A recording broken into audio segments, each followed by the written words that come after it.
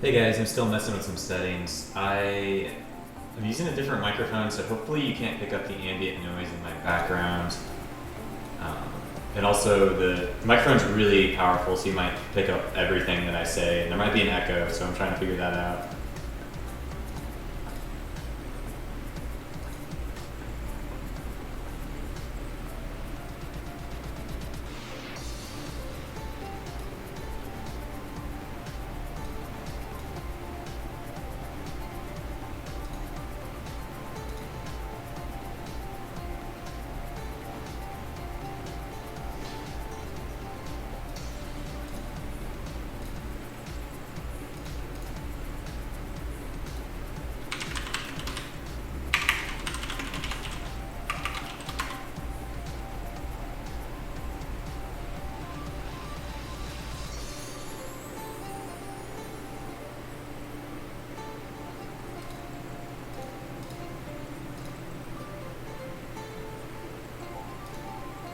Guys, let me know if the sound is okay. I'm not sure if the microphone is too loud or not.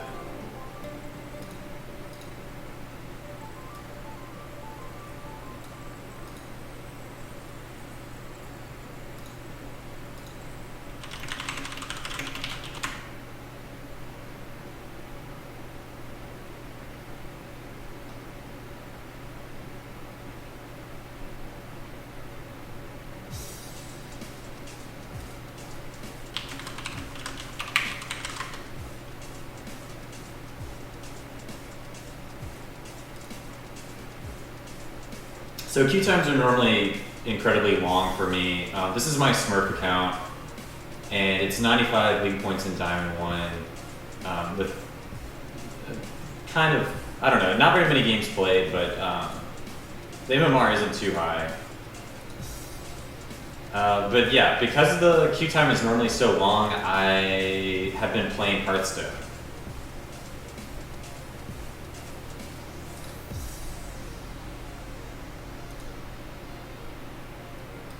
If you guys have any questions, I'll answer as much as I can. I only have one monitor, so and I'm also streaming on 2 different sources.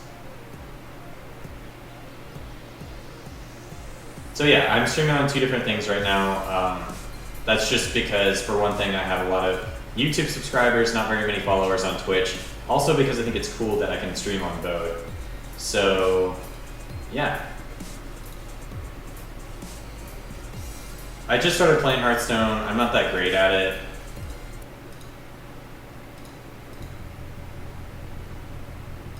But yeah, this queue time is probably going to be like 10, 15 minutes. So thoughts on 80 Cannon? I think 80 Cannon can work, but right now, it's the Lucian Sivir meta. Even after both of them have received a little bit of nerfs. I mean, Lucian's still the best AD carry. Sivir's still the second best AD carry. 80 Cannon can work, but right now you might as well just play Lucian whenever it's up. Lucian, Sivir, they're just really, really strong.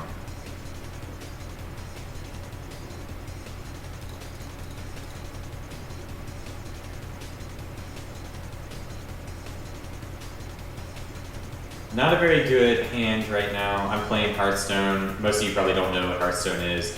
I just started playing Hearthstone too. I got a really bad first hand. Not a whole lot I can do here.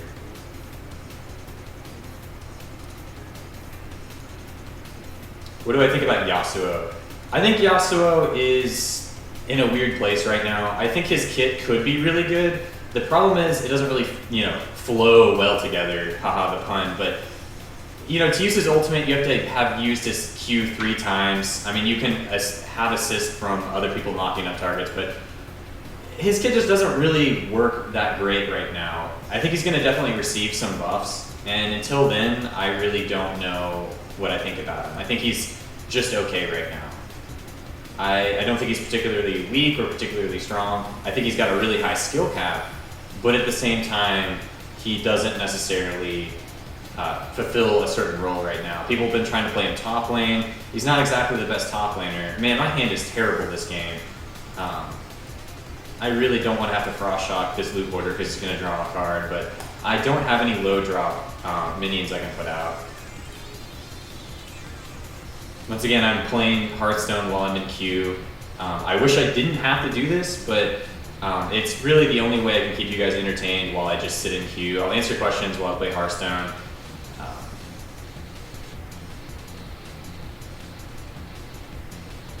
Cannon top starting AD. That was an old start that people used to do, actually. They would play Cannon top, start Doran's Blade, and harass a lot of people out of lane really quickly. And I think it can still work.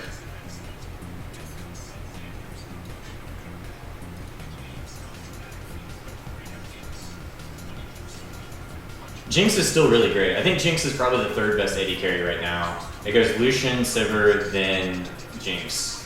And then maybe like Caitlyn after that. But Jinx is still really good.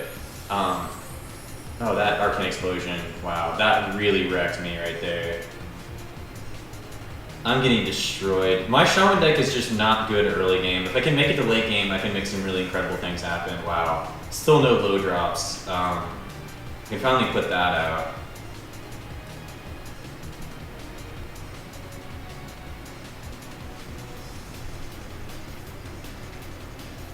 Well, in high elo right now, Yasuo isn't really necessarily considered like one of the strongest picks. I think Yasuo can work. I mean, heck, if you're a good player, you can win with anything. But there are just better picks right now. He doesn't necessarily do incredibly well top, and he's an okay jungler. I think he's best mid lane, to be honest. Okay, let's see what we can do here. I'm gonna summon that. See what I get. I get a Syrian Totem. I kind of want to just clear the board this turn, so yeah, I'm gonna Wind Fury this.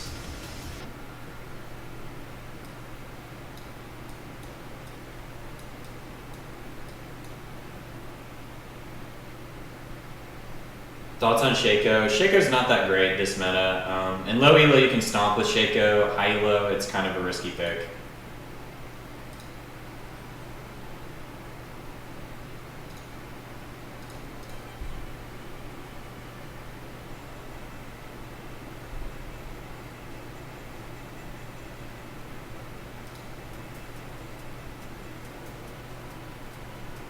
What did he just used something. He polymorphed and then used his passive to kill my monster. I still don't have any monsters out. This is horrible. This is just a horrible hand.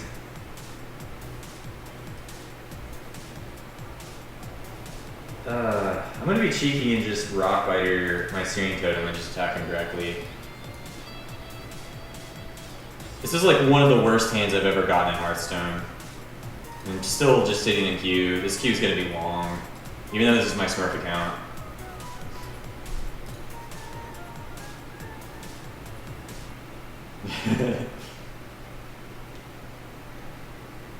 I think I've lost this Hearthstone game for sure. I just had a horrible early hand. I'm probably gonna have to hex this. Still no monsters. This is just terrible. Terrible hand.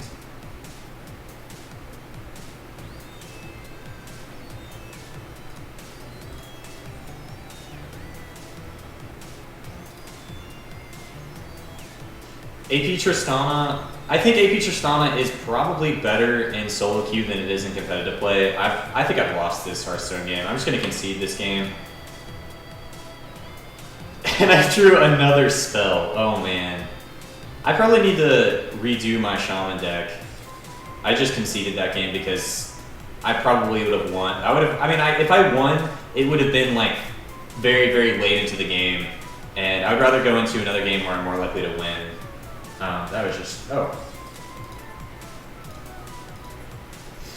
Q popped. Okay, here we go. Okay, so I'm in Q. Okay, our first pick is Crepo, our second pick is Yellow Pete, and the other two, High on Gosu, Propaganda Panda. Highest carry potential right now? I've been playing a lot of Jungle Kha'Zix. I think right now Jungle Kha'Zix is the strongest carry jungler in the game, and I stand by that. I've played a lot of Jungle Kha'Zix, and people will ban it against me when they know I'm in queue. People have started banning Kha'Zix just because I played it so much recently.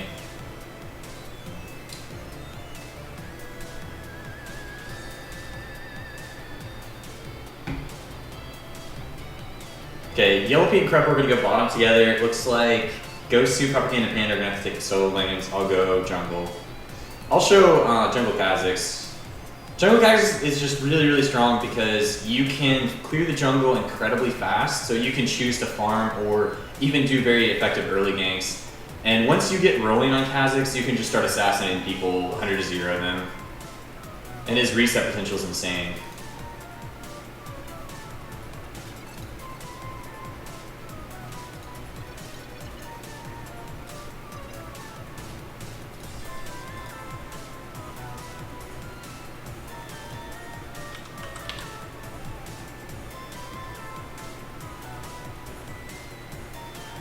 That's probably, okay, that's interesting. Fiddlesticks did get nerfed last patch.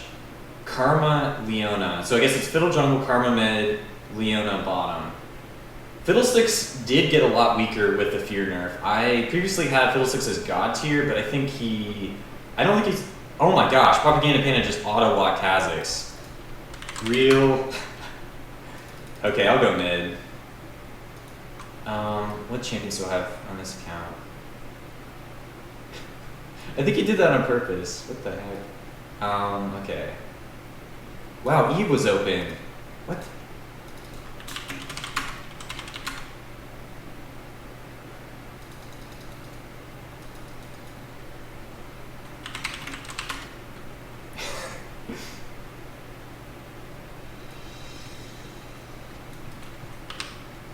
Okay, I'll play AP Trist. So that sucked. I wanted to play Jungle Kha'Zix, but the dude in the same pick order below me auto-lock Kha'Zix. Oh well. That just shows that my influence on Kha'Zix has started to reach a more widespread point. It was always pretty popular, but I've been spamming it a lot recently.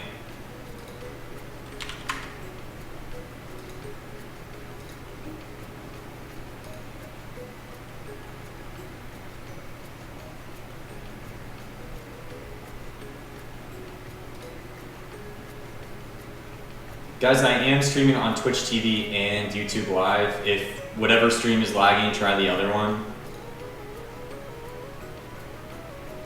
Okay, that could be a Yasuo mid or a mid Karma. I haven't actually played AP Tristan in a little while, so I might be a little bit rusty on it. Eve was open this game, so this is actually the first game I've ever seen Eve open, not banned or picked. Which is quite interesting because I would say, okay, I would say it goes, it would go like this. Eve and Kha'Zix are probably the top two junglers, both for different roles. Kha'Zix probably the best carry jungler. Eve is just the best overall jungler, I would say, in the game right now. So Eve is probably number one, Kha'Zix is probably number two. Eve just, you can, no matter what, you can get a successful gank off early game with Eve if you just pick the right lane. You can bypass all their early trinket wards and their wards and easily get kills off. But let's see. Okay, I didn't have the right runes. These will have to do. I like going 9 in defense on AP Trist, but I forgot to change it out. Shoot, I could have played Ziggs this game too. I probably should have played Ziggs. When I get a bug splat, I go in through my league directory. I go through solution, it goes like rad, solutions, client, releases, .1.3, deploy, and then you can find your direct League of Legends client. And if you're getting bug splat issues, just go through that. I'll probably show it in a second, how to go through all of it quickly while this loads. But yeah, when I'm running League of Legends Recorder, normally it crashes on me, so I'll go all the way back. So if you're getting bug splat issues, find wherever your League of Legends folder is. Go in here, go into rads, solutions, client, releases, whatever that number is, deploy, and then find your League of Legends application. And if you go through that way, you immediately go in game. You don't have to relog if you get a bug splat. So I am running League of Legends Recorder, and it bug splats on me every game, but that's my workaround for it.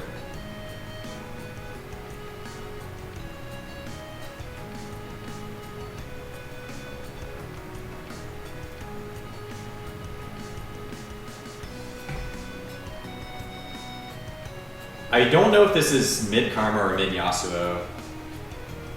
Mid Karma is going to be really good against Trist because basically anything with a shield is going to be good against Tristana. Anything that can prevent you from 100 to 0ing them will put Tristana behind. Because if I use my ultimate Ignite on a target and they don't die, then I can't really kill a target until ultimate Ignite is back up or either or.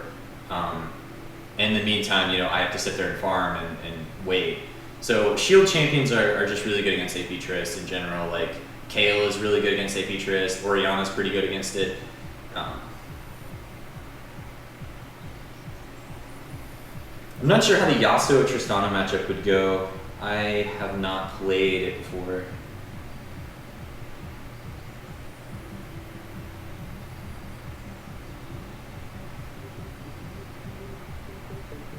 It's probably Yasuo top. So we're going to be dependent on Crepo and Yellow Pete doing exceptionally well bottom this game.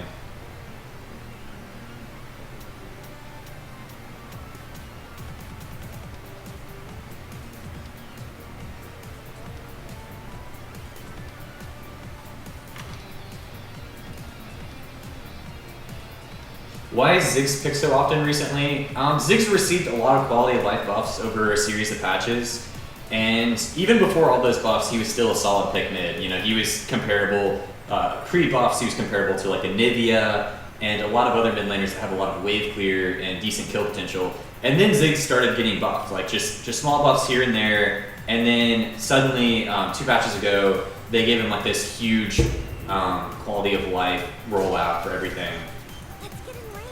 And after that, he just became a god mid. And he has got the highest win rate for mid champion, and it's definitely, I don't know, he definitely needs to get toned down a little bit because I think my win rate with Ziggs is like really high even on my Smurf. I think it's like 70% on my Smurf, and I played a decent amount of games with it. You can play really safe with Ziggs, and you can also just kill people with Ziggs. It's really difficult to gank a Ziggs, and he does a whole lot of damage in team fights.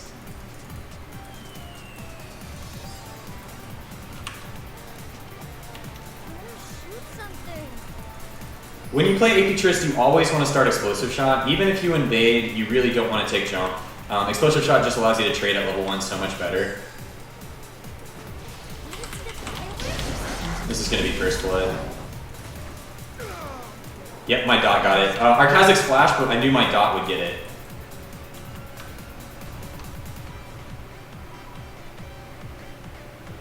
Explosive Shot also does 150 damage. It's pretty much the highest single damaging thing in the game at level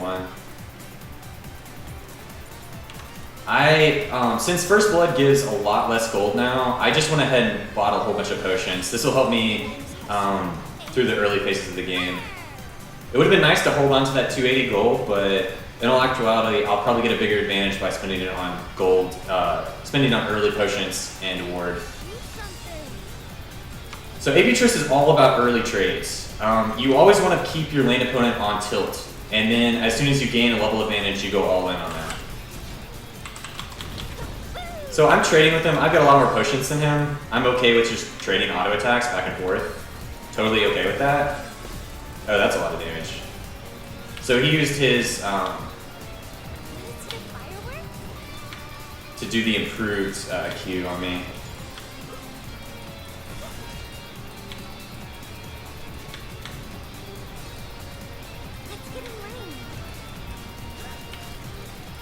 But yeah, Karma's going to be really good against AP Trist because he also outranges me.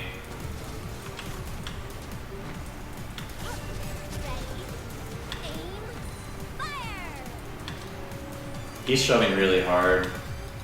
I'm missing a lot of last hits because of that shove.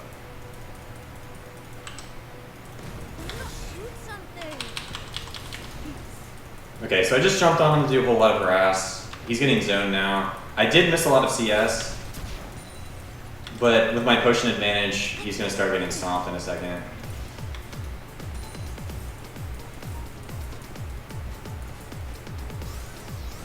I wonder if he backs. He may have recalled. No, he didn't. Okay, so I gotta be really careful. Their Fiddlesticks could come mid, even though Fiddle isn't the best early ganker. If I overextend super hard, he can still get a kill on me. Use my trinket there. As soon as the siege mini gets low, I'm going to go in for harass. Okay, he decided to Q that instead. If he got an auto attack range, I would have harassed him.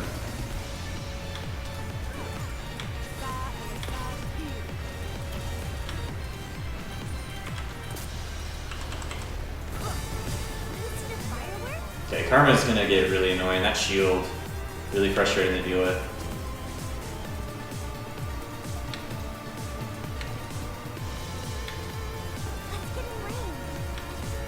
I'm gonna slowly get closer to this.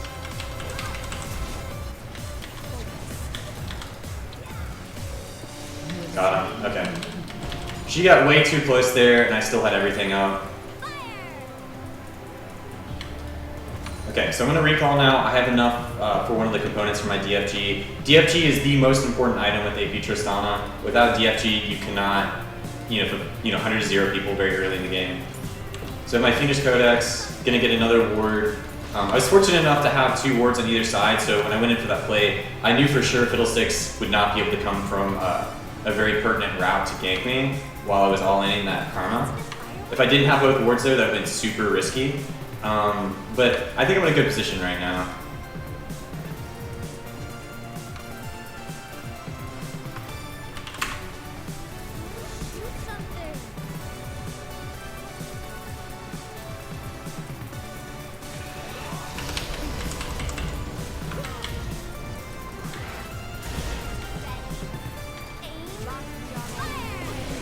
No, Kha'Zix! Kha'Zix should have backed off. Oh well.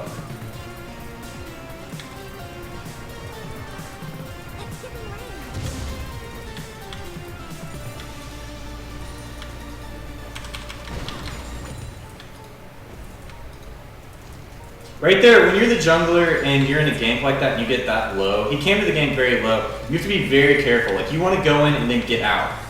Right there, because Karma didn't have flash, after he got the red buff and the slow on her, he should have just immediately backed off. Okay, I'm in a good position. I still have everything up besides Ignite. I'm going to come bottom. Ooh. I could kill Fiddlesticks here. Okay, never mind. If my jump was up, I would have killed Fiddlesticks. I would have had enough damage. I didn't have quite enough damage with just my ultimate. Kind of failed my trinket ward there.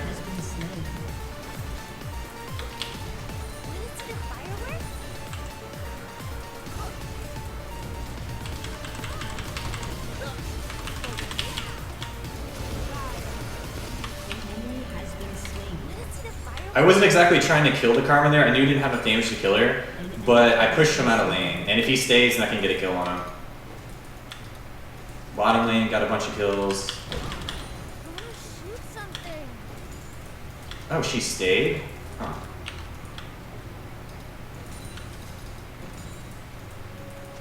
I just want to get my E on her. I gotta back off. Kha'Zix might be able to solo this with my help this early. This is going to be risky. Kha'Zix does so much damage with his Q, because it's, Dragon's isolated, that we can solo Dragon very early. He needs to let me tank this, though.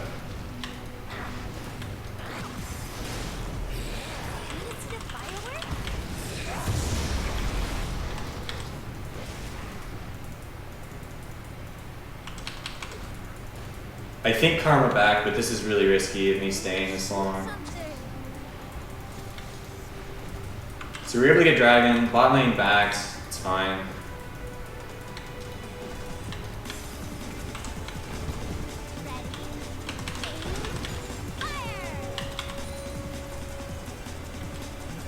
Okay, I need to get out of town. Okay, so it kind of sucks because I'm 300 gold from my large rod, but I think I'm just going to save it for my large rod. So I'm going to buy 2 potions and 300 gold, I'll back again. Right here, it's like an awkward time to back, but because I was low and because I had just helped with an objective, it was better for me to have recall, because if I had stayed for 300 more gold, that would have given the opportunity for Karma to come back in the lane. But when you have a 3 kill advantage over your lane opponent like this, the worst thing you can do is, stay longer than you need to.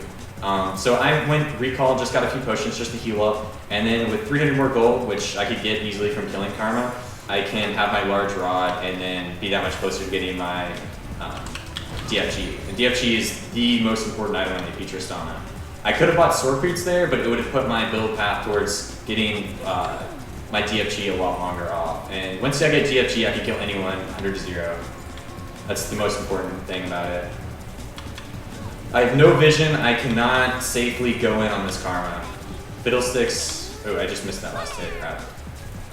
If I would have gotten those last hits, I could have recalled too. But when you play Future Sonic, you'll get a little bit lax. Okay, I see Fiddlesticks top. You get lax because your explosive shot will help you out last hitting by quite a bit.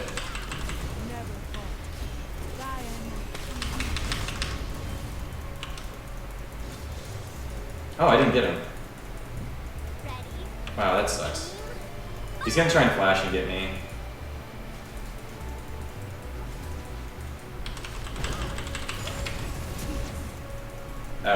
I'm gonna die.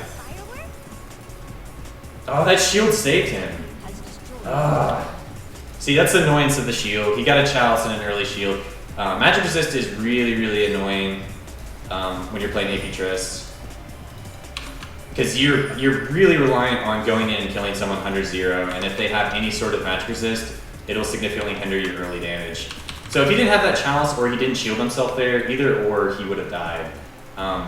I mean, it's pretty obvious he's going to shield himself, but I mean, I had a lot of saved up gold. If I had gotten Sword Boots there, he would have died. Like, the difference was I just hadn't spent my gold. He still had flash. I think he may have been able to kill me there. If I was in that Karma's position, I probably could have killed me in that duel, just because he could have flashed after being autoed once, maybe.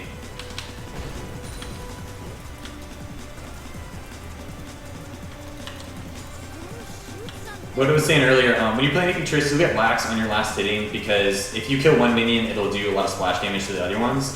So if you don't kill it, then it can throw off your last hitting by quite a bit.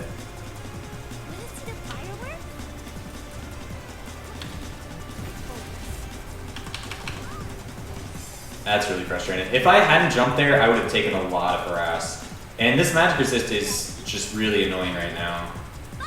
I don't have DFG yet, I can't kill Karma. I used Ignite in the last trade, and I don't have Flash. No idea where Fiddle is.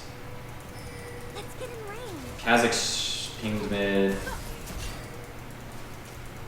Yeah, he's saying Fiddle's mid. I expected Fiddle was mid too. She was playing really aggressive. Yeah, Fiddle was mid, around Ricks, looking to ult over on me.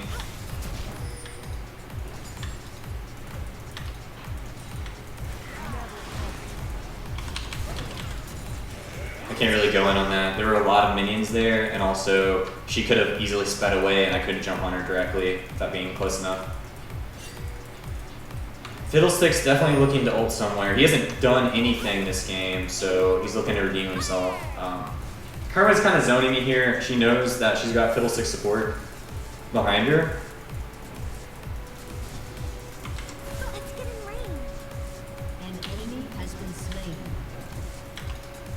I'm fine with getting zoned if it means their jungler spends a lot of time around mid. Ooh, that was super long range.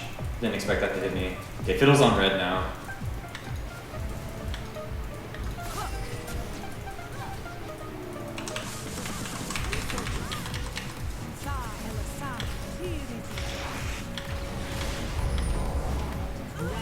Okay, there we go. Oh, shoot. Okay, he got away. Excellent. That worked out really well. So I tried to ult Karma to the side to try and pin her against the wall, also to kind of delay her. If she tried to flash, maybe I could have thrown her off too. But mostly it was just there to damage her really quickly.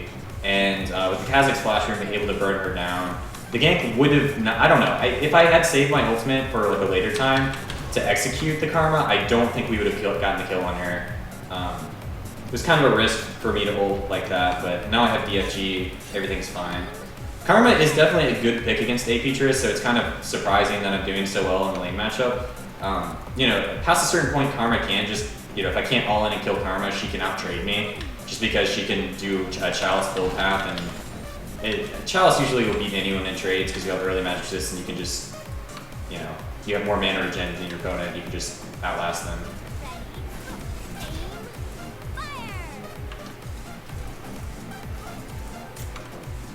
But Fiddle used Flash ult there. Let's see, I'm gonna go top. I walked over a ward or something, not sure. Oh man, she went Negatron. Okay, so I still can't kill Karma. She's going really, really safe route with her item path.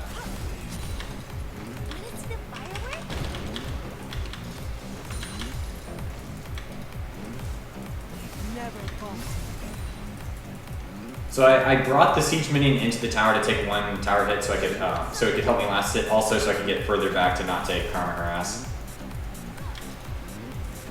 Don't know where Fiddlesticks is. His ultimate might be back up. Karma's playing really aggressive. I'm waiting to see where Fiddlesticks is before I go in on Karma. Because I'm 4-0, the worst thing I can do is just keep trying to all-in Karma, but I don't know where Fiddle is. Karma's going down. Okay, Karma sees that my bottom lane was going all-in. I need to come here and follow, see what I can do. Yellow Pete's probably dead. Might be able to salvage this. If she goes over to these minions, then I can kill her.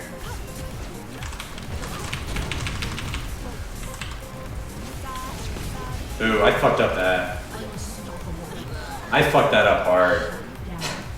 I didn't DFG right away.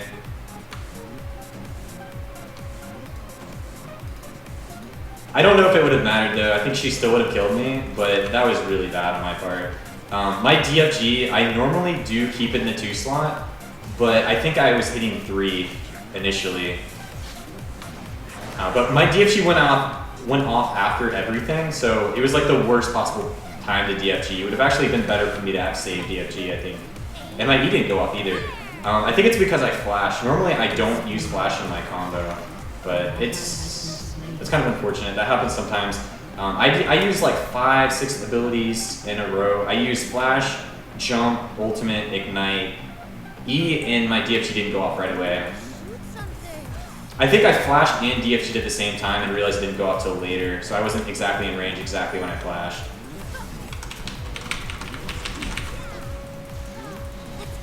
Okay.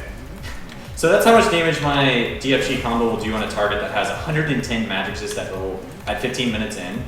Normally that would have one-shot anyone, but I just did that so we can siege mid now, because Annie is just sitting around mid. That'll make Karma back. Leona just burned her ultimate for no reason. We'll get mid tower. Okay, we're not gonna get mid tower because Fiddle's here. Holy cow, I might die. She's gotta stun him. Some. Okay. There we go. So, Crepo did the smart thing there and stunning the dude who was getting sped up by Karma. I have my combo in 3.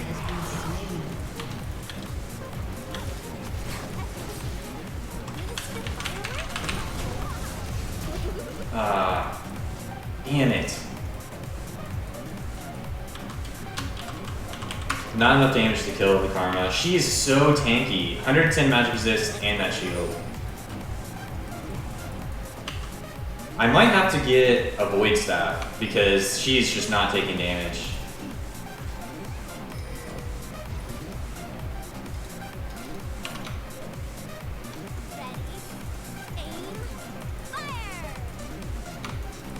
I initially wanted to kill the Leona when I was jumping in, but I had to ult away the Karma because if I hadn't ult away Karma, I would have just knocked away Leona and Karma would have just killed me. But, I don't know. It was just unfortunate. Okay, let me get blue. Please let me have blue. Please. Please, blue arena. Thank you.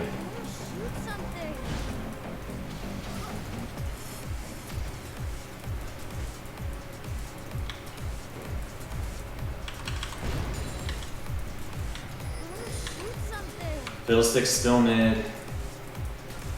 Oh, here we go. Here we go.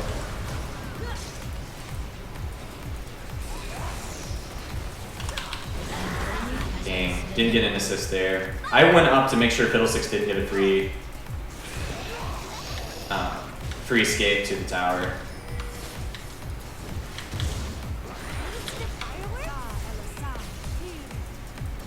Karma's got pretty good wave clear too.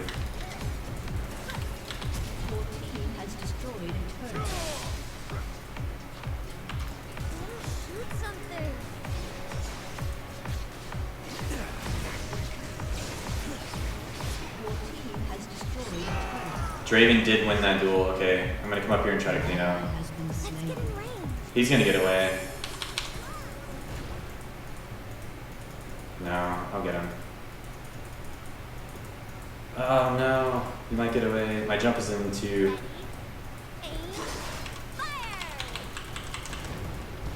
Got him. That was really close.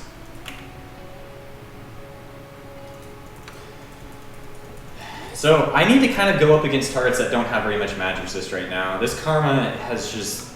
She's got more magic resist than their tank line, pretty much. Which is silly, but... we should be fine. We're winning by a huge margin.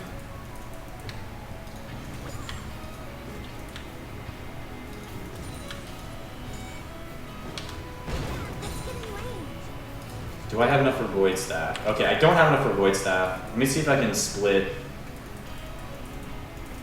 for a little bit longer.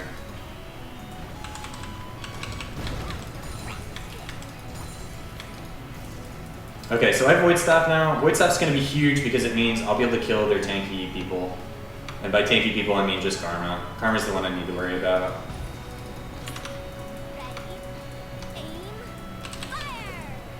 Getting Void Staff after your DFG also works pretty nice because your DFG scales really well with penetration, period. Because, you know, the active does a percentage amount. So it's not too bad to get Void Staff this early. I wouldn't, like, if I didn't have to, I would go either Soul Stealer or Death Cap after my DFG, but you can't always get your most optimal build path.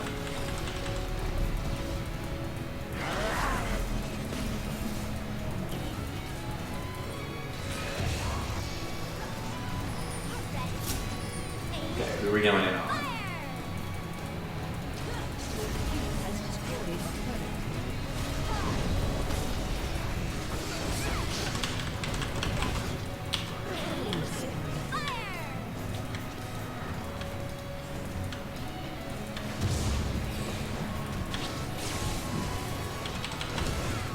What the? How did I start tanking then?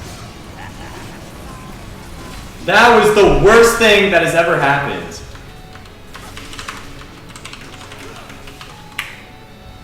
Oh my god, that was the dumbest thing I've done today.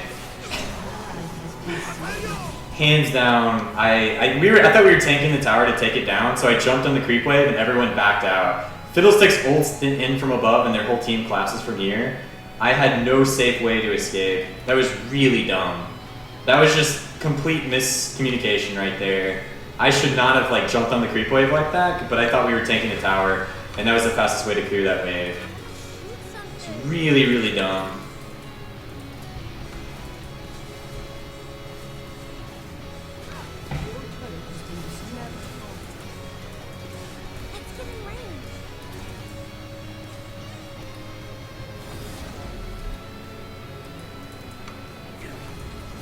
I'm not sure if the creep wave died or we were tanking the tower. All I knew is like we were all there and we were all hitting the tower, and I jumped in, and as soon as I jumped in, my team backed off. Just kind of sucks. It's my fault though. If Kha'Zix can stop that recall, oh, he can. Okay, here we go. Free kill. Free kill express. Oh, he's super low. What the?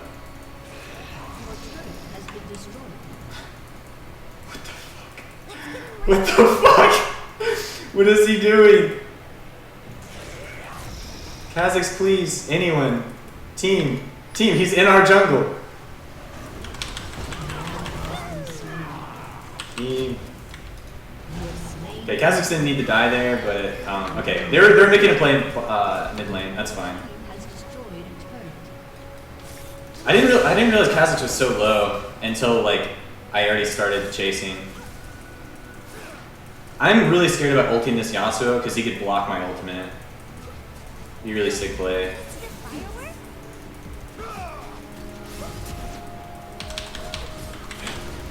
Oh my god. God damn it. I am just not playing right today.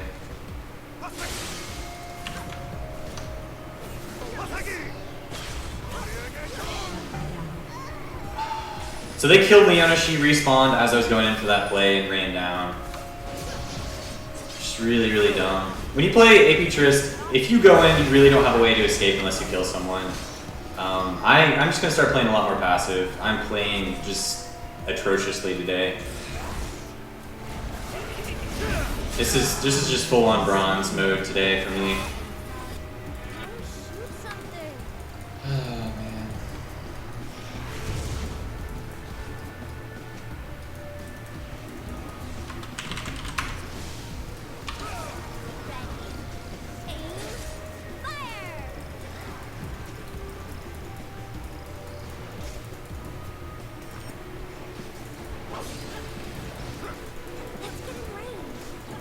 No one's here to defend this. They're really low.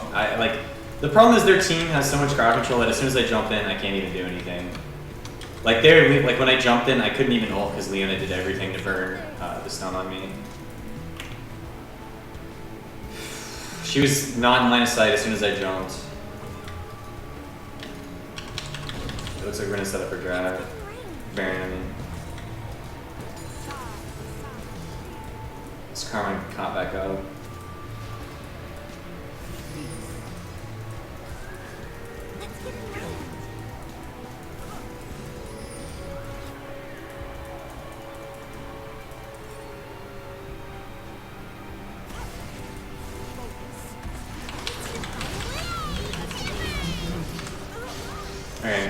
Alright, we win now. I'm really sad about my play this game though. I really could have just gone like 12-0. This is really risky. I'm super low. Leona's gonna come in her hole. Their Smiter's dead, so we can get away with doing this. We also killed 2 of them. There we go. Okay. I wanted to stay really far back because any sort of AoE could have killed me.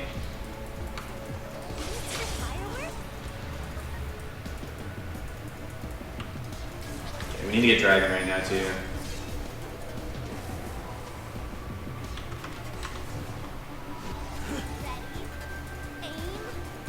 I need a little bit of gold to get my large rod.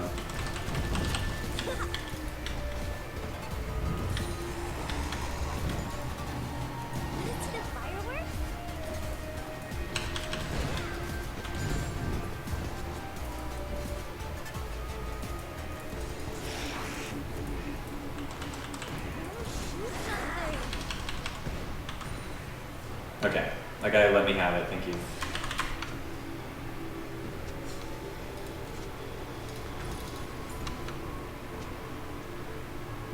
Let's get in range.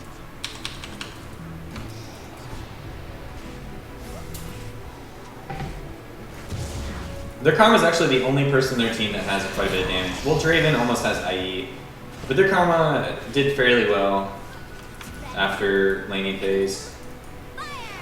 Careful. Kha'Zix has a little bit of items, not a whole lot. Ooh, that's a kill. And he comes in there and stuns, that'll be a kill.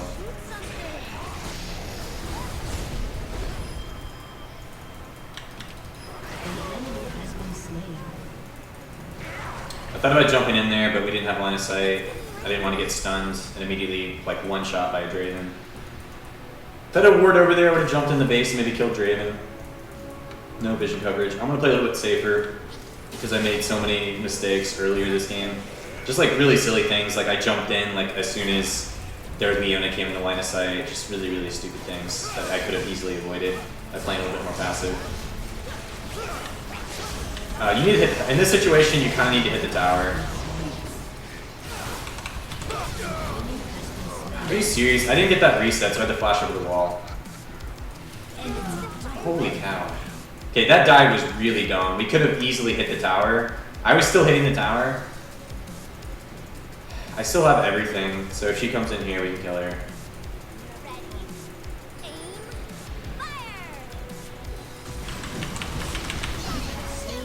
Okay, 100-0 that guy. That's a strong. Oh my god, Fiddlesticks is there. Oh, Fiddle still had ult. Why are we still here?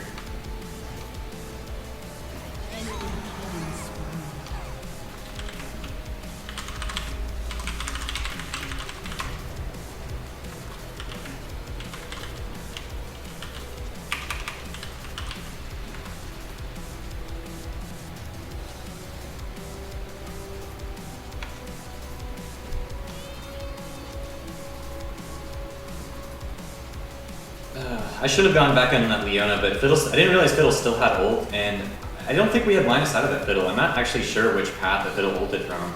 Might have been here, flash ulted or something. I don't know.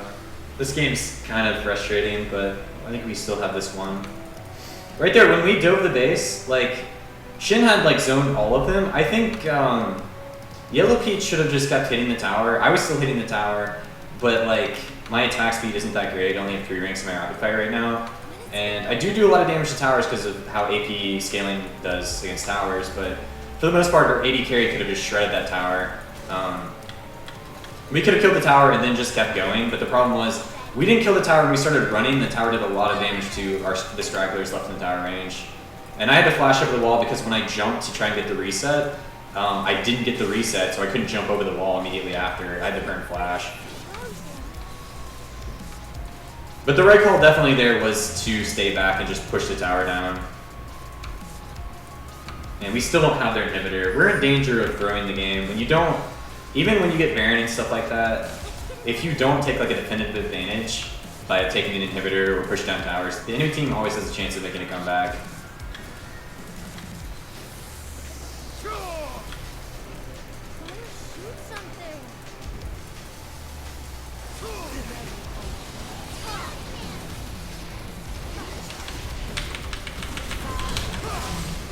God, so much damage on me. So I one-shot the Draven. It's probably the best thing I could have done that fight. Draven, no magic resist, 3 offensive items. I'm gonna recall, buy home guard boots, clear out bottom, then go about my team. My team that's diving.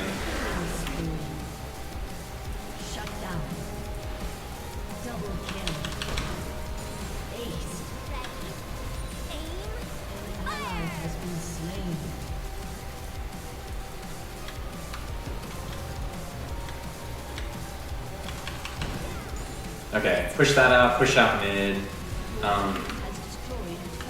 We'll get Dragon after they recall. Okay, we're in a really good position, even though we haven't taken an inhibitor yet. We've at least taken all of their towers except their inhibitor towers and their Nexus towers, so we do have a huge gold advantage on them and map control on them. And we're still winning team fights, so. I didn't even have my death cap for that fight, so I'm able to one-shot their AD carry without my death cap. Now I have death cap. Now it should be a little bit better.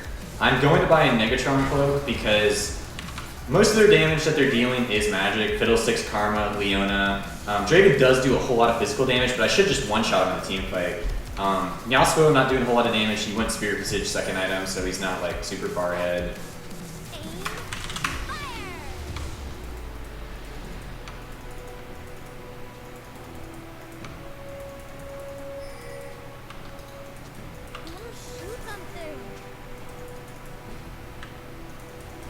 Fiddlesticks, clearing my wards.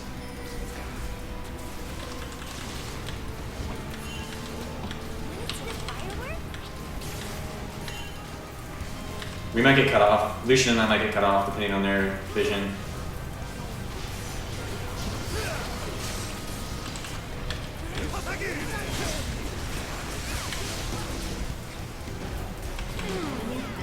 Not too sure about that. I don't know where their Fiddlesticks is. I think he's... Where's their Draven? Okay, Draven died. There's their Fiddlesticks.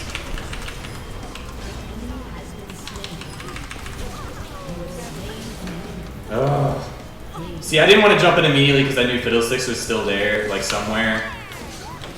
And even though Fiddlesticks got nerfs, he can still wipe an entire team if he does a good ult. He's got Death Cap Hourglass, enough to wipe our team. If he had Hourglass at a better position, he may have killed our team, but I think we just won the game. But yeah, I stayed really far back that fight. You kind of have to do that when you're playing AP Trist. We're not going to be able to finish, are we?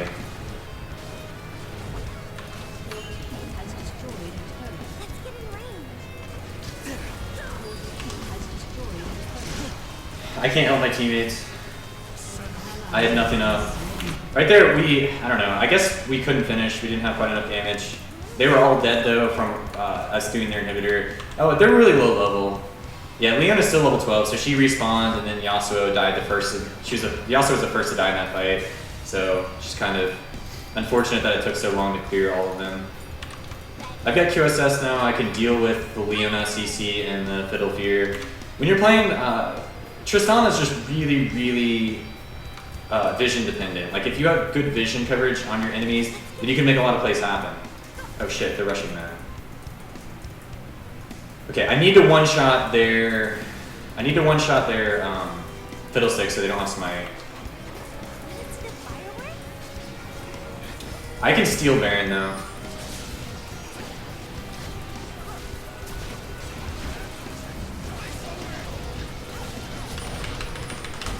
Got it.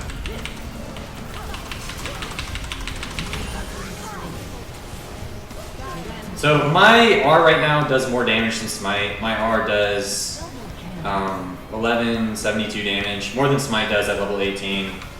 Of course, you know, you have to factor in that he's going to take reduced damage from your stuff, but basically right now, level 15 Fiddlesticks cannot outsmite a level 17, 580 AP Tristana. Easily able to steal that.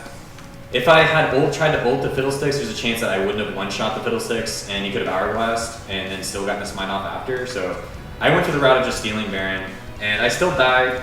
I could have QSS, but I had no way to escape, so it was just whatever.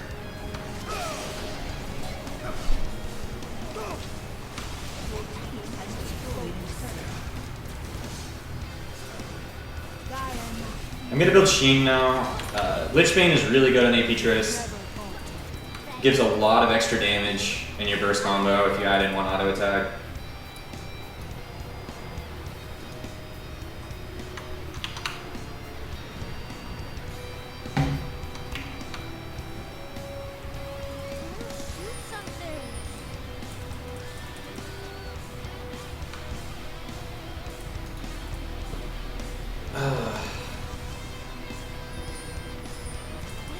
I could have played this so much better this game.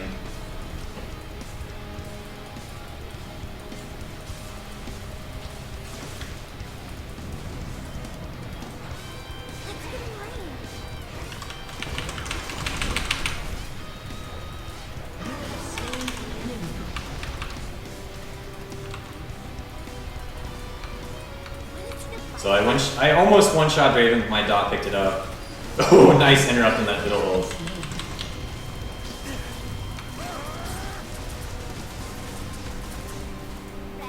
Because my jump didn't hit Draven directly, I didn't get all of the damage in my combo, but it was still enough to one-shot him.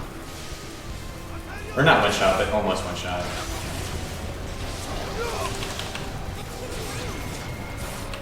Oh, we can't kill that guy. Oh my gosh. That guy was tanky. Okay. I thought that Yasuo would die much faster if I jumped in on him, but he's really tanky. I'm not sure if Yellow Pete was hitting the tower or him. Oh, it was the wind wall. Yellow Pete's attacking. That wind wall is blocking all of Yellow Pete's attacks. Okay. I keep forgetting about that wind wall. I think it may have blocked my E too. Okay, that was an okay game. Yellow Pete did really well. GG.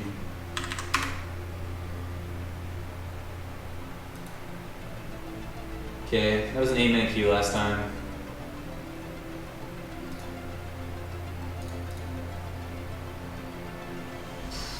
My main mistake that game, and our teammates' mistakes, were that when we would get picked off one by one, we wouldn't wait for our teammate to revive and come back and help us.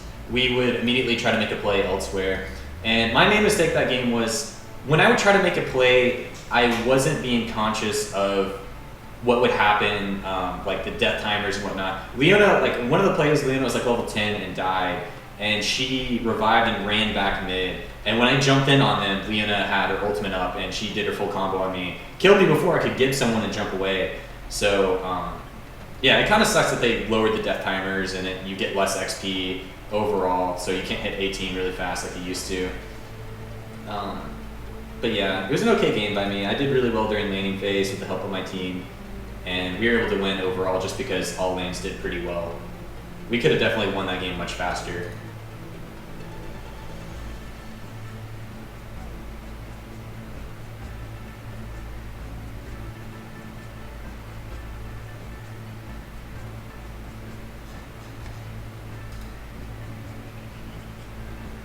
I'm not sure how long this queue is going to take. I can answer some questions while we're waiting.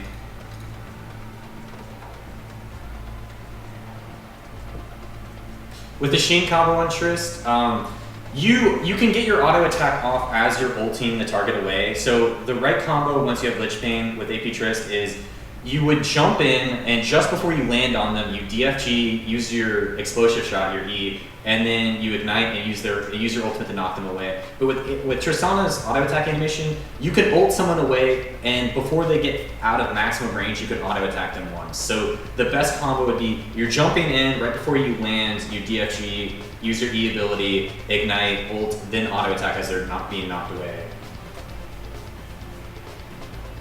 I also messed up my DFG combo in one of the fights very early on. My DFG went off after.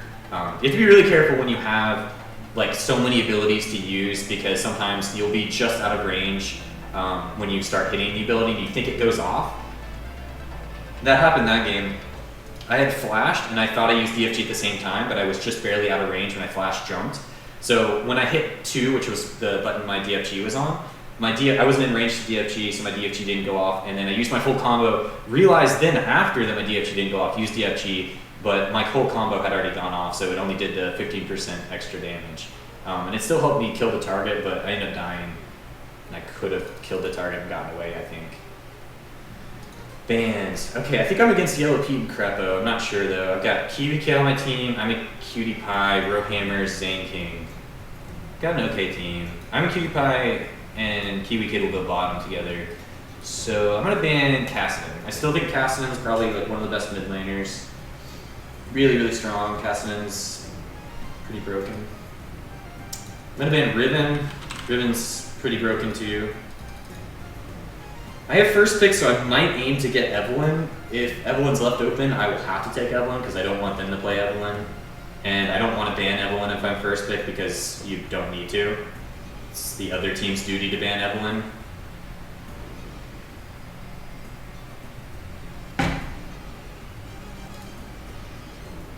AP Tristana is just not that great competitive play because if you use a lot of coordination, you can shut it down very early. If AP Tristana does not snowball during laning phase and get that early DFG, you're pretty much going to be out of luck.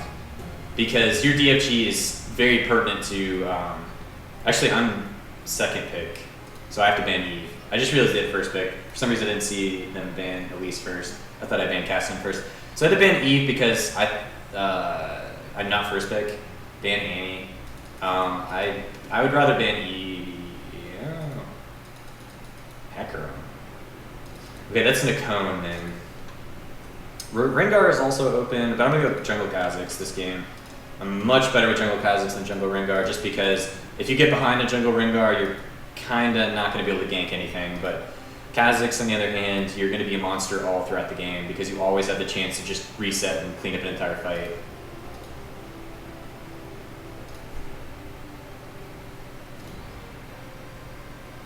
Yeah, going back to the AP Trist thing, AP Trist is so dependent on DFG. Games can be determined just by how quickly or how late you get DFG on AP Tristana. But once you get DFG, you can 100 to 0 down targets. Before DFG, it's, in most circumstances, you can't 100 to 0 down targets. But once you get that DFG, their AD carry won't build magic resist, so you can guaranteed 100 to 0 them, even through barrier in most circumstances. And then you can just kind of be an assassin. You just run around, you jump long distances, you do your combo with DFG, and one-shot that target, jump away. And you can also, because your ultimate does so much single target damage, you can steal Baron like I did last game. That wasn't even that great of a steal. It was like, their jungler was level 15, I was level 17, and had like almost 600 AP. He didn't have a chance of getting it. Like, it was literally just math. It was just like, okay, Baron has 1,000 HP right now, his smite does like 800. I know I can, ult it right now, and he doesn't have a chance of getting it. That's just what happened. Okay, we have an Annie this game. What is this team comp? I haven't seen a Kog'Maw in forever. Okay, that's Annie mid. Hopefully that's Annie mid. Ooh, Morgana. Morgana support is really good against Taric and Fiddlesticks because both of them are very dependent on their single target crowd control to do anything. But Morgana's Black Shield will block it. And Jinx Morgana, that's a really good combo. They can Morgana snare into the Jinx Flame Chompers, and that's definitely a kill. Any sort of snare goes really well with Jinx because you can follow up with your Flame Chompers and your Zap. My computer is really bad. It's really old, and by really bad I mean it's just like not super up to date like most people's computers are. I have a really old processor. I don't remember the exact specs. I think it's quad. I think it was like one of the first generation quad cores, but it's not that great. When I'm streaming, I get like 40 FPS. I think I have like 12 gigs of RAM. That's probably like the high point of my gaming specs. Video card's not too bad.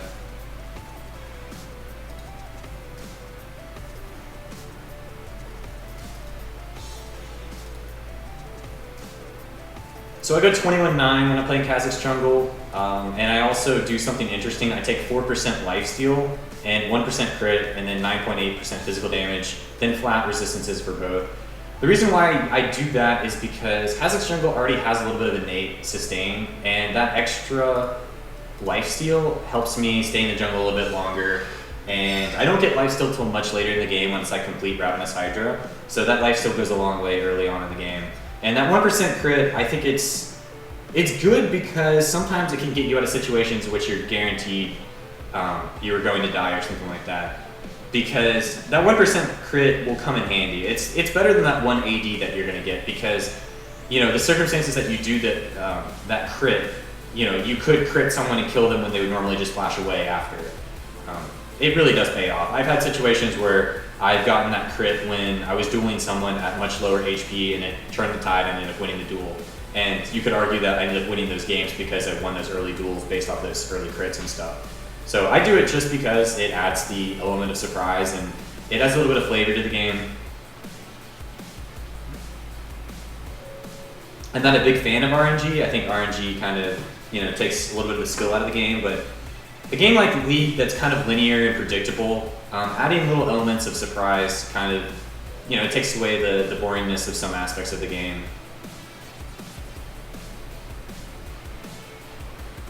Oh, I'm against Ninja Okay, Ninja is TSM sub support for, not sub support, he's a sub jungler for TSM. I don't know why I said support. They haven't picked up their support for their subbing team or whatever, so. Other than that, I know Propaganda Panda, who's the Kazakhstan, the Kazakhs in my last game. The other people were people in the other game that I didn't recognize.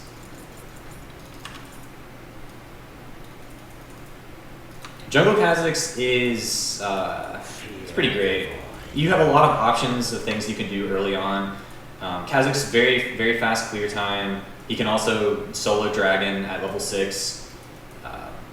He can gank lanes. He does a ton of damage early in the game. He has a decent gap closer, not that great. Non-upgraded leap doesn't go very far. Sometimes I upgrade my leap first. Sometimes I do my Q. If you're gonna solo dragon early, then you want to evolve your Q. But if you want to gank at 6, like maybe bottom, then you evolve your E. Especially bottom lane. If you evolve your E first, you can definitely get double kills bottom. Morgana used her snare. She's got the Ghost Bride Morgana skin. She used her snare from this bush over here, so we know they're in this area. I also start W on Kha'Zix jungle because it gives you a bit of sustain, and the AoE really helps clear the small ones very early on. Since you smite the first buff, you really don't need to take your Q at level 1 because your team will help leash it, and then you smite it, and you do really fast. You gotta be really careful about smiting it early though, because if they do have it warded, if you smite early in your first buff, they could steal it over the wall or something like that. So I only smite early when I know they aren't in the area to steal it. So I'm gonna put my trinket there. Oh. I'm not sure if they snuck around here or not. Okay, they just warded out. Why is Fiddlesticks in lane? Oh, he was just trinketing that, okay. I think I'm gonna smite this right away. If you smite it right away, you'll have it ready for your wolves. If you do the white. The white is that.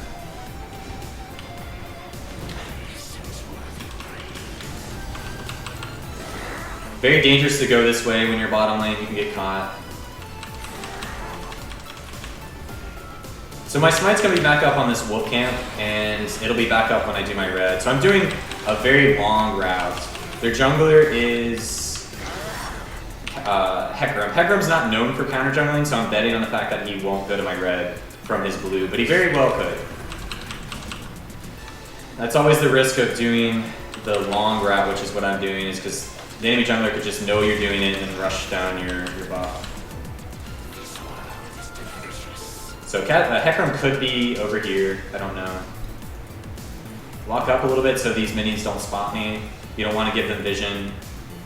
Okay, they might have taken my red, I'm not sure. Ari ran up, okay, she might have trinketed this. No flash mid? Okay.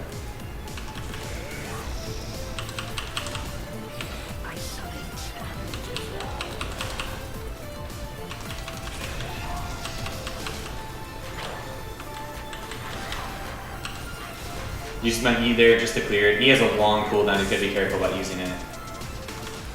Pull this into the bush, have isolated damage on the lizard. Also, so they can't, Hecarim can't come in from behind and steal it from me or something. I could have smited that much earlier, but I hesitated for a second. I consider just saving it for these golems. Sometimes if you smite late on your blue, or smite late on your wolves or blue, you'll have it up for golems instead of your lizard. But it'll be fine. A little bit later than I normally would because I didn't smite so early. Can't gank top. Rengar's got that under control. So I'm gonna go bottom. I'll do this camp first though. They're in a bad position.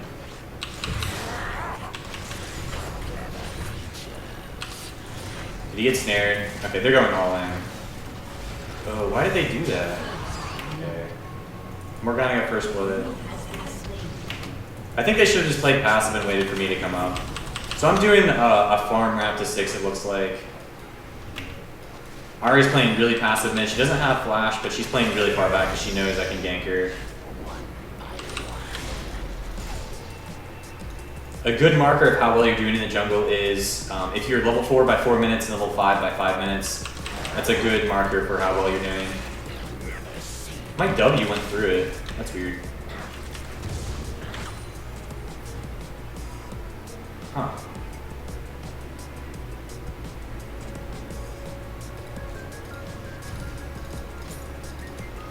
Normally I'll leech a little bit of lane XP, so I'll be level 5 by now, but Hecarim very overextended. Rengar might get away if he's got flash. Now he's dead.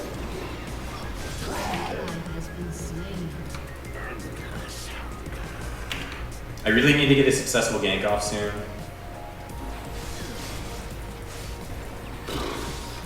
I don't want to hold top, but I'm gonna have to. That's a lot of free XP and gold that I'm gonna have to get. If they get a successful gank off before you, you're always off put as a jungler because the best thing to do is to go hold the lane, and then they'll know exactly where you are, and so other lanes can start playing aggressive. It really does suck. But that was just a really awkward time for Rengar was really shoved, and like even if I lane ganked, there's no way we could have gotten a kill. The best thing I could have done there is waited top for Hecarim to come gank, and maybe I should have done that, but I don't know.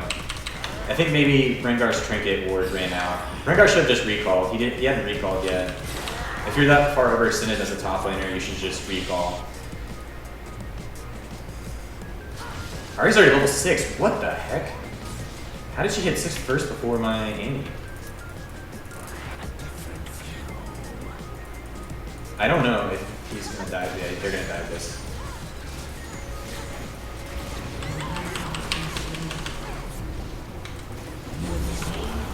Okay, I managed to get that kill. It kind of sucks, but I got it. So I suspected that they would dive it just because we had vision of that dude, and Ari was 6. I'm gonna evolve my E because I really need to start ganking some lanes. E is definitely the way, the evo point that you want to put in order to start ganking at 6. It allowed me to gap close bottom, get a lot of kills that way. Jump over here, get my blue, and then immediately go bottom.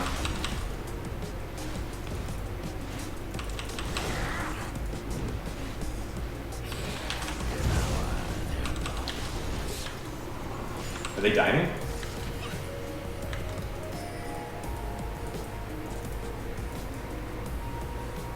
Damn, do they have that worded? Yeah, they have that worded. So I'm just gonna lane gank.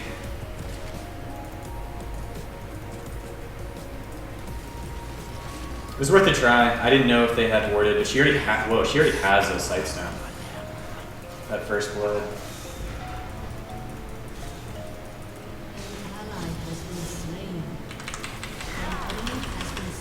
The heck? Okay, she flashed.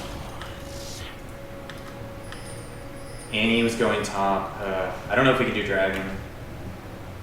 If Annie had control over mid, we could definitely do dragon, but she doesn't have control. Alright, let's get this. Let's get her.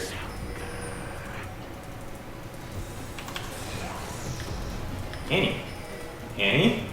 This is a free kill. She went all the way up. Annie. She got away. That's unfortunate. Okay, it's worth it. Nice. Good job, team.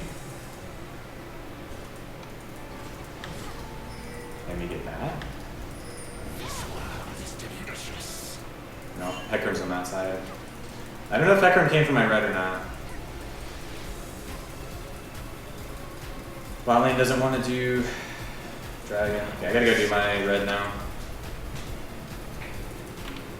Right there, if Annie had collapsed with me on the Ahri, that would have 100% been a kill. I think Annie like hesitated. Maybe Annie just assumed that Ahri had ult, but she didn't have ult. She had to flash over that wall. Kind of sucks.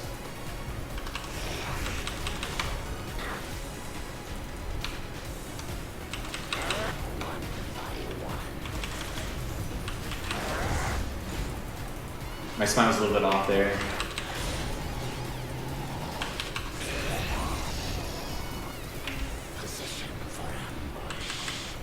I'm gonna back and get my Spirit of the Elder Lizard. Then gang bottom again. I know Morgana doesn't have flash, no, Ahri doesn't have flash because of the previous plays. Rengar's winning top. When you have a top laner that's winning, ooh, okay, just kidding. You might be dead.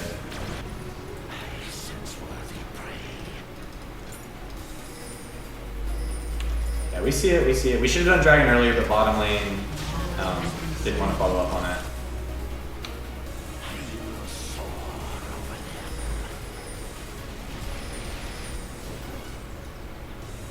We're going to dragon. Just because their jungler's ganking you top doesn't mean you can always make a play exactly when it happens. Oh, that's close. Can we get the kills?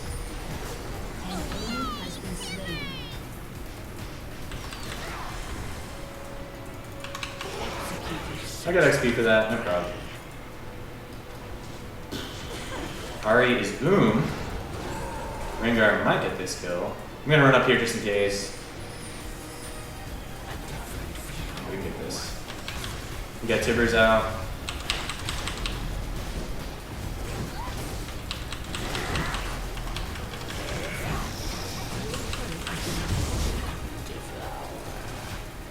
What? Zed got top? Dude, no. Rengar, just tank it 1 second. Just interrupt it.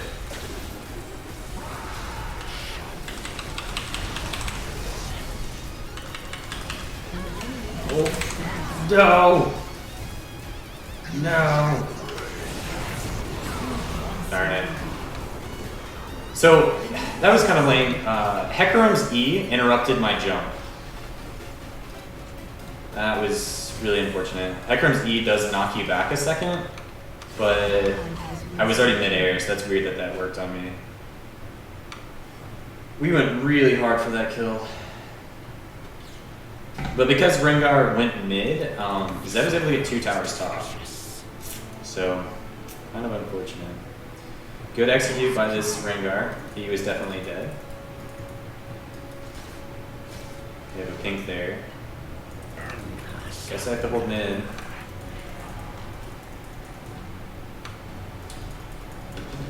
Oh, Triforce Cockmaw? Interesting.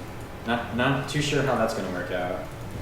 It's probably better just to go like Infinity Edge or harder.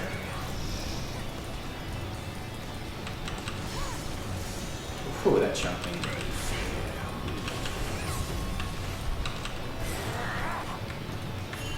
Okay, I don't know if she's coming to kill me at my blue or she's ganking bottom. Okay, she's Annie.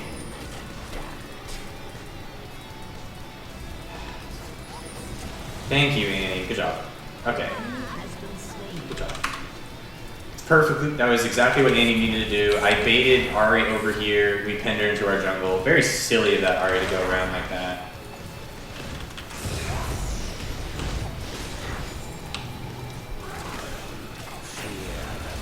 Bottom's about to start a brawl, so I'm running in here. Morgana's gonna ult. Okay. Coming in after.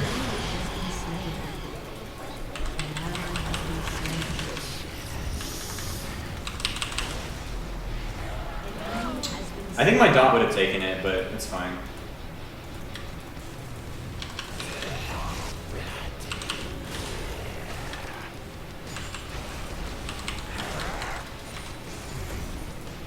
Good bottom tower.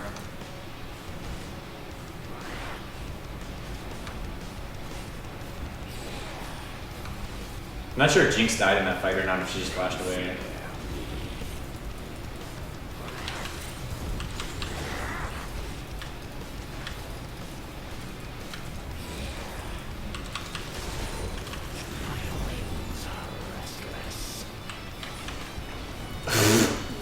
That jump failed. Oh, Hecker was there too. No, that's alright. Jumps up and...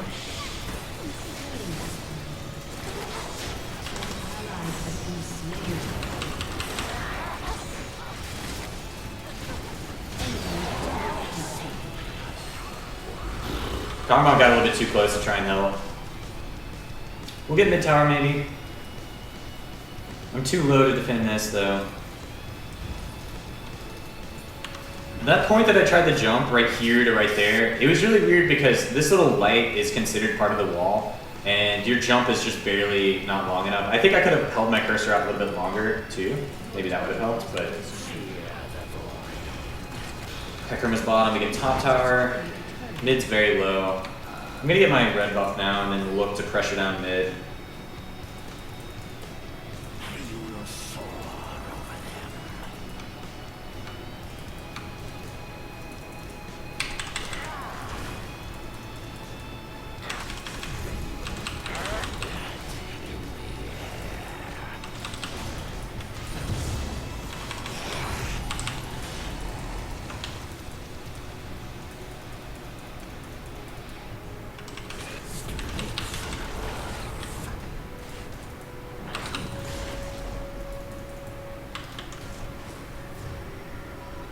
This is kind of scary. We don't have eyes on Baron.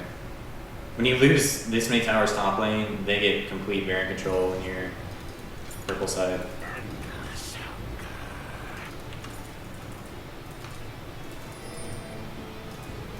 You think Baron?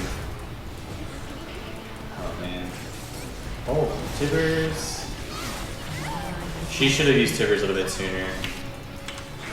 Yeah.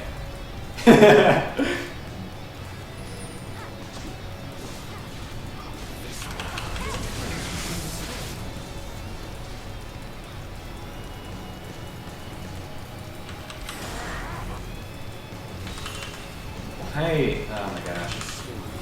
I don't know why she tried to do that. Like, bottom lane could be collapsing on her. She doesn't know that.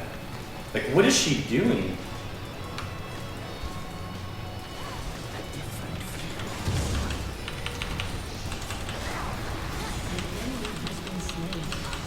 Oh, I'm getting dove. That's what's gonna happen. Okay. Team went the long way. Annie. Okay.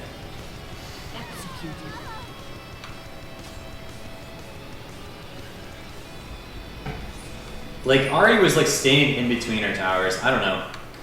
Kind of sucks. There's no way they can do dragon. Our whole team is here. Heck, what? Heckroom? Oh, Heckroom is down here. He popped up on minimap over here for a second. Huh. Just wait for me. Just wait for me. There's smiters there. He's just gonna walk up and smite it. He's literally just gonna walk up and smite it. He's just. Okay, at least they peeled off of it. Thank gosh. Good job. Good job, team. If Heckroom would have gotten that, I would have been pretty upset. Just because it would have been really easy for them to have just peeled off and killed Heckroom. That's what they did. Luckily, it was just barely out of smite range.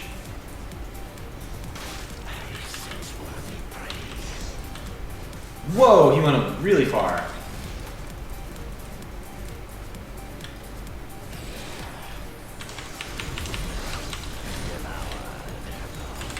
What the f- She's trying so hard to kill me.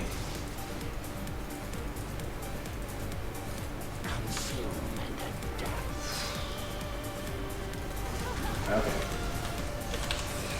Yeah, I'm dead. They've got complete control of the mid area. Good kill on Ari.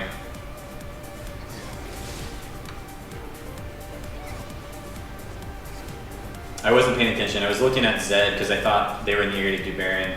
Lost vision on Ari for a second. She went this way, killed me right there.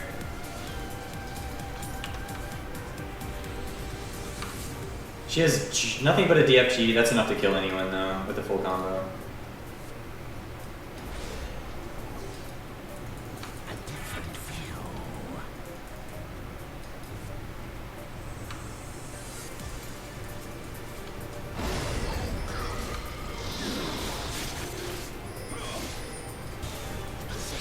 Okay, we got mid tower.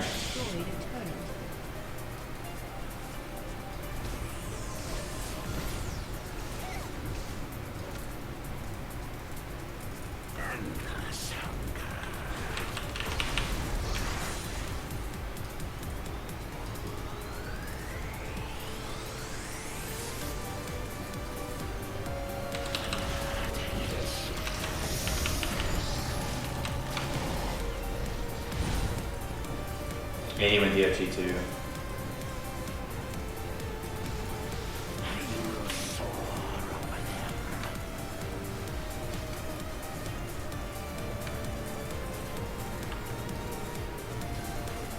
No, that's Pinked. I can't solo Jinx, she's really far ahead.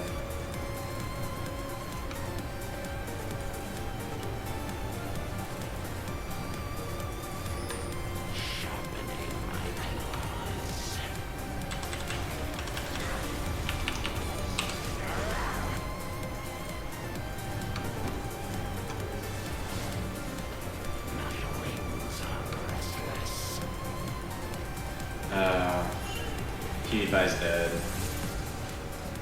Oh, they backed off, really? Okay. Heckroom definitely could have reached there. They just didn't have vision on us, I guess. They very easily could have just walked up there. I'm gonna grab my red while Rengar shoves in that. That was close. That guy could have died. They're already doing a really good job of picking us off because they have better vision control.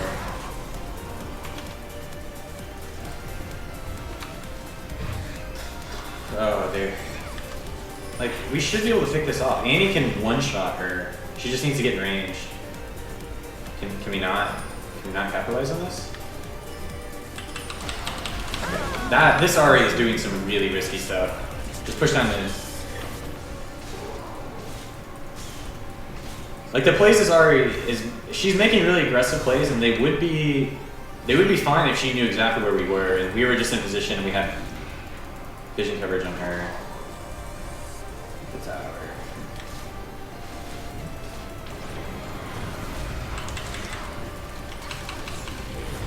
That's a kill. An enemy has been slain. An ally has been slain.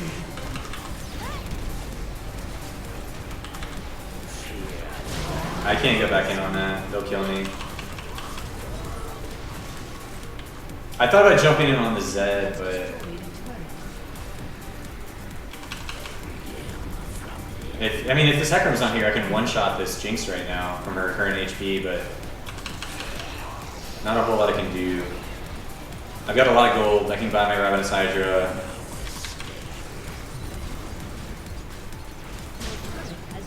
They're too fast.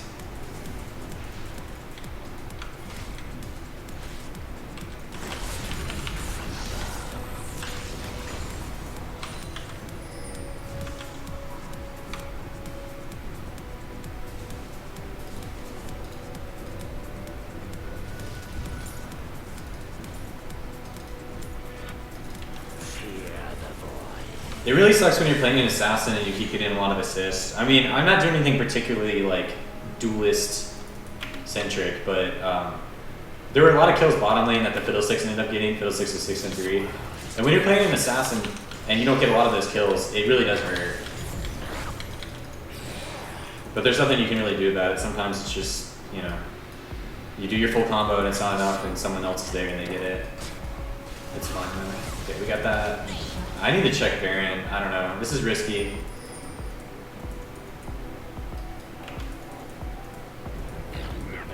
Okay, they're not on Baron. I'm gonna put the pink there. They need to back off. I'm not there either. Okay. Wow. Alright, the other team just kind of collapsed there. They killed everyone. Wow. They picked every single one of them off 1v1. Or 1x1. Yeah, that's free. This is like the freest win. Rengar? Rengar? Rengar? You didn't need to tank the tower. We can get this still. We need it. Yeah. Now we need back. Zed could be behind us. What the? My keyboard just screwed up.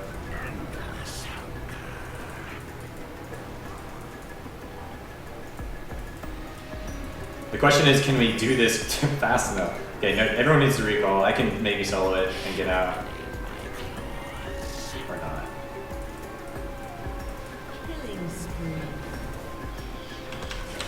We'll do this really quick. Team.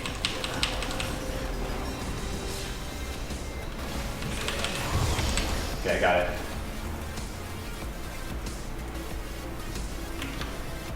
We were putting that really close.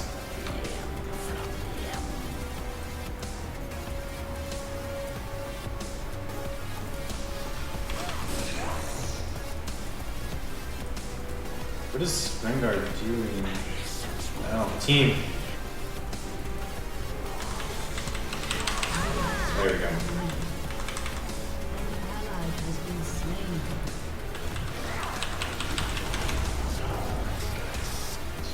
I could have flashed the binding there, but no one was close enough for me to really follow up with it. If she missed her binding, I tried to run down, but she managed to land it. I don't have any boots yet, but that's fine. When you're playing Kha'Zix, you kind of don't need boots till much later in the game. You can, I'll buy level 1 boots though, just to try and maneuver around, but I'll get Merc Treads eventually. But when you're playing Kha'Zix, because of your E mobility, you can get away with just going 3 big items. I usually go Spirit of the Yellow Lizard, Ravenous Hydra, Last Whisper.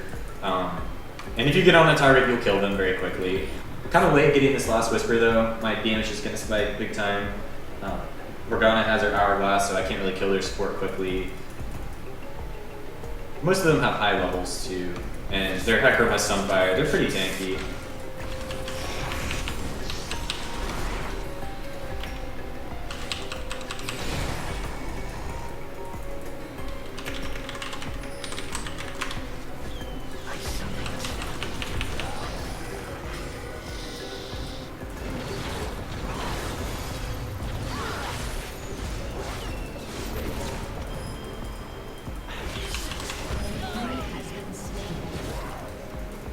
Good catch by Rango.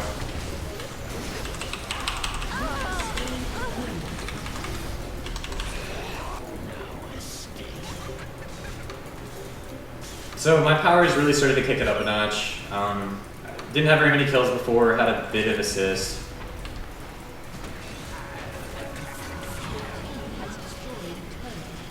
I'm gonna actually, I'm gonna just stay mid. I don't know if I can kill this Zed 1v1. Wow, this guy's so low. What the? Why was that Zed there? I'm just confused. I could have killed that Zed. I just didn't realize he had 1 bar of HP and he was just sitting there. It's really weird. This game is just really strange. A lot of really weird calls. Like this R is doing some really strange things. But yeah, we have complete control. We could easily do Baron.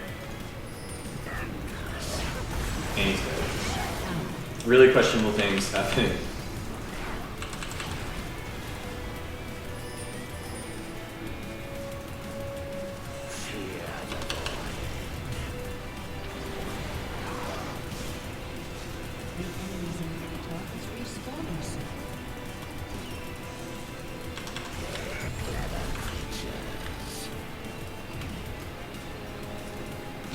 Oh my gosh.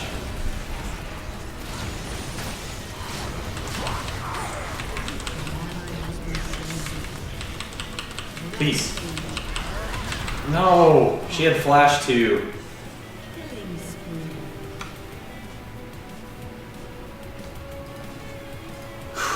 So I just wanted to kill Ahri and get out, and I could have, but I didn't realize Ahri still had 2 charges left and her flash. That flash is really what sealed it. I could have killed her and gotten out if she didn't have flash, but once I was committed, I had to stay. Really wish Rengar would have waited a second for me to get closer when he jumped in on her, but I tried to make the most out of it. Ended up not being worth it, to be honest, but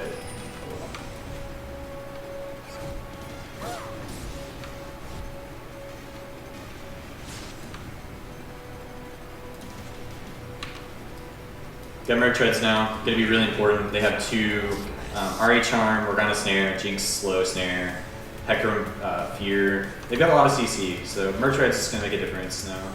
I'm gonna get Guardians as soon as I can after this. Kha'Zix is actually probably the strongest like single target damage on Baron in the game with his evolved Q. You just do a ridiculous amount of damage to it. We don't know if this is warded or not, but oh, they're here. Like it's obvious that we're here. Oh, we got that Zed.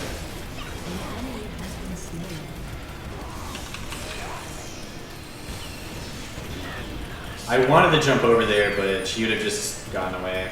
Yeah, we picked one. We'll get free Baron now. You're gonna see just damage get chunked every single time a Baron, every single time my Q is up.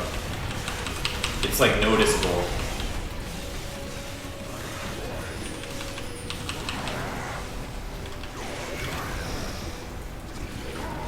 I didn't even smite that and I got it. Evolved Q is just ridiculous. Evolved Q like does almost as much damage as smiting.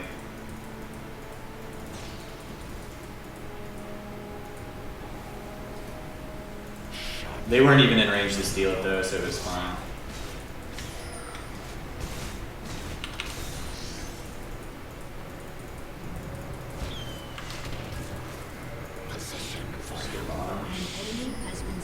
What is this Ahri doing in our base?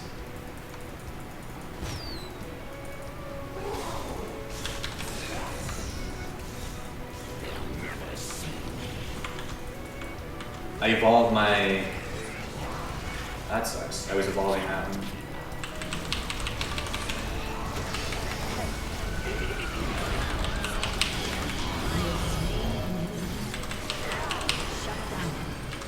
What?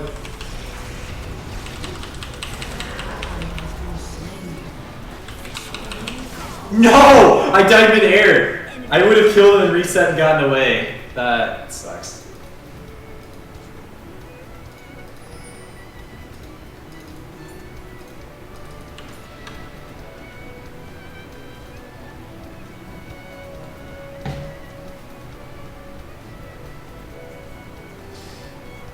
That Zed had a really good juke though. Like when I jumped to try and save I'm a Cutie Pie, his previous shadow was like way back here, so when I jumped, he ended up just, the ultimate killed Cutie Pie and he ended up way back over here.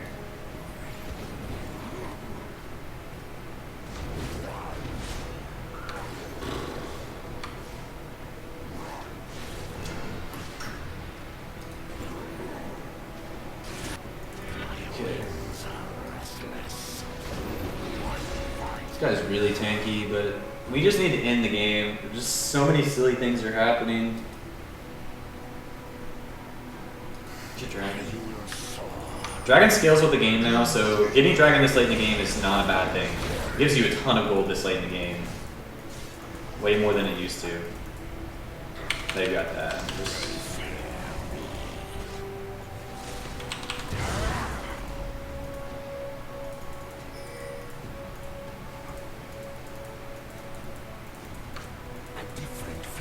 Alrighty. So their Ahri's just kind of giving up team fight.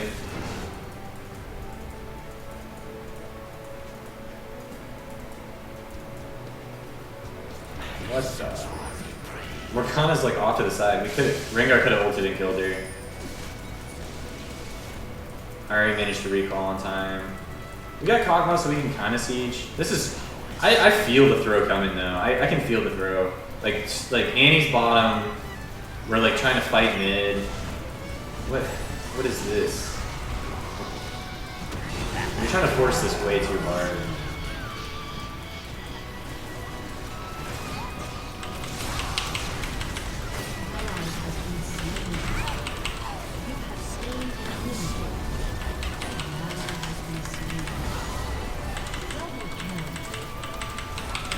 God, that CC.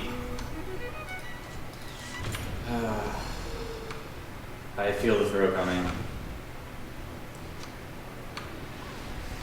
So like Annie was bottom. As soon as they saw Annie bottom, they caught our Rengar mid. We were like in the middle. Cutie Pie, me, Kiwi Kid were just kind of like, like if like either one would have gotten engaged on. Like they could have gone bottom, killed Annie, or they could have just killed their Rengar.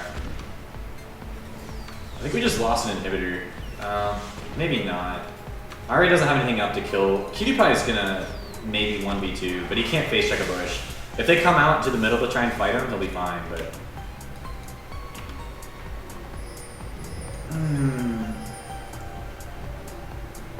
Rengar? He didn't ult. She may get away. Nope, she didn't. Okay. Alright, so one of them is down for 1 minute. That gives us a power play to push down mid or bottom. We might as well just push down mid.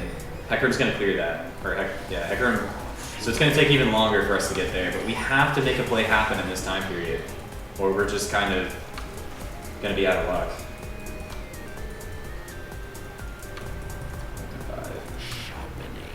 30 seconds on Ahri, so we don't have a whole lot of time. Like by the time we're getting inhibitor, she'll be respawning.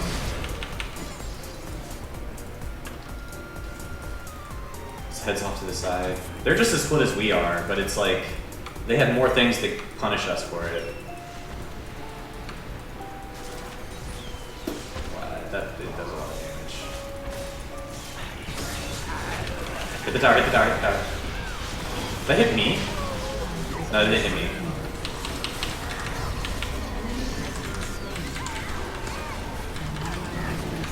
Good lord, what is going on? We just lose. What? What does he want to do?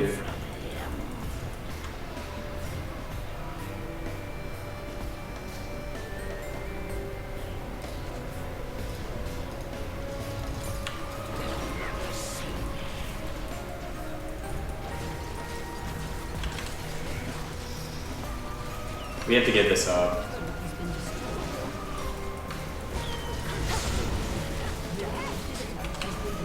Good dodge by Cutie Pie.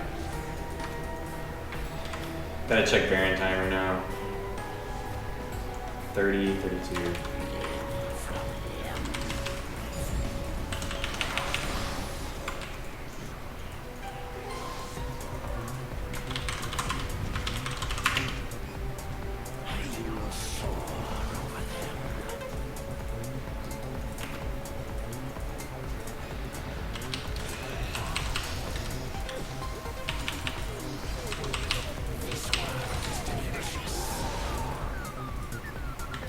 We can do Baron like instantly. I don't know if Hecarim will be in the area though. We should do it.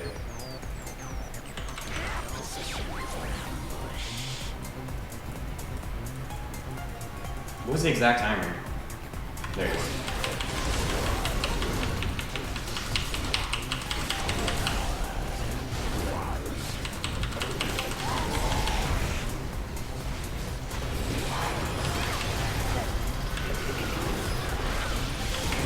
God, that was close.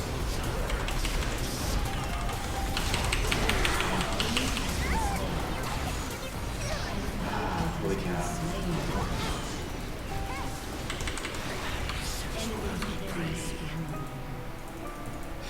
Team defend Nexus.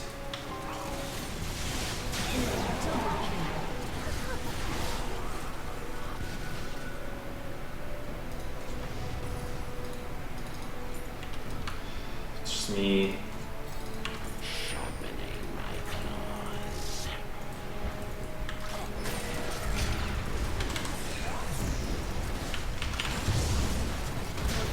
Has been destroyed.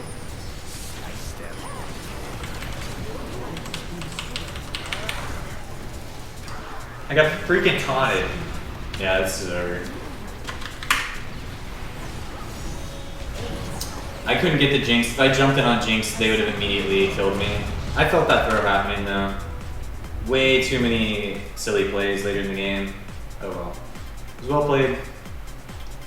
The other team played better than us later in the game.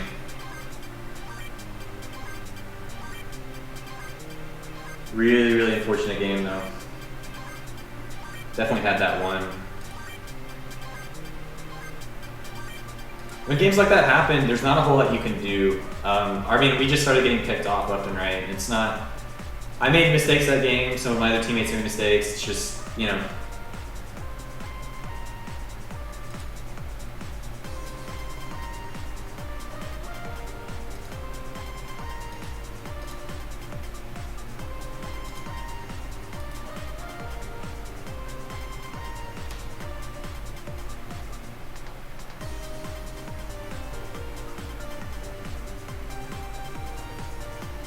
I honestly, I don't know. That was just a strange game.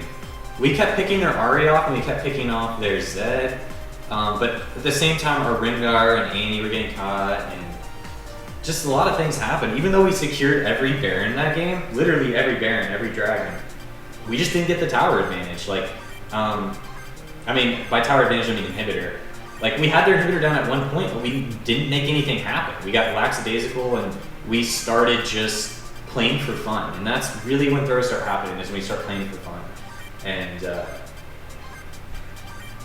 we didn't take another inhibitor after that. Like, we dove their tower. Instead of just hitting the tower, our Fiddlesticks ulted over. And then our whole team, like, took the cue to, like, try and kill the other team while the tower was still beating on us. And they had a lot of peel. Like, a Morgana scales really well into the late game. Mecha guys, nice. Thank you, Popsicles.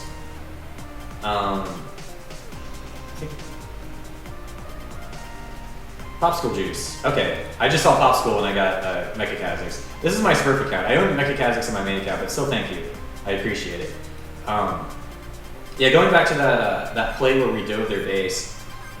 Like, whenever one of your teammates makes the call to, like, dive their base, it just takes one person to really start the chain reaction that causes you to throw. And it's unfortunate because, you know, you could be playing your heart out that game, but if, like, one person on your team, maybe the tank, just, like, leads the charge into their base, and your teammates just follow up, I mean, you are very easily just going to lose that fight, and that's just what happened. We lost that fight, lost our bearings. The other team got back on even playing field with us, and even though we got that Baron, we were caught with our pants down, so to speak, and I think our Annie got gived instantly by their Ahri while we were doing Baron. And then even though we finished Baron and it was like a 4v4 for a second, we still lost the fight. I killed their Zed instantly, but then they made my Guardians pop immediately. Then I had to jump away. I recall Fiddlesticks and I could not defend 2v4.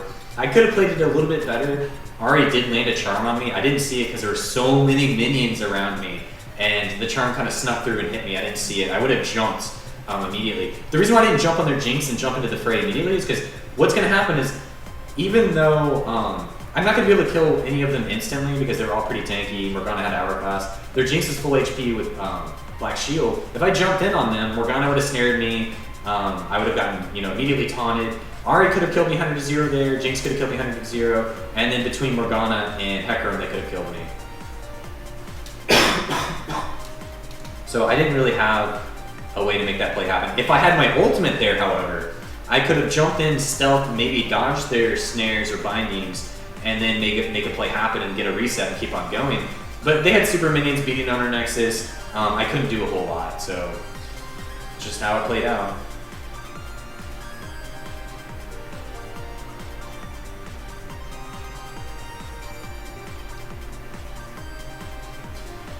Riot's buffing, I don't know, like this season, Riot is kind of nerfing the power of AD carries because if you look at the past, especially the past of AD carries have always been like the top dogs. Like we're talking about Vayne and Corki have been like super strong. Like a fed Vayne or Corki or Vayne in the past, like 6 months ago or so, back in their prime when both of them were like, kings of their domain, they could carry a game by themselves.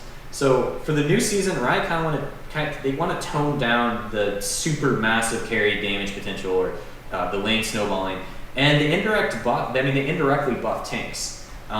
They kind of tried to make it so if your AD carry or something like that gets super far ahead, they don't just mow down your entire team. The problem is tanks are now really, really amazing. Mid-game tanks, if you don't get ahead as an AD carry, you're going to be out of luck against tanks. They're going to get that fast Sunfire, fast Randuin's, and they'll be on you in the mid-game team fights and they'll kill you because their base damage is enough to solo you down very quickly, and the amount of armor they get makes it so it'll take you a very long time just to beat on them as a Vayne or as anything to kill them. So I think, to sum it up, they're nerfing AD carries sort of indirectly because they're just trying to take away the super hyper carry potential from just one player. They're trying to divvy it out between every role. Supports now can kind of carry the game, quote unquote. They do get a lot more income. So they're just trying to balance out the game, but right now it's in a really imbalanced state because it's preseason, so they're not doing all the changes that they want. They're just kind of throwing out a few changes here and there, and it kind of puts everything off balance. That's why tanks are so good right now.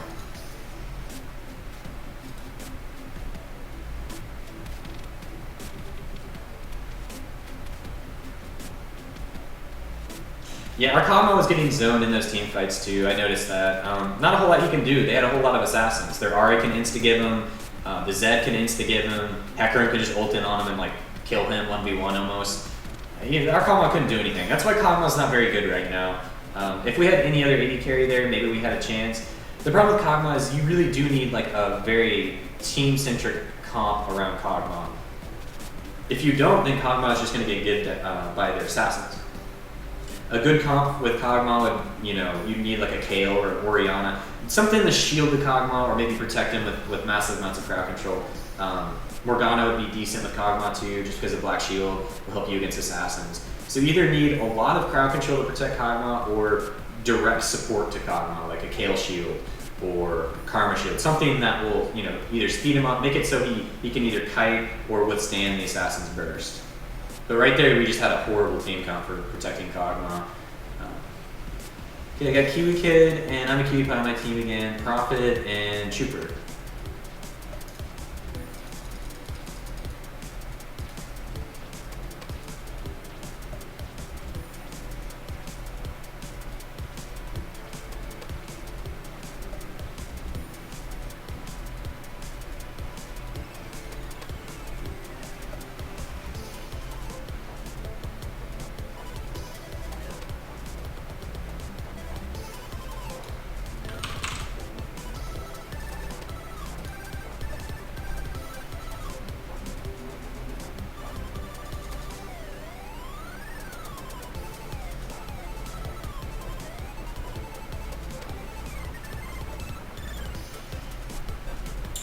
I'll play Ziggs this game. Kind of itching to play Ziggs anyways.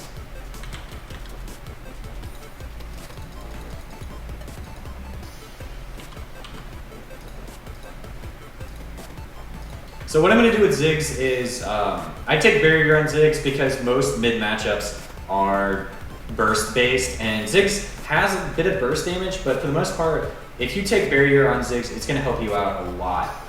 for either staying in matchups that would normally be unfavorable for you. Also, when you're getting ganked, as a mid laner, you are very vulnerable to ganks. Ziggs does have a getaway with his satchel charge, but for the most part, barrier really helps out Ziggs because you can stay really far back. You don't have to get that. You don't have to get in ignite range to do your most of your damage.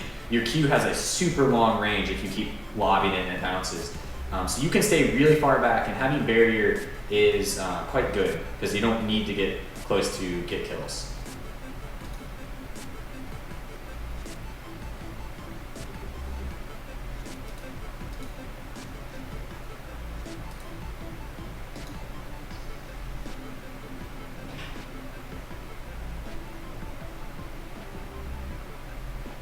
Elise is pretty good against Ziggs because Ziggs is vulnerable early game, even though he's got the getaway with his W. Any mid laner, just if you're a range caster, you have poor base stats, and an Elise, even at level 3, can almost solo you down with her full combo. She cocoons you, W, QW, and then goes into spider form and does the full combo. She can almost solo you, and it's like that for anyone. Elise does a ton of damage early in the game, and she scales very well if she gets magic penetration and solo Q. So taking barrier is especially going to be important as a mid laner because if they pick any sort of aggression early, Elise could very easily just camp my lane. I'm either going to take this rune page, which has armor, magic pen, ability power per level glyphs, and flat ability power quintessences, or I'm going to take this page that will have magic resist for the glyphs instead of scaling. It looks like Morgana. I'm going to probably opt to get the magic resist, and the reason being, if they've got a magic dealing mid laner that you're laning against and a jungler, by getting that magic resist as your glyphs, you're not only protecting yourself against whoever you're laning against, but also their jungle damage. So by getting that and then an early chalice, they might not be very effective in ganking me. I'll have a lot of mitigation to their damage. Whereas if their jungler did a lot of physical damage, like a Lee Sin, by me getting that early chalice, I'm not directly itemizing against the damage that they're doing as a mid laner and jungler.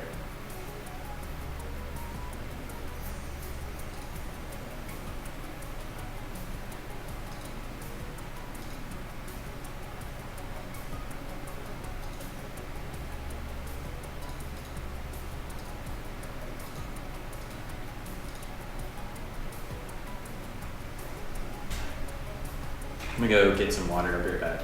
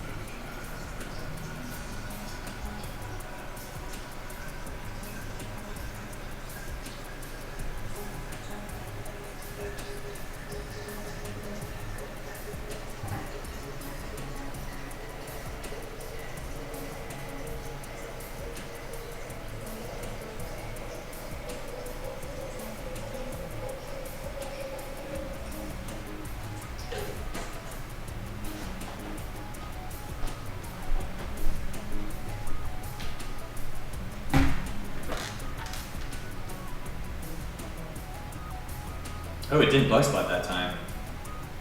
Interesting. Normally I have to do the workaround to get in the game when I'm running LO replay. It's the odd one, balls, and a few other people. Okay. The Morgana versus Ziggs matchup is kind of interesting because I wouldn't say it's a favorable matchup for either Ziggs or Morgana. It's going to be hard for me to kill Morgana as Ziggs because of her black shield and me just kind of getting close enough to do it. And at the same time, Morgana is going to have a hard time killing me because if she tries to get close enough to snare me, I can always, do a lot of harass on her. So it's probably going to turn into a farm lane, maybe dependent on if Elise ganks me or not. If Elise ganks me, they do have a lot of kill potential. They have the double snare. If he cocoons me, then I'll get snared by Morgana or vice versa. So they have kill potential between that, but we have Aatrox jungle who has a lot of kill potential early on. So Aatrox jungle could definitely help out if Elise tries to pressure our lanes early and doesn't farm the jungle.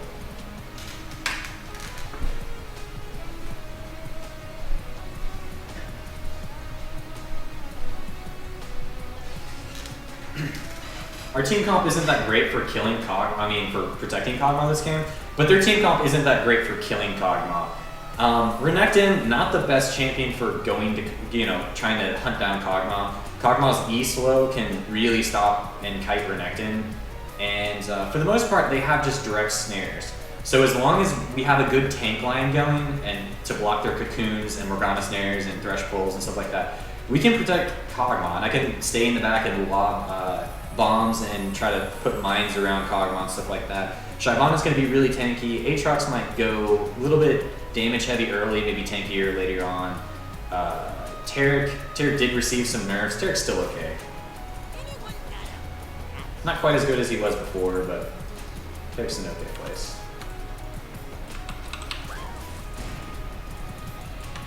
I started Doran's Ring because if it's a farm lane mid, it's better to start Doran's over pretty much anything else, just because it's going to help you, spam your abilities early on to wave clear because of the mana regen and the mana you get back from killing minions. So it's going to let me push a little bit faster, maybe get an advantage by roaming earlier or something. The alternative would be to get an early Fairy Charm in that route, or to start a Flask. Flask is more for harder matchups. You're kind of deviating a lot of your early gold on sustain, whereas Doran's Ring is going to help you scale, and also it's a pretty good start if you're going to farm. Some of the Koreans will go Spell Thieves Blade in farm lanes, but for the most part, if you have the potential to make anything aggressive happen, or if you're afraid they can do anything aggressive to you, starting Spell Thieves as a mid laner is just really risky. I wouldn't suggest doing it. If for whatever reason you can guarantee that it's just no aggression is going to happen early at all, then Spell Thieves Blade is definitely the best start you can do as a mid laner. But for the most part, you might as well just not even consider it. Let's see what we got. Aatrox did Doran's Blade. Interesting. Not too sure how that's going to work out in the new jungle. I haven't seen Aatrox try that in the new jungle yet.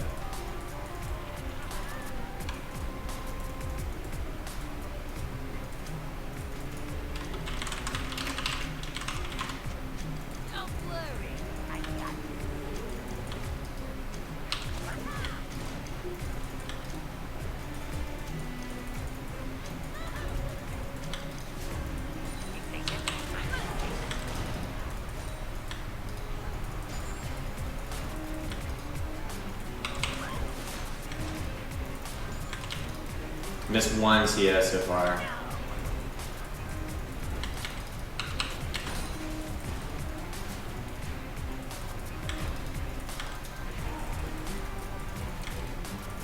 Whenever your passive's up on Ziggs, you want to trade with your lane opponent. It's pretty obvious.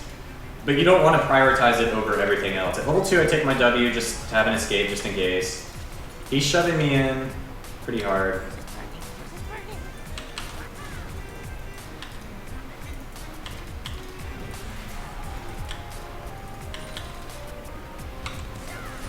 Be very careful. If Morgana shoves you in, she's going to try and snare you into the tower to do her combo. Luckily, I dodged it there.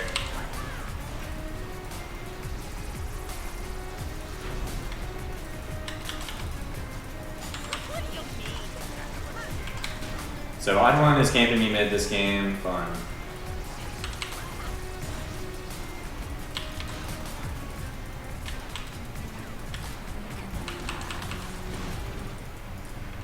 You can't blast it in a tower very easily as Ziggs early in the game, so Odd One fast cleared and then tried to gank me mid. Trooper got first blood.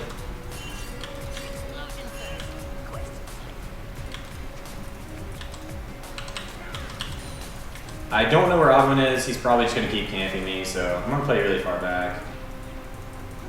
Wow, who would have thought Odd One's camping me? Odd One really likes to camp mid lane.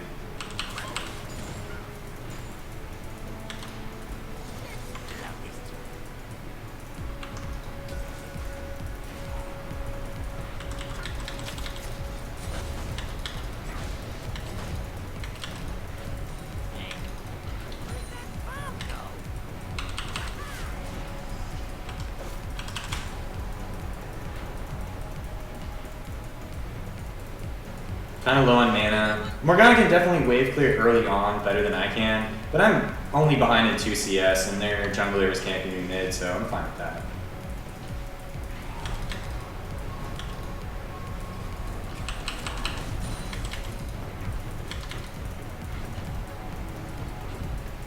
Still don't know where the odd one is. It's probably camping me.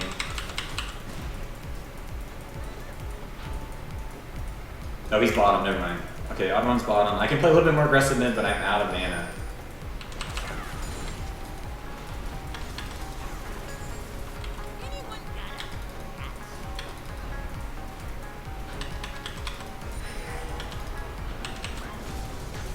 An enemy has been slain.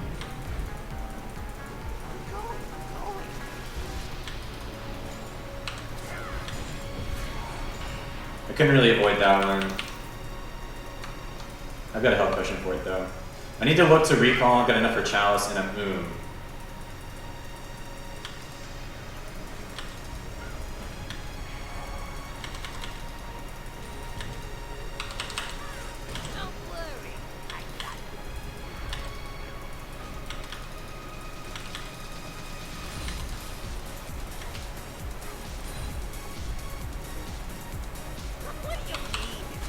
Alright, I'm gonna recall now. You want to recall on a siege minion wave if you have to recall, because if they stay and they try to shove it to your tower, you won't miss very much. Tower will prioritize the siege minion over other minions, and it takes reduced damage. So I got 2 wards because I have a feeling Oddman's gonna keep up with his camp, maybe. Where did Morgana go? Did Morgana go bottom? Bottom wasn't warded, and he must have just walked around the corner and queued over the wall. It's my bad for not calling me in. She didn't have very much mana, though. I'm actually surprised she did that. I thought she recalled. Okay, she hasn't recalled, and I have recalled. So I can pressure out of lane for sure now. And if she stays, then I'll kill her. Okay, now she's recalling, but she's not recalling on a siege minion wave. So she's gonna miss a whole lot, especially if I interrupt her recall here. Which I did. Okay. Oh, I didn't take my ultimate. What the? Okay, I could have killed her if I took my ultimate. I didn't realize it was level 6 already. Wow, it's the first time I've done that in a long time. I have to use that to my advantage, though. I've got 1 more rank of my E.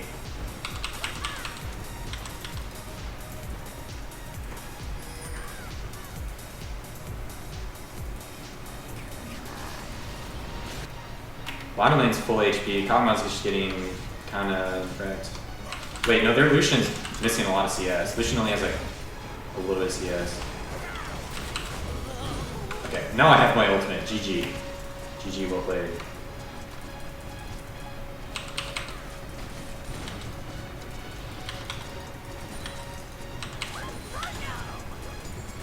Put my trinket closer to the tower so I can see where he roams. Now I need to get a deep ward. Bottom's not low enough for me to roam on. See, they're not trading bottom, so I can't really go bottom and 100 to 0 someone. I can go bottom and like help, but if they can't do it by themselves, then I can't really make a kill happen down there. Morgana has a ward. She put it over there. That's a 60-second though. Is a kill happening down here? Maybe.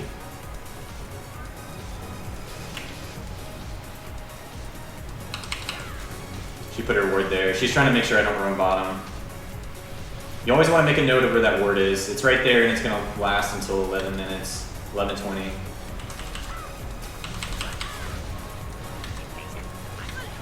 She's going for Rod of Ages? Okay.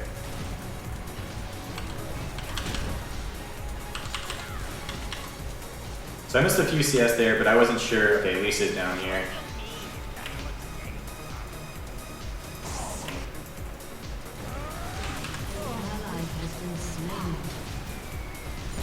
Damn.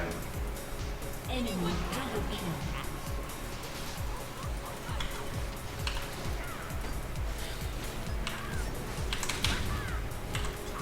Shit, I might be dead. No, I got it.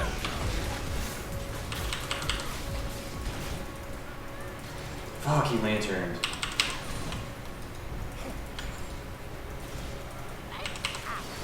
So I didn't have vision of that bush. Kind of sucks. I had to flash because Elise was going to catch me here. I wanted to take my social charge here, but when I threw my Q into the bush, it didn't hit Lucian. And Thresh was still here, so I think he may have gotten Lantern out too.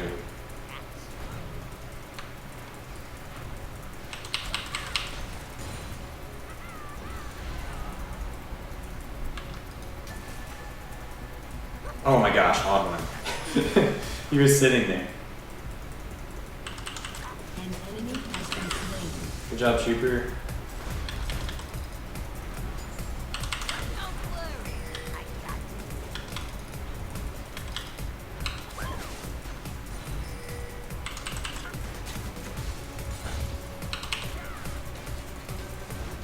That word is annoying. So I know this word's still going to be there for until 11 minutes because it's a 3-minute word, and I remember Morgana put it there. So I can't really roam until that's gone.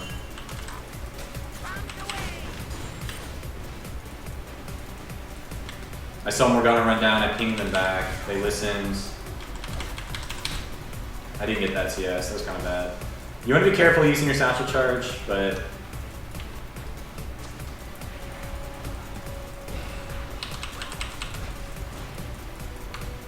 she went Catalyst Protector, so she's really hard for me to push out of lane right now.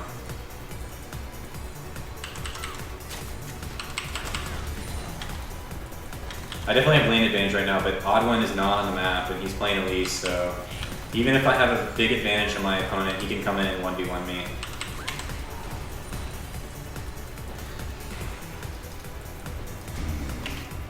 A lot of action going on.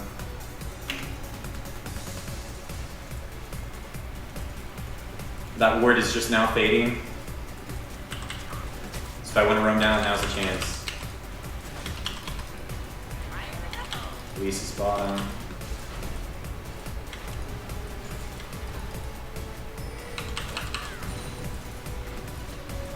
Okay, roaming down.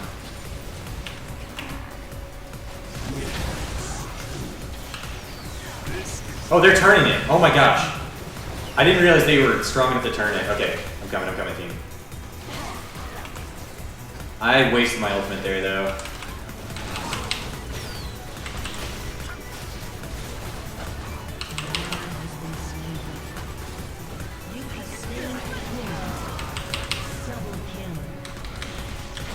Team.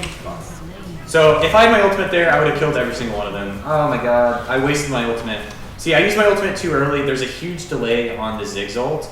So my team was chasing them, and when I used my ultimate under the tower, I didn't get a good assessment of what was going on in the fight. And what ended up happening was my team took way too much poke as they were chasing them down. They turned, kill tear, and then kept pressing the advantage. So my ultimate looked like it was a huge whiff, but at the time, if they continued in that route, then it would have hit them. The problem is, when you use your ultimate on Ziggs across the map like that, it's like a split-second decision, and it takes a while for it to get there. I should have saved my ultimate there. If I had saved my ultimate for when I was actually in the fight, then I would have just killed every single one of them. So really foolish of me to waste my ultimate there. I just did not want them to get out of range of my ultimate before it got cast.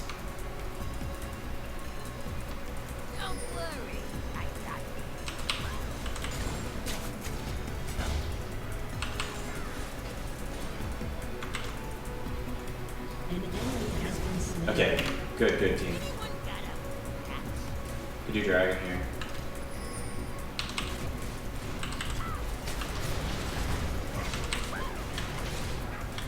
We want to do dragon here because my mid laner, or my lane opponent had backs. We don't see Elise, but we killed someone bot. So now's the perfect time to do it. Alright. So we got dragon, starting to make a comeback.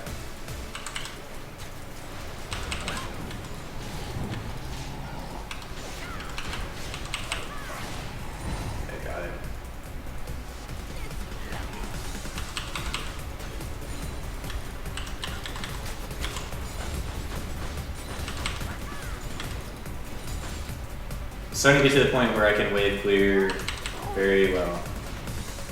Someone got our raids. Okay, looks like while that was happening, Odd One probably took our red because the raids were missing, or at least it looked like that. Maybe the raids are still there, I'm not sure. But I threw right there where the big wraith is normally, and it didn't hit anything. So I think he got counter jungled. Fairly certain. Oh, he didn't? Okay. Maybe it was just raids. Oh my gosh. I almost missed all that CS because my bouncing bombs just barely didn't have enough damage to finish them. I might need to throw my ultimate bottom just to wave clear.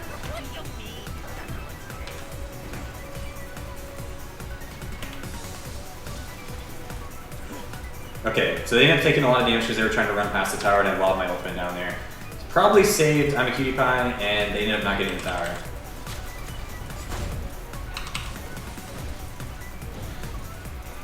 Oh, I might be dead. Okay, he wasted his ultimate there. He did a lot less damage than I expected. I was trying to run down to dodge his Q, but I'm pretty tanky. I still have barrier and flash. I thought for some reason I was getting ganked though, but it looks like Ottoman's balling him.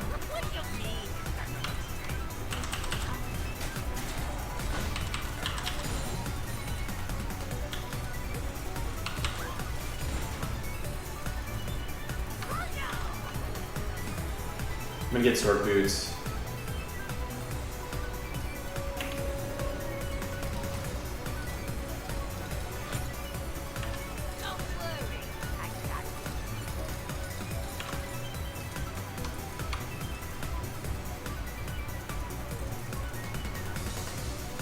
Even CS with Morgana, a little bit ahead of Morgana, which is fine, but I should be a little bit further. Oh, Trooper might be dead. If Morgana goes top right now, Trooper... Okay, Trooper might be fine. Yeah, Trooper's fine. Morgana started to go top, but must have backed off. An ally has been slain. What's going on bottom? Okay, I can't. That tower's down.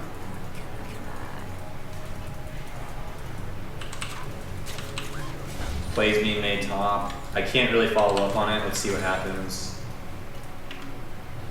They're really low.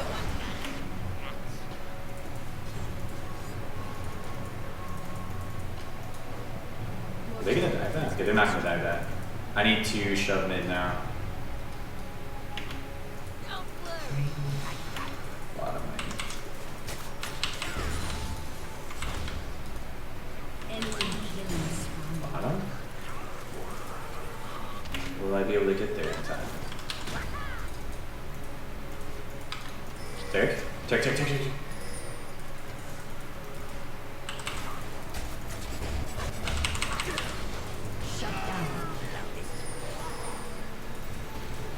He flashed. Not sure if I can get that.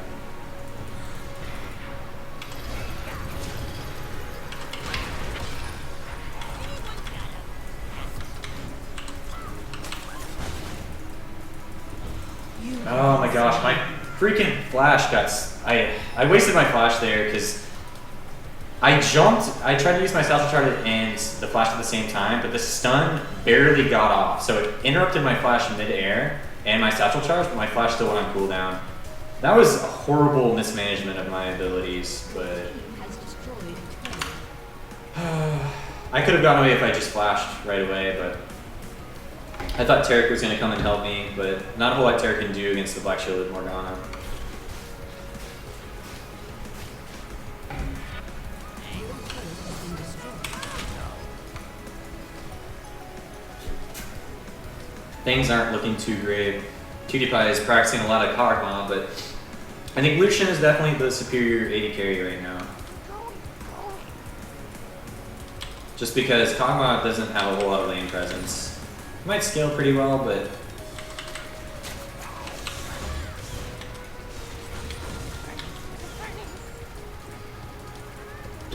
they had a ward right there too. It's a weird place to have a ward.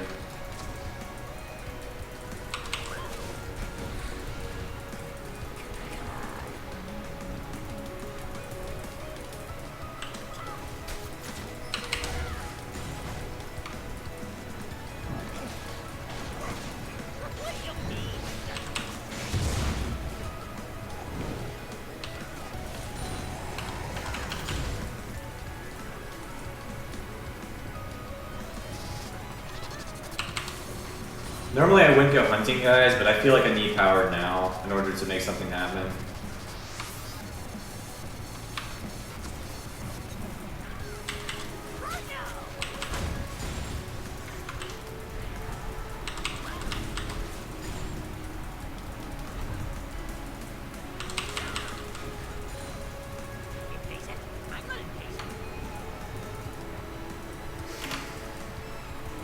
Iron's out.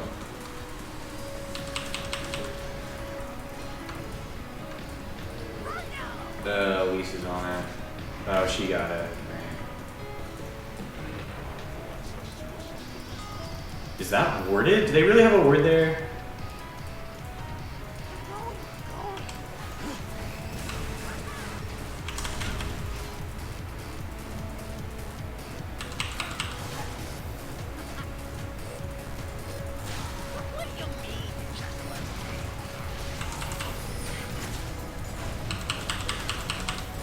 It's my time to shine. You can't siege against the Ziggs.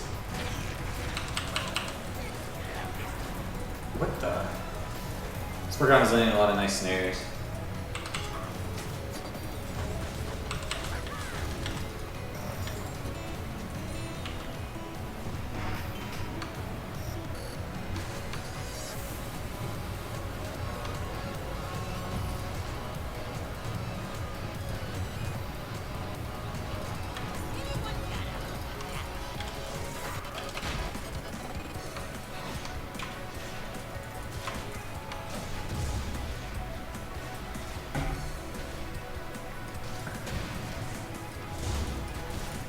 Take the tower. Oh, Morgana's there. They need to dodge the snare. Okay. They're fine. Lucian's still bottom though. Might be some trouble.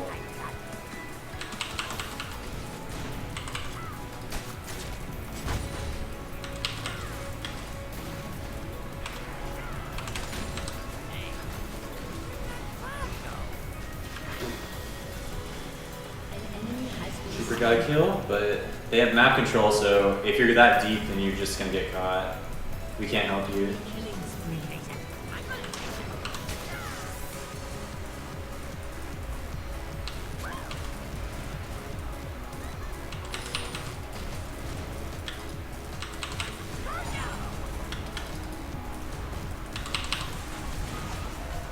I don't do any damage right now.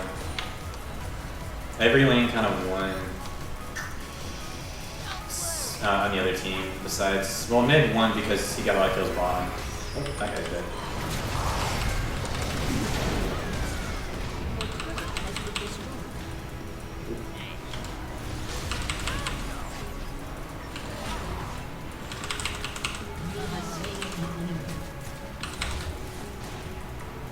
I'm dead.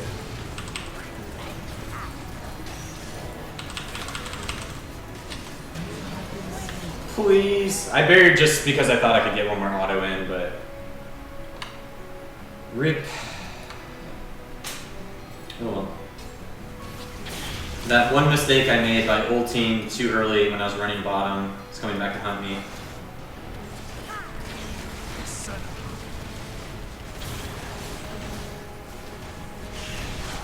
Kog'Maw. That flash. Cutie pie.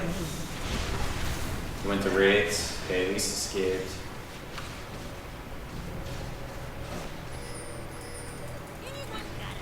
Team.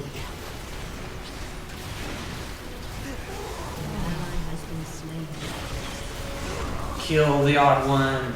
Nice. Let me get close, team. Jupiter's quite tanky. Been slain. Kill him.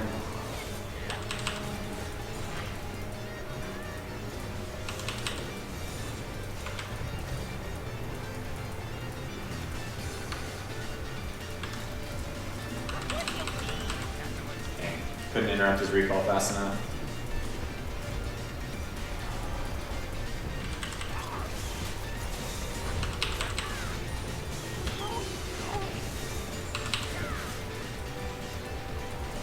My blue is up.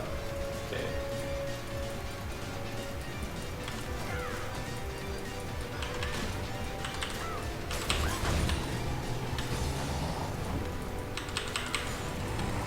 Gotta do this quickly, then defend mid. It's a pretty big vulnerability though.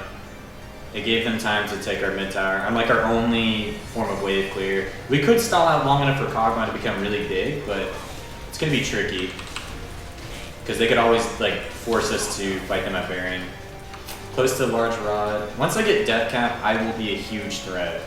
I will do a lot of damage. The only problem is I did go hunting guys this game for the mid game power, because I felt like if I didn't get that, we would just get overrun mid game.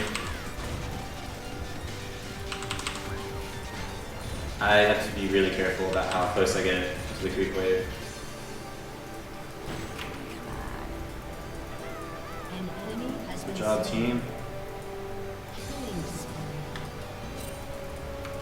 Those small plays are what makes comebacks happen. They trigger like small amounts of time where you get the free farm. And they're up here. I can't go safely to the creep waves. I'm gonna do wraiths because they're in our side jungle. Don't go over there. They're looking to get a pick, maybe catch someone transitioning to mid. Smartest thing to do right there, not run to the mid wave, just do wraiths, wait for them to come into vision. Get this wave, then recall. Okay. It's dragging up. 53, okay, it's up now.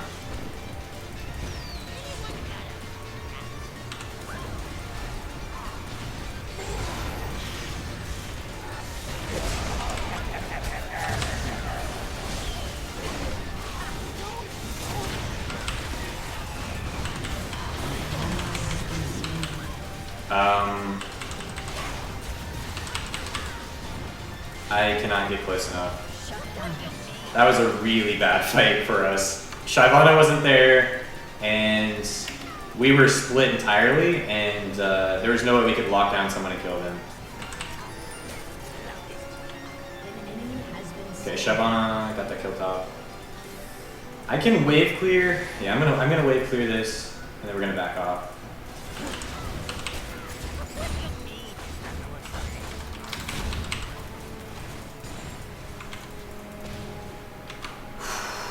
I didn't do the best of that team fight, but I was getting zoned by Morgana. Morgana was staying really close to me. I can't just go Hail Mary that. Oh shit. They pushed that hard. I might lose it just to the siege minions.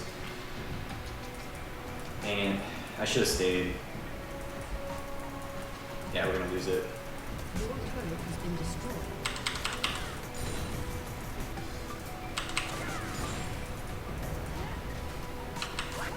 Close to death cap now though.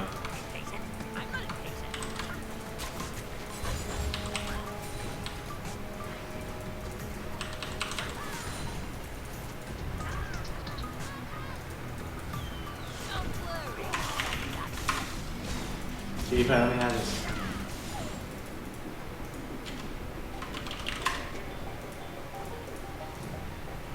We can't let them get Baron control. If they get Baron control and Cutie Pie's bottom, we'll lose the game. And there it is. Once that word is down, we have no idea what they're going to do Baron.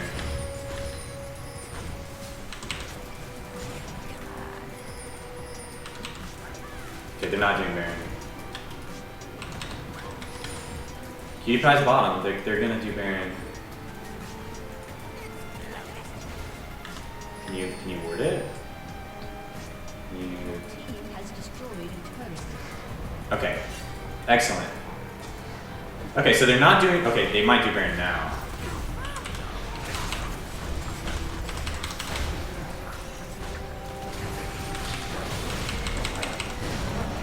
That did no damage to them. An ally has been slain.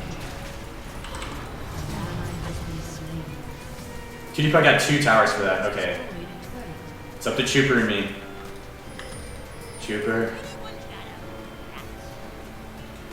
Do you have...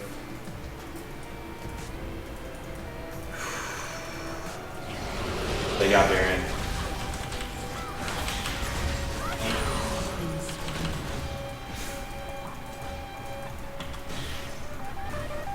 What? They all flashed for me? Okay. Cutie Pie got an inhib tower for it. I think that was actually worth it. We got 3 towers bottom. I shouldn't have died there, but I didn't know he had flash. Lucian hit over the wall and flashed.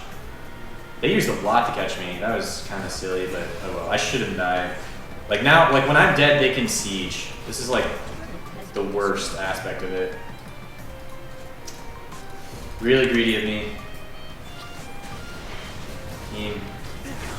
PewDiePie? Why didn't PewDiePie back?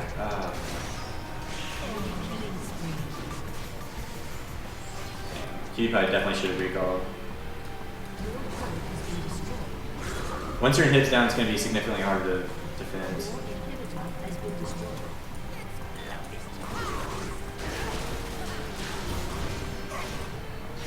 We got defend bottom. They're just going to back off there.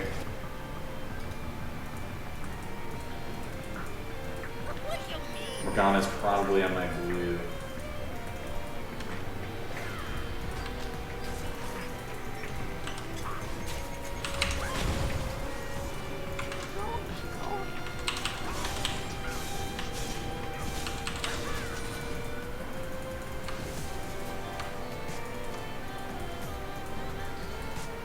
We're down an inhib. They have a bear inhib. If we had somehow interrupted that Morgana's recall, he would have gotten that. But yeah, a lot of things. I'm really frustrated with myself though, because if I didn't get caught here, they burned a lot to get me. But if I didn't get caught there, I could have held their inhibitor myself. That was my biggest mistake. Even though, like, you know, my teammates aren't doing very well, like, me dying there was a really big deal because I had the potential to stop them from getting the inhibitor myself.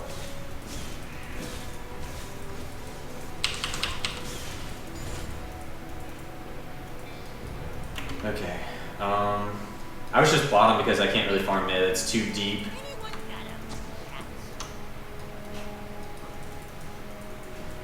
My ultimate, like, over here did, like, no damage too. Kind of sad.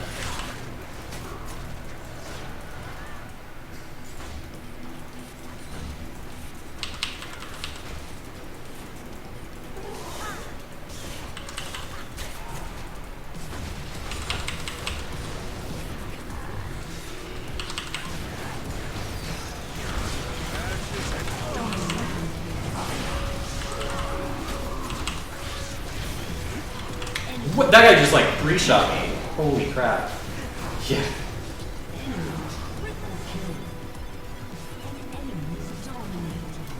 Yeah, it's GG.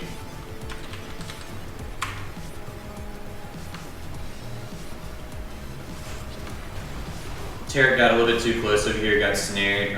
We could have probably played safe under the tower. We have no one to really get to their really fed Lucian that has 14 kills. But that's GG.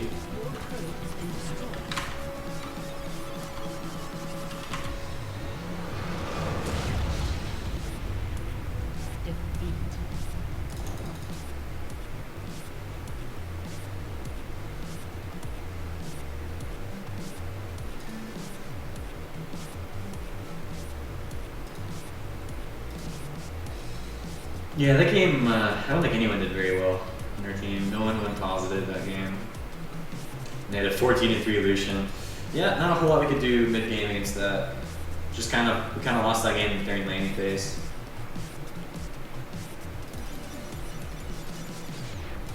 I'm not doing too hot today. Only won one game so far in the Tristan game.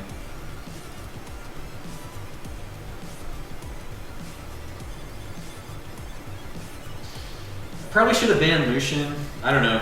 If I banned Lucian in that game, maybe they would have had a better shot at winning bottom. There's just so many champions to ban right now. Like, you have to ban Rengar, you have to ban Riven, you have to ban Kassadin. If they had first pick, then you still have to ban Eve. Kha'Zix is still ban-worthy. There are a lot of bans. It's like, I mean, Lucian's gonna get through sometime. And he did that game. Okay, they got Kiwi Kid and PewDiePie for a third time, so third time's the charm.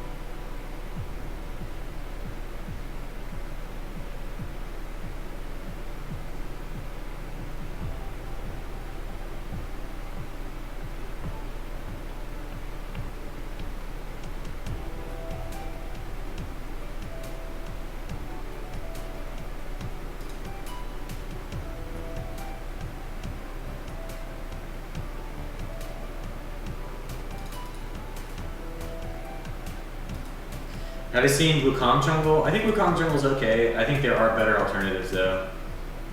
It is a nice way to get a Wukong to late game though, because Wukong is a very risky top pick. A lot of counters to it. Wukong's a risky mid pick too, so Wukong's a very, very strong late game champion. So yeah, jungle is definitely where you'd want to put him if you wanted a safe way to get Wukong to late game. The only problem is Wukong doesn't offer any crowd control pre-6. So you don't have a whole lot of early pressure like you do on other junglers like Elise and Jarvan and Vi and stuff like that. So you don't apply a whole lot of pressure to lanes. So lanes will typically play more aggressive. Sometimes you can get successful ganks off pre-6, but for the most part, your kill potential is when you hit 6. You have a lot of kill potential on bottom and solo lanes when you hit 6. A lot of damage. It's a knockup. Really, really strong.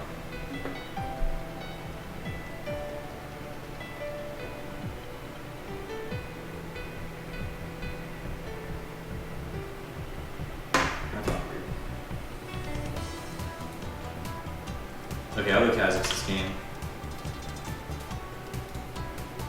Oop, that's not the right somewhere.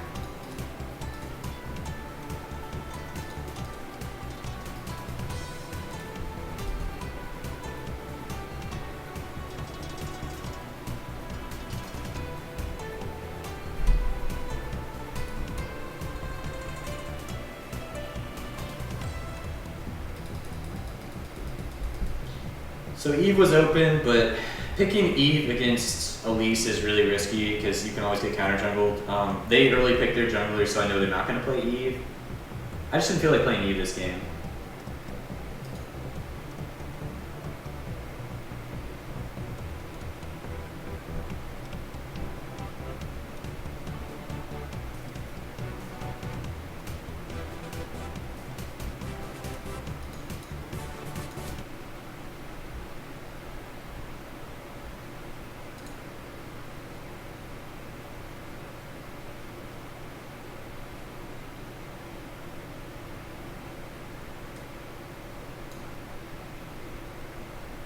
It is true that preseason a lot of people aren't trying, but for the most part, if you focus on your own play, and just, if you feel like you're on tilt, then you should take a break from playing League or just play normal games. But for the most part, if you are on tilt and you feel like you can't win a game, you just have to take a step back and reset your play style.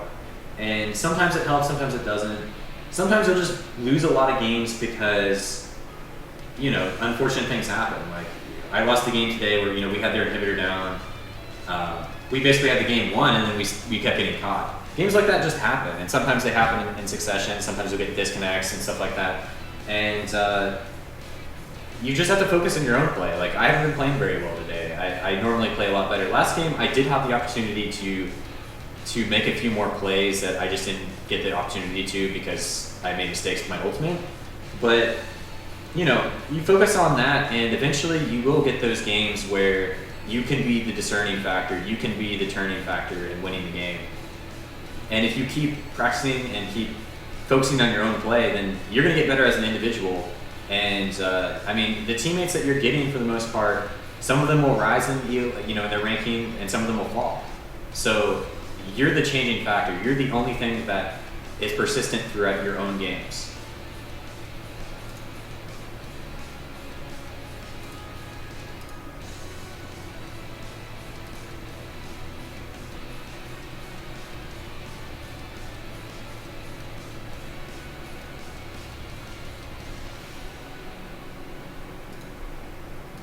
I have to use uncopyrighted music because I am streaming on YouTube Live and Twitch at the same time. So I have this playlist of remixed video game music. I haven't really been paying attention to it because I've been playing. I don't know if it's that great, but there it goes. It launched. Bug splat. I have to go in manually.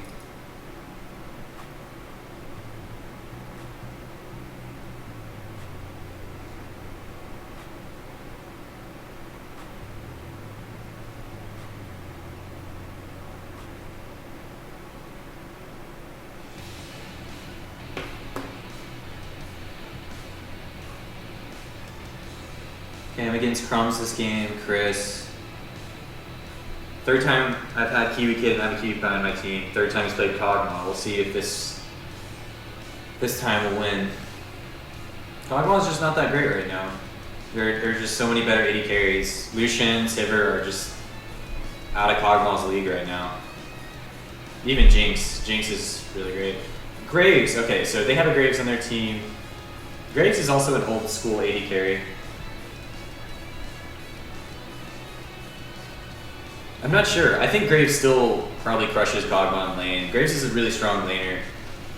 Crumbs is jungling.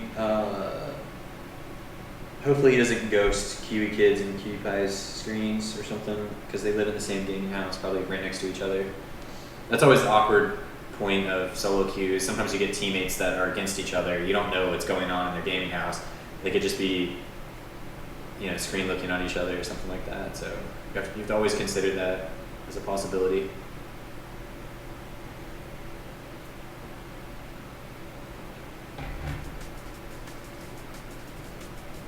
And I mean, they might not even be doing it on purpose. It's just if they're sitting right next to each other in a gaming house, it's, you know, it happens.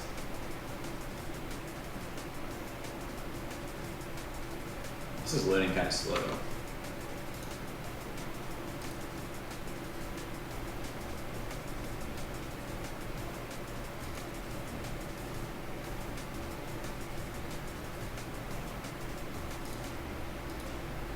Oh, my Twitch stream, like, it didn't reconnect, so I guess I didn't have access to the chat.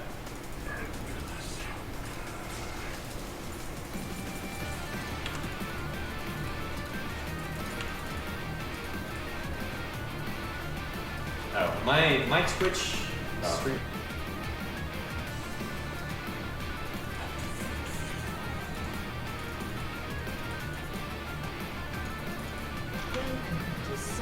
They have really strong invade. Elise could start Cocoon, Leona could start her E, and Morgana could start Snare. They could potentially invade on us. We have not much that can defend against it.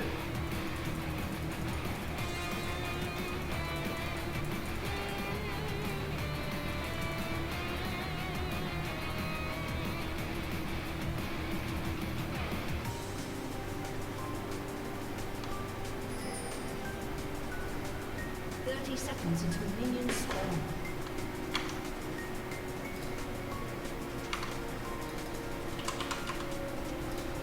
So yeah, sorry if I missed your questions on Twitch. For some reason, it disconnected from the chat. I didn't see your questions.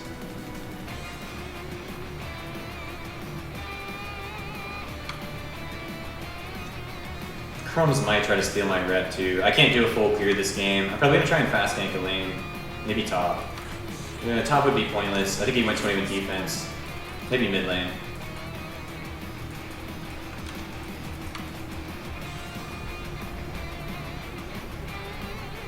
Yeah, their Renekton has a Doran shield and 21 defense. He'd be really hard to kill.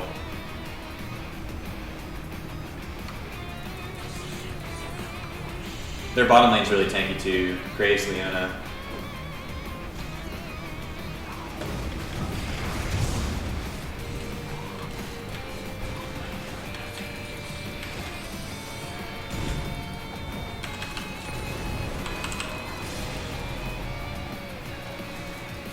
So I'm gonna rush to my red, just in case he tries to do something sneaky.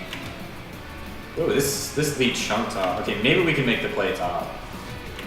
When you start blue and then you go to red second, you're not gonna be level 3, so you have to do a small camp in between. I'm gonna throw my trinket over just to make sure he's not gonna just rush it down. Rush down my red. This guy has blue. Okay. Blue. Morgana has his blue? Okay, Crumbs is really far behind then. Morgana accidentally took Crumbs is blue. I need to get red and then help lanes.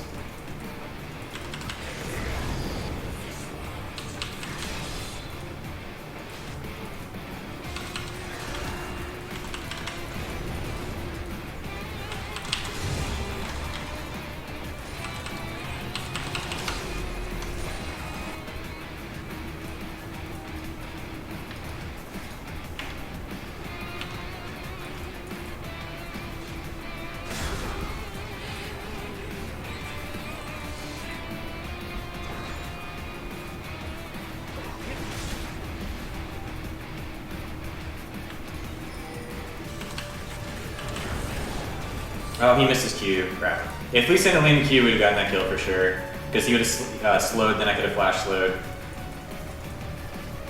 That kind of sucks.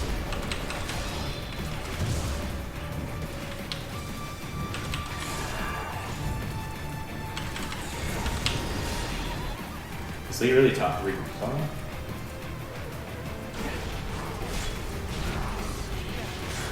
That's a Q. Alright, he has to recall. I have to pull top. Lane.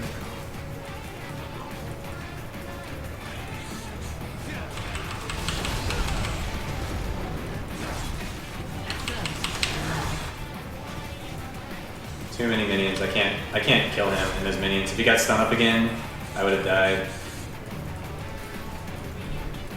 He still had flash too.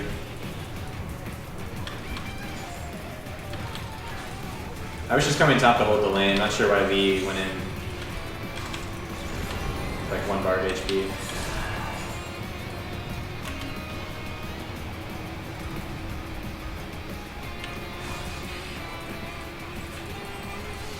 Is he really gonna stay? I might kill him. If Elise is here, then I'm screwed.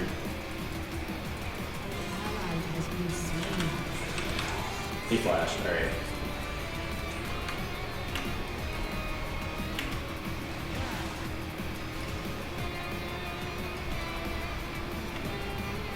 Primes is still level 3.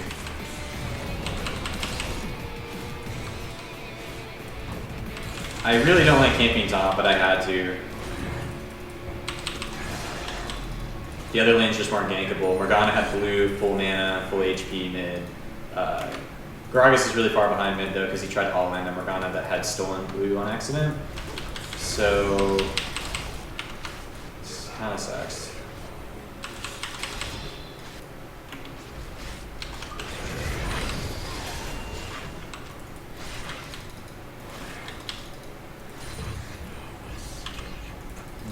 I'll finish these 2 camps. So every lane is losing right now. How do you come back from this? You kind of have to hope that the other team makes a mistake. Morgana's 6 mid. We can't even win 2v1 right now. Guess you could just ult to get away. Elise counter juggled my wolves while I was top. So even though Elise hasn't gotten a successful gank off, Elise's lanes have naturally started winning.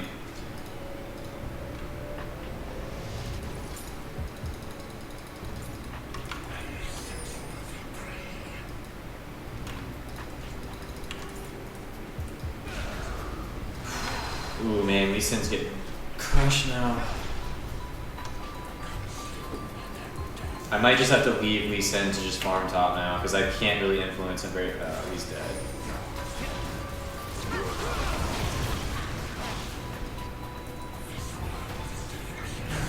Oh, so low. Nice. Okay, I might be able to get Crumbs. I do have flash. I don't know if Crumbs has flash. What is Crumbs doing? This is really risky. Why he's staying here this long.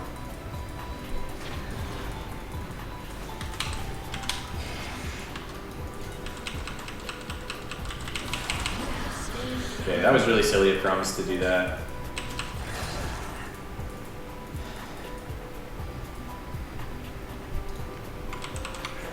Okay, so now that I killed Crumbs, what I'm going to do is I'm going to run down here and take his blue. If that was warded though, he may see this. This is going to be real risky.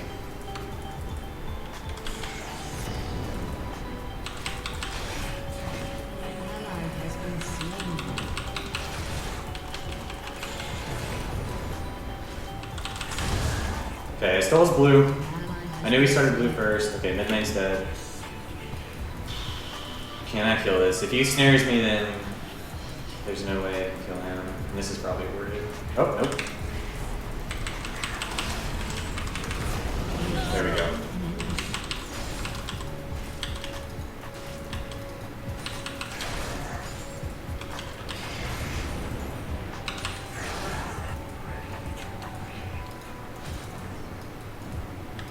Gotta give Gragas blue. Gragas is really far behind. I just need to give him blue so he can just safely farm. At least got my blue. Alright. Two can play this game. Okay, there's a ward on the right side. Really smart of Crumbs to do that. Okay, they're fighting bottom. I was gonna do dragon, but they're fighting bottom.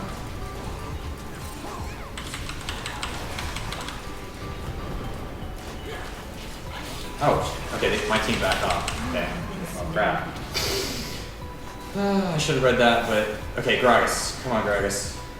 I don't think Gragas can get anything here. If you're gonna back off, always try to ping your teammates back, because I didn't realize that they were backing off. Elise cocooned me over the wall. They were very low, but I definitely should have backed off if I had known that they weren't gonna keep going. Did Elise even get red? I think Elise might have just gone straight from attempting red. Come to the area. That was really bad of me to die there. Now they're gonna get dragon. If I can get here, like, right now, no, now's the time we catch them. If we can, okay, no, we're just gonna back off. When they're doing a big objective like that and they're that low, you can very easily trap them into a battle in which your teammates can, like, slowly start rallying to. Like, right there,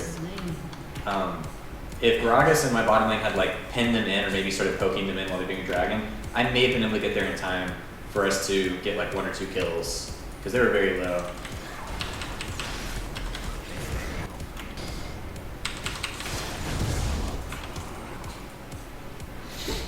Can we get this kill?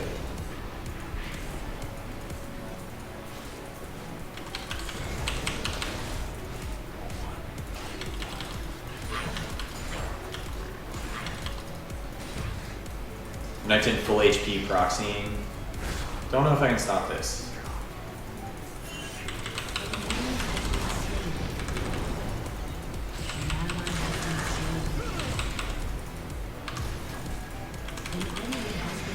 Got him. My W got him. Okay. Okay. Gragas and Elise went bottom while I was making that play top. This Renekton's going offensive, so I still have the opportunity to camp him and kill him.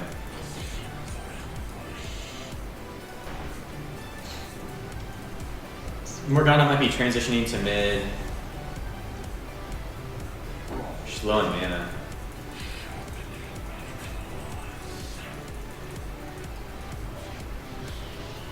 Oh, what the? Can we stop that recall? We can stop this recall. He's got level 2 boots. If he didn't have level 2 boots, I might have been able to catch him, but I don't have boots.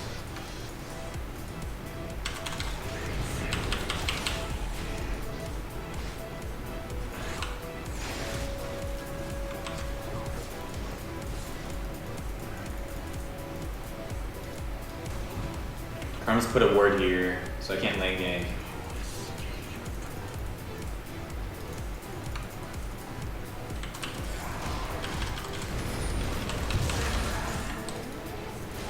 My mid laner's roaming top, so I'm going to hold mid for him, since I wasn't in the area to fight.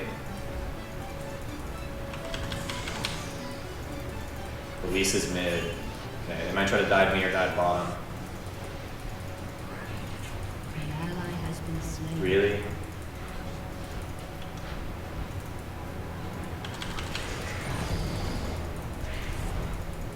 So yeah, I played really far back because I knew that Crumbs was running around the corner. I can't defend this. They could kill me under the tower.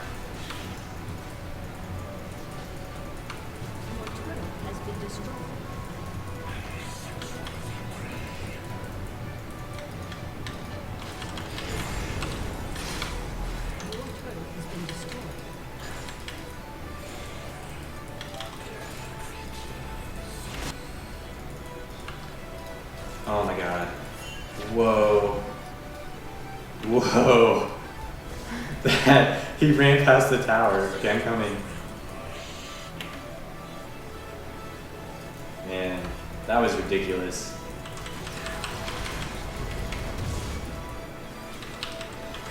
Okay, let me go get Tiamat now. Blue's up. I can't leave blue up because they have so much map control that they can just take this blue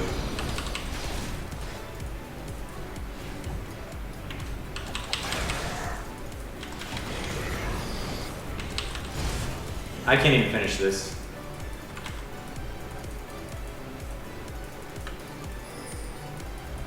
Yeah, they just worded that.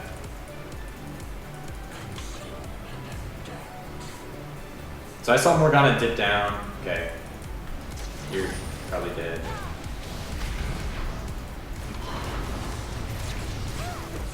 I can't help you. Maybe with Gragas. Okay. Maybe. Maybe we can make a play. Gragas lane's a really good ult here.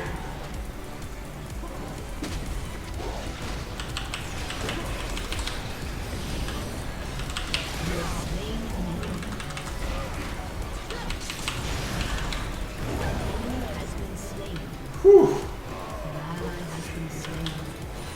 Okay, I don't know where Elise is, but I can kill this Morgana. No, I can't. Well, maybe.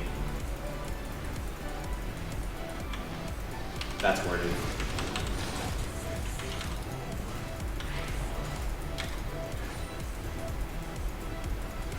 Elise could be running bottom, so I'm gonna back off. Got a ton of gold. I don't know if Morgana has ult or not. I really don't know if she used her ult there.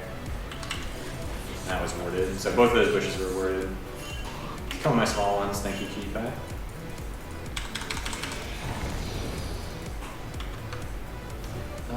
I'm so close to 11. Once I'm 11, I'll have the hops. Might be able to salvage this game if I have hops.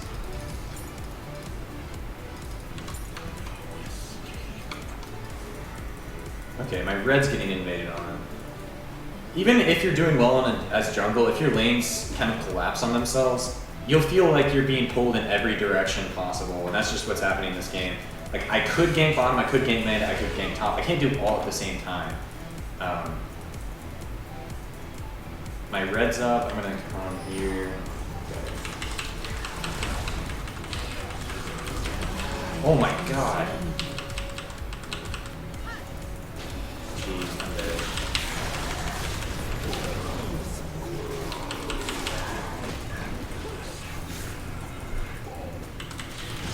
Dang it. It's really good Elise counter gank. You're dead too. If I had hit 11 before that had actually happened, I would have gotten away because I would have evolved my E. I can't evolve my E in the fight because you have to actually channel it, which is kind of crappy. Yeah, that Renekton had level 2 boots too, so once I flashed over, I couldn't even catch him immediately. It really caught me off balance that Lee would come back in like that. Renekton like E twice, got to the Lee Sin, still had flash after the play to get away. Really good play by Renekton. Dragon might be up. I'm not sure if we had never checked Dragon or if it is up right now. I didn't get the exact timer because we didn't see when it went down. Dragon 15. Okay, Dragon is up, or keep my weight. Keep back. I'm gonna keep back. Elise might try to solo it, might be able to catch her. Ooh.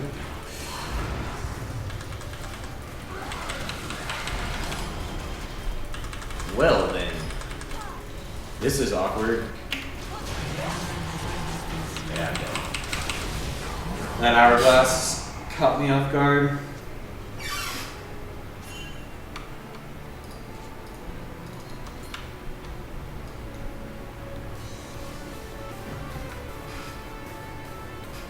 Normally as Morgana, you can't like first item hourglass mid lane because it's an armor item, and if you're laning against an AP mid, you know, most circumstances you can't just get a free. That was a good Gragas ult, but we don't have enough damage to do anything with it. Yeah, this Renekton's huge. Full DPS Renekton, Black Cleaver, Tiamat. This game is pretty much over. We can hope for like maybe like a Baron steal, but for the most part, we don't have a whole lot of comeback potential.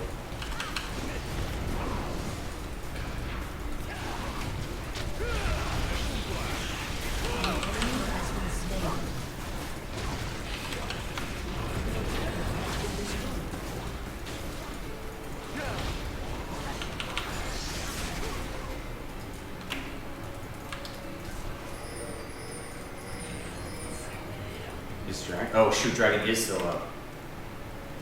So they didn't do Dragon. After that fight, they just went mid. Oh, okay. Once you lose towers, you lose vision control. Dragon was down. Oh well. I have to be careful if I get... she might try to suicide, but if I get too close... Okay, yeah, that's worded. She had flash still. I was just trying to stop her from getting executed, and she had flash, and he killed me. Good play by her.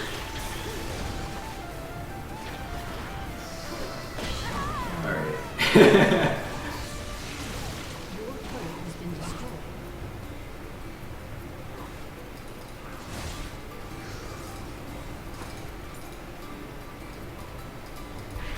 Yeah, like I was saying, once you lose towers and they get control of your jungle, there's not a whole lot you can do. Like, we were going to stop their dragon, and that's...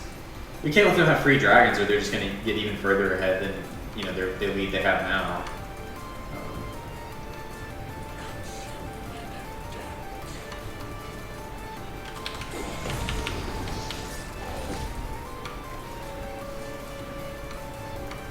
This Elise has the full magic penetration build that she's going. She's kind of tanky too, because she went through the ancient golem. This Renekton is like full offense. I don't even have a word to check this with. We very well could be doing it. Yeah, they're not doing it. Just have to wait for them to make a mistake. Maybe they'll make a mistake, maybe they won't.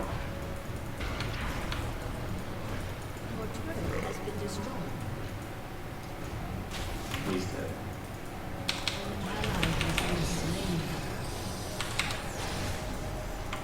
Now is when we'll do Baron.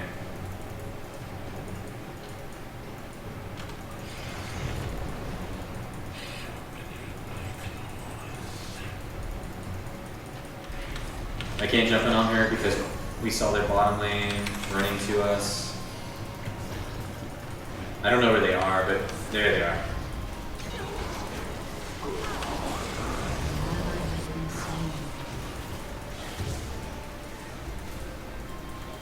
That's why we can't go aggressive there. We saw their bottom lane coming up and that was max range. Okay. We can't even defend this. I want to jump in, but we just have no CC to follow it up because Gragas is still dead.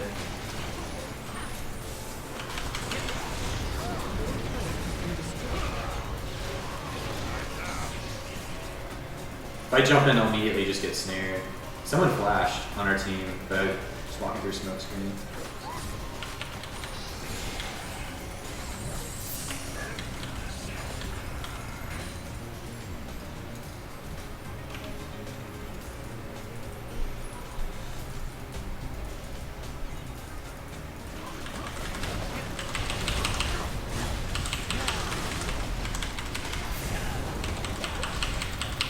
Give me the reset. If I get, oh my gosh, they all have summoners. An enemy has been slain.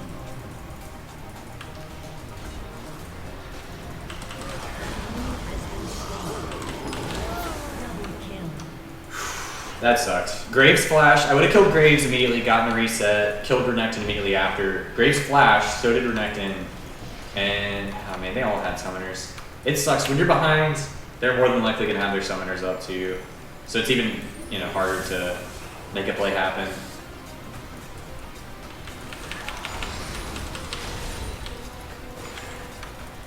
Team's getting bottom tower, we'll get mid tower. No, we still got an advantage out of that. Ally has been slain. Your team has destroyed a turret.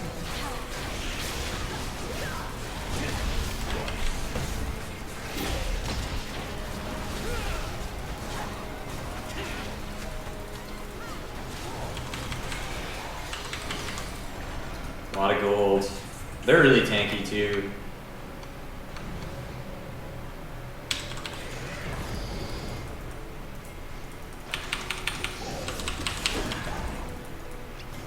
Wait, are we still fighting? Is this fight still going on? Okay. Good job, team.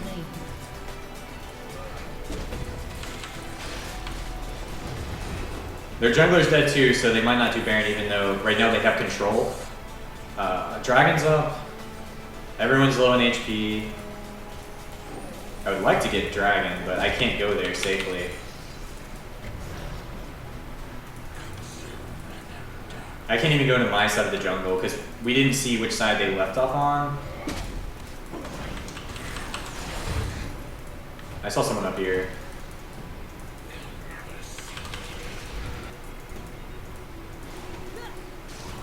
Yeah.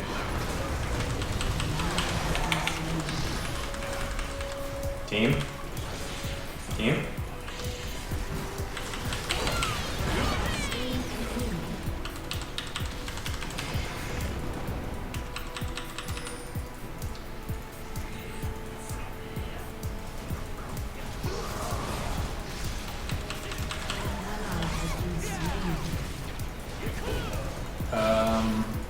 Yeah, I don't have enough mana to actually do anything here. I need to recall and make sure they don't do Baron. Good kill, good kill. Christ. They have this whole area warded up. Okay, I need to recall, get past this weird. The reason why I didn't want to go in that fight is because I didn't know exactly how it was going to go, and I didn't have enough mana to do a combo even if I jumped at one point, so I was staying back to get mana. Another was I knew they had it warded, and I was trying to heal the targets that Redecton was trying to kill, and once I did that amount of damage, I'm really squishy. Like, I am full offensive, so even though I look like I'm full HP, I'll die very quickly. That Elise can just combo me down probably 100-0, just about with her full caster combo and then spider combo. I just need to make sure they don't do Baron. Like, they were super low after that, but they very easily could have killed all of us, then just recalled and then gone to Baron. This is all warded. Dragon's up. Okay, we're gonna get wards on Baron now. Good. So now I can maybe go down a Dragon.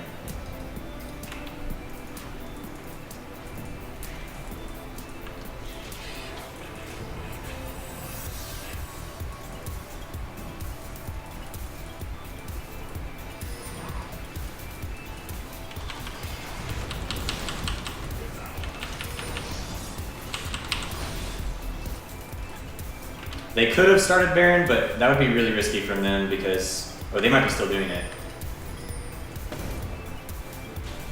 No, they're baiting it.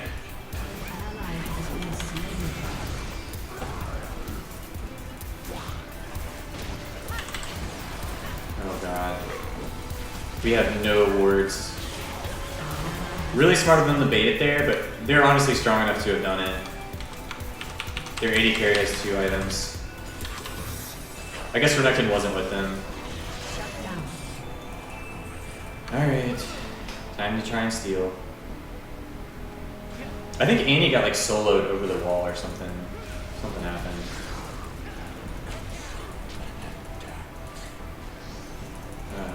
Oh my god.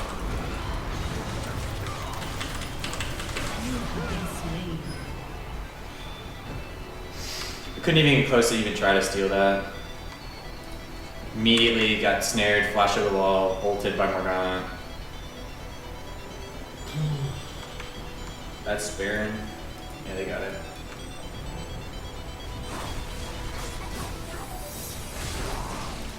Merc treads.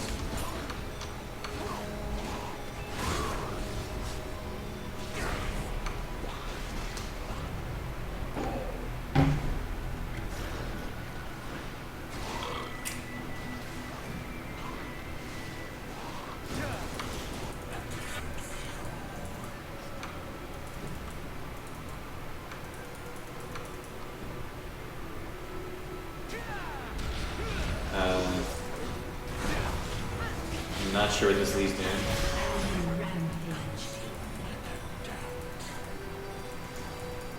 Okay. We cannot defend. We can't even defend the inhibitor because it's exposed. Even if Graves isn't there, we can't win a 4v4 with them having Baron. So, just did that camp to be cheeky, I guess.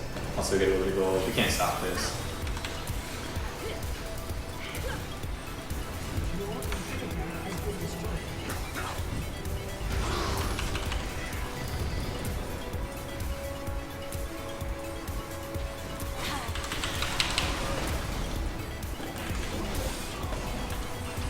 a good dodge by Crumbs. He would have died if that Gragas ult hit him. Not exactly the best time to flash Tibbers, but my jump was on cooldown after jumping on Elise.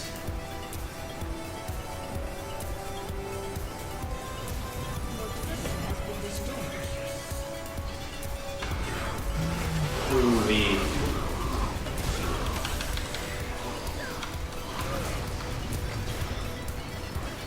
It's another inhibitor.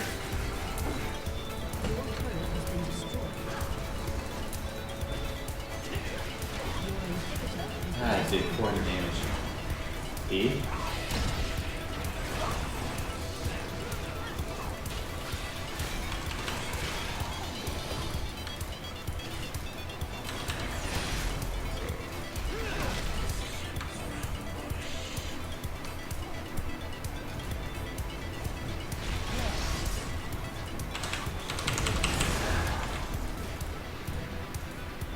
So now they're gonna push top. Nothing we can do. I kind of feel like throwing out a surrender vote, but no one else has thrown out the surrender vote, so I'll be okay with us just finishing this game.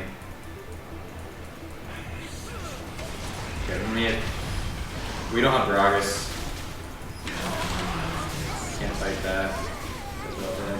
Has been slain. Enemy double kill. Gragas wasn't there. Annie tried to initiate a fight. Lose.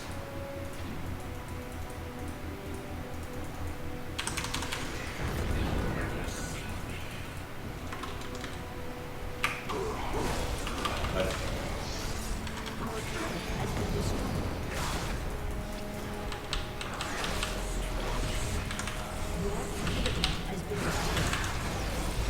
please. Alright.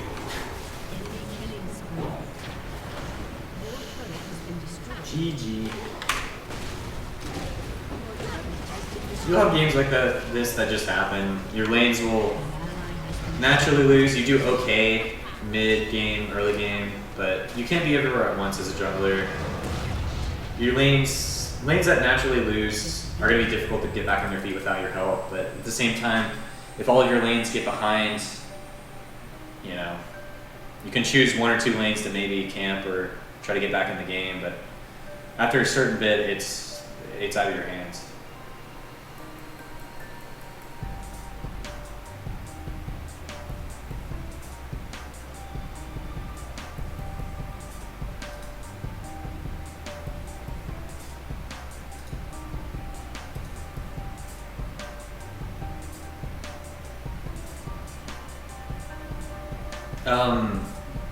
This is my Smurf account. I made this the EG in the title before EG had actually picked up an LOL team. This maybe 2 years ago or so, and I don't know. I had the account name before EG was even a team, and I just never bothered to change it.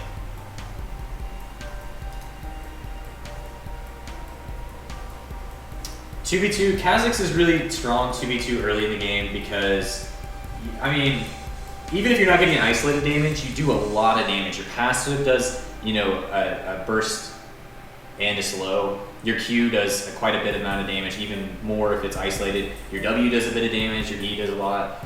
So all of your abilities do a lot of damage, even early in the game. You know, a full combo could get someone down 50% maybe, if they don't have a whole lot of armor at level 3. And so 2v2, I mean, you can still make things happen, but you might not necessarily want to do it if they have like an Elise or a Vi, because if they have a strong laner too, I mean, as Kha'Zix, you're really squishy. You really do have squishy stats, so you have to be careful. I'm just waiting a second to queue up because I've been kind of getting the same players on my team and against me several games in a row. And whenever you get like on a losing streak like this, you want to like take a second, take a breather, reflect on the games, kind of wait till those players find new games so you can just get a fresh new set of players. You can't do this as much in high elo, but you can still do it. You might have to wait a little bit longer, but I'll answer some questions while I wait a little bit.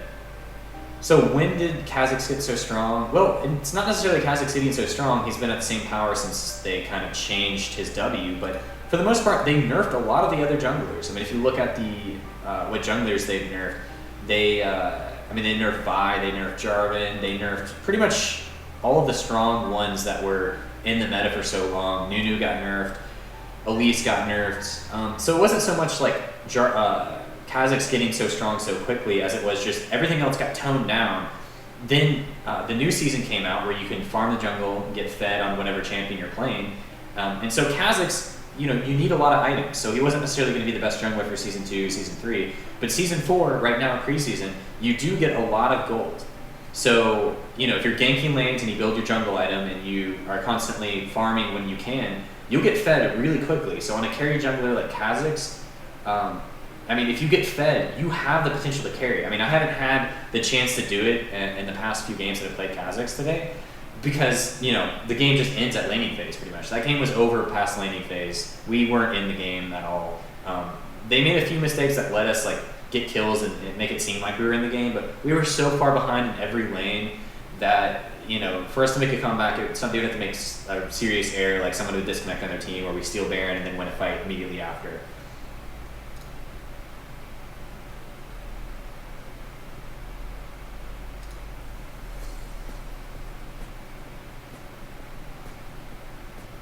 Did they make Dragon weaker? No, but they made the HP pool stretch out further, and Kha'Zix also just destroys Dragon really quickly. Kha'Zix is one of the fastest Dragon killers in the game because you do isolated damage to it.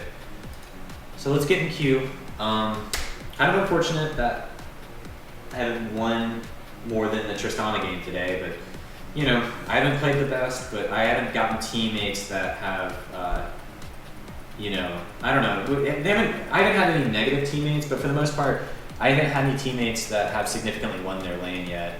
And, it happens. You'll get games, streaks in a row where you'll just have, games that seem like they're unwinnable because they'll start losing from laning phase, and once you lose laning phase, it's difficult to come back. But, you gotta keep on trying.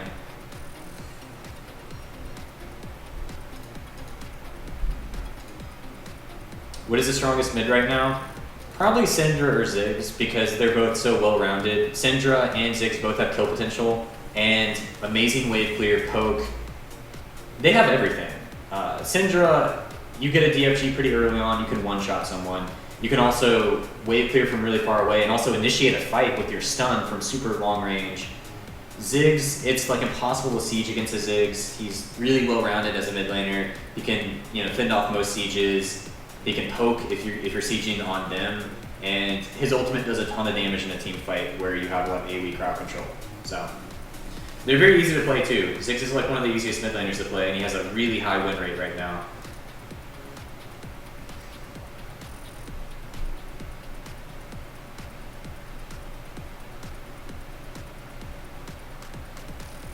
I don't go tier on Kha'Zix because as a jungler, if you get the spirit item, you'll have a lot of mana regen to begin with, so you don't need the tier of the goddess. I'm not evolving my W, so I'm not going to be poking. For the most part, you want to go full damage because you want to get your reset. You want to do as much damage as you can so you can get a reset and keep on going. If you get a tier early, it can really hinder your damage. There's kind of no point in doing it anymore. Especially since you're evolving your Q first, or your E first as a jungler. Mid lane, you might want to evolve your Q first. Just so if you actually get on your lane opponent, you just chunk them quickly. Very rarely would I evolve E first as mid Kha'Zix, unless you can roam constantly.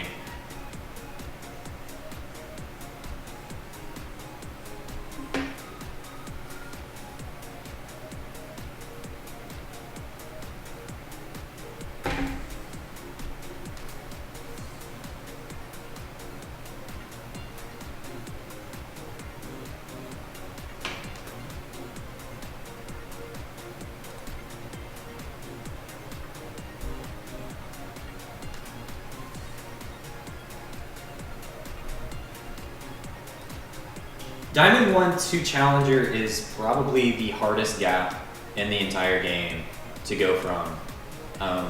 The difference between someone in Diamond 1 0 LP and people that are almost in their placement matches is huge.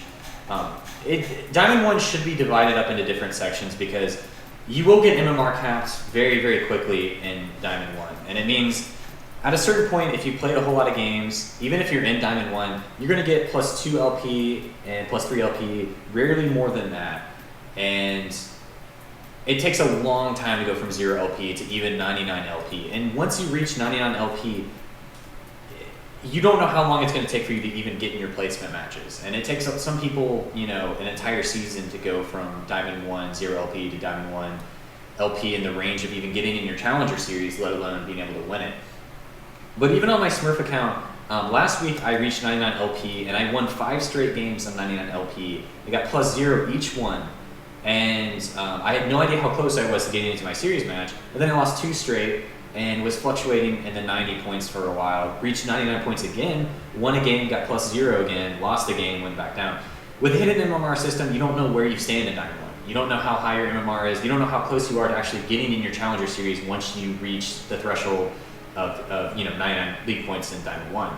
So this system kind of sucks. You know, Diamond 1 takes a while. You can't rush it. Just because you're in Diamond 1, it doesn't mean that you're on the threshold of even hitting Challenger. It takes a long time to grind it out, and even when you get close to it, it's going to get frustrating because once you start getting 0 LP for your wins, you're going to be confused because you're not going to know how long it's going to take for you to get into your series.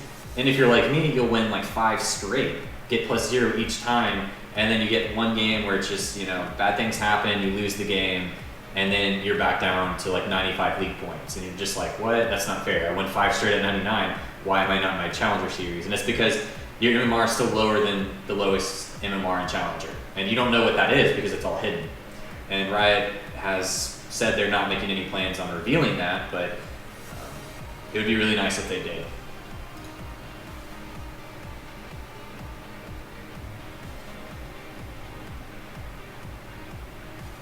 My opinion on Ezreal is that he's not quite as good as most AD carries because he's pretty much 100% skill based. So if you're playing Ezreal, unless you're like consistently hitting your skill shots, you're probably going to be better off by playing another AD carry like Jinx, Lucian, or Sivir, because they just innately have more power. To really be effective on Ezreal, you have to hit all your skill shots, you have to hit your ultimate. It's just much better to play Lucian, Sivir, Jinx, Caitlyn, Vayne.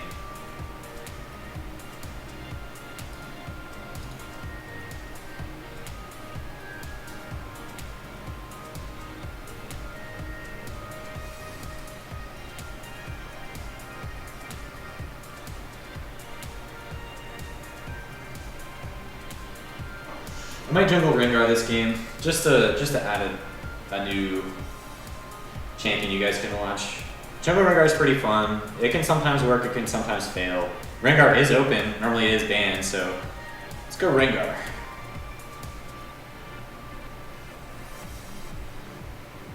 The cool thing about Rengar jungle is that with your ultimate, if they don't have the pink ward, which most people don't buy pink wards because of how vulnerable they are, you can get a kill off with every single ultimate that you have. So as long as you have decent cooldown reduction, you can just kind of run around the map getting kills with your ultimate. The downside of Rengar jungle is they did nerf the bushes this season. If you notice, they did clean up the bushes. The bushes are much smaller now, so as Rengar, you don't have a whole lot of space to jump on someone. The gaps between the bushes are even bigger now. So as a jungler, if you don't have your ultimate, it has to be very, it's a very situational champion. You can't always gank someone. If they run towards you and you're in the bushes, of course you got your gap closed because you're jumping out of the bush. But if they're staying clear of the bushes, I mean, your ganks are going to look kind of funny because you're just going to run towards them and lane. And if they're super far overextended, maybe you'll lane your bulls on them, get a kill. But for the most part, you're not going to have the gap closer pre-6 that most junglers will have.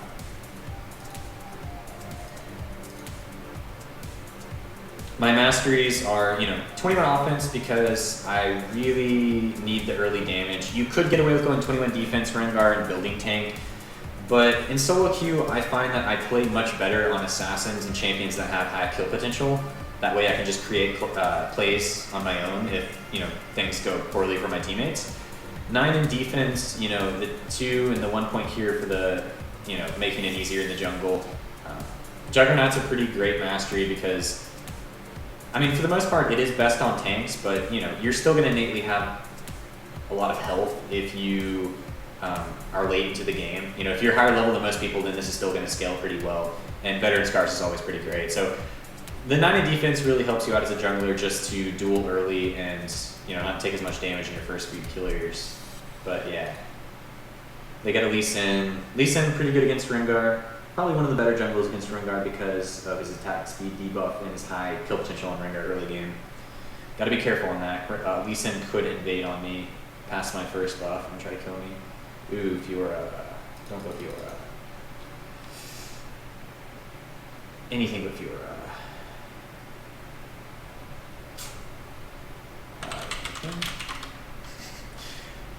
I know the Fiora versus Riven matchup, and it's not great. If you get behind on Fiora, like for whatever reason, you just get outplayed, you have no chance of coming back. It sucks, because Riven is so broken right now, and she's getting nerfed, but right now you pretty much need to ban her. Our first pick didn't ban her, unfortunately, and she got through.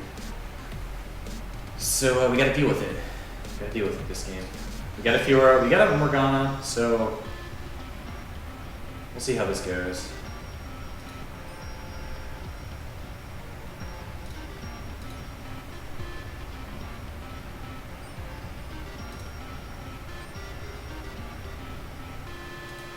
Jinx, you can go the Legolas build. I think it all depends on what you max first on Jinx. If you feel like you're going to be a poke champion mid game, then I would say go the Legolas build, Bloodthirster and Last Whisper, and max your Zap first. But for the most part, you're going to win lane much easier by just maxing your Q first because it'll give you longer range on your rockets and more attack speed, attack buff when you have your machine gun on. So, it's like I said, it's situational. If you feel like you're going to be able to transition to mid-game poke wars, then go Legolas build. Because maxing Zap first and having Bloodthirster or Last Whisper means your Zap's going to do like maybe 33% of most players' health. So you siege up with that, you can very easily take towers.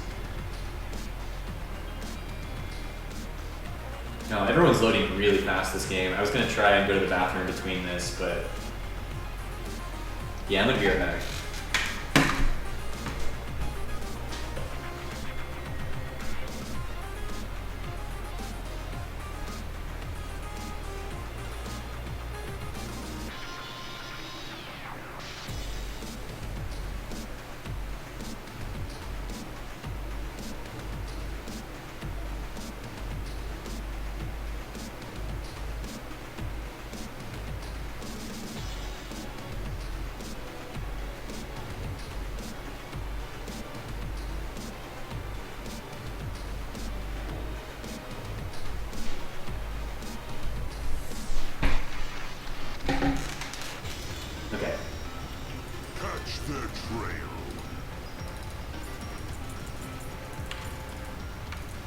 Rengar jungle, you want to max your Q first. Very rarely would you change that out, just because you're going to do the most damage to the minions with your Q. It's going to give you more attack speed. It's also going to increase in damage. Lane Rengar, you know, top lane, sometimes you max your Battle Roar just because it gives you more tankiness, and you also do magic damage. So if they're itemizing for armor, you can still do a lot of damage to them.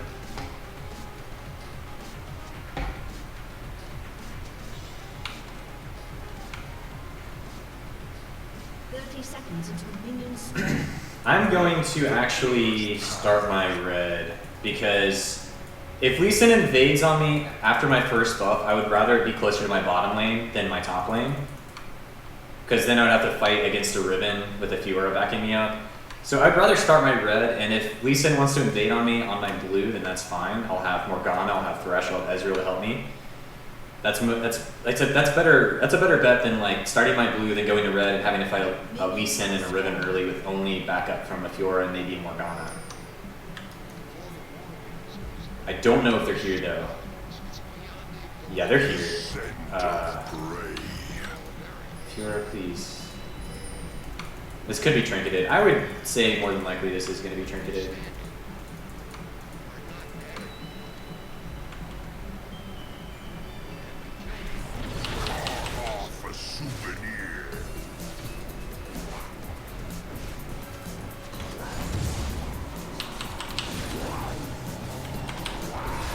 Take W second, helps you wave clear, gives you a little bit more tankiness.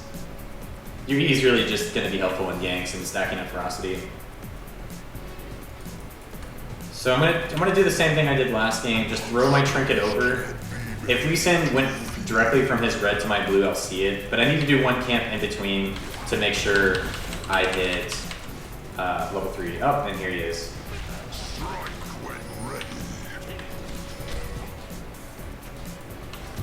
He smited that. Okay, team. I seek only the strongest. She lands a snare, we got the skill. Okay. Alright, that's worth the flash. Comfort breeds weakness.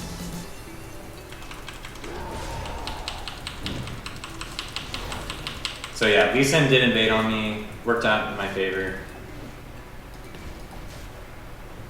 A true hunter never rests.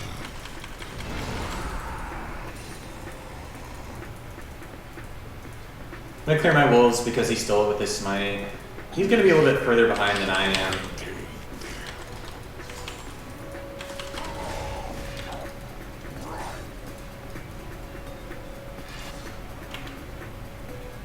I usually stay away from this camp unless I have smite because it does do a lot of damage. I'm not 3 yet, so I can't really help out top. Careful. Riven started red, so he would go to blue and then he'd be topside.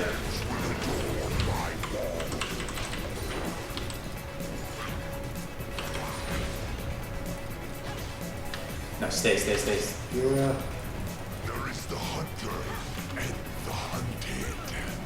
Lee was around mid.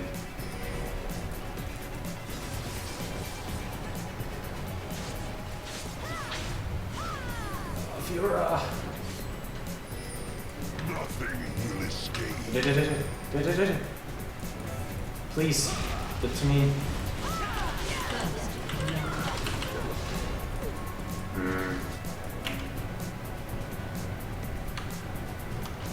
Walk the killer's path.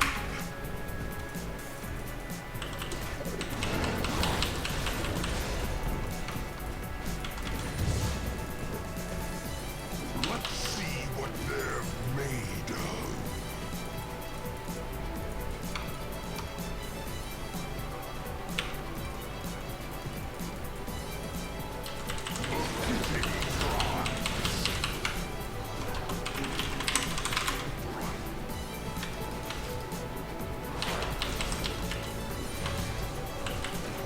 Another piece for my collection.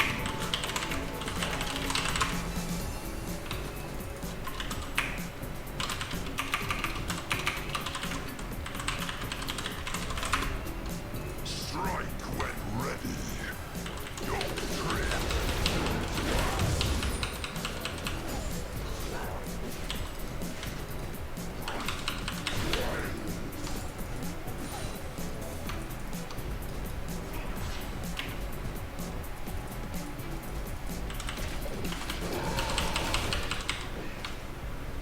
Super far behind this game. This Lee Sin, nuisance in my jungle.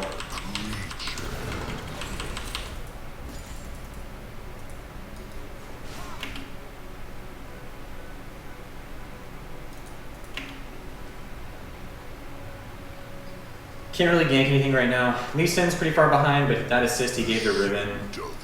I mean, this guy picked Fjord in the Riven. I mean, come on. Oh well.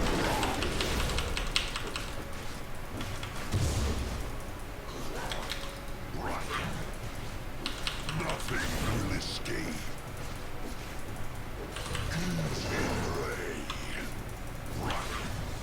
Level 5, 6:30 in. Yeah, Riven's gonna snowball here. Okay, top is GG.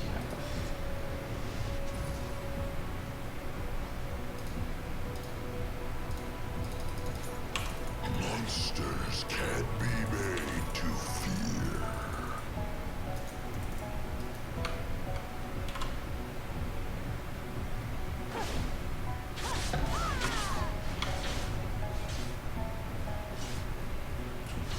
I'm not a big fan of Fiora. I think Fiora kind of needs a rework. Breeds weakness.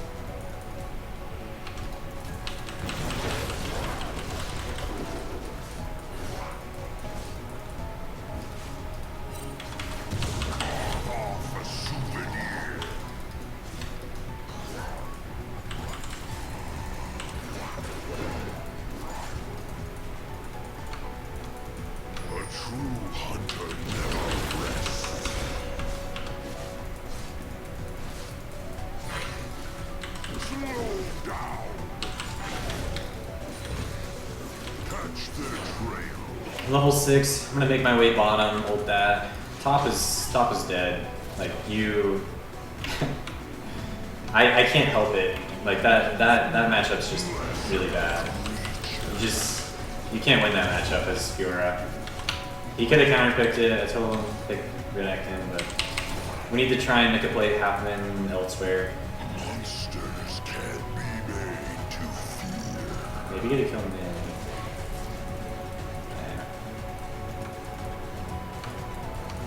The sad part is this league's probably just as far behind as I am.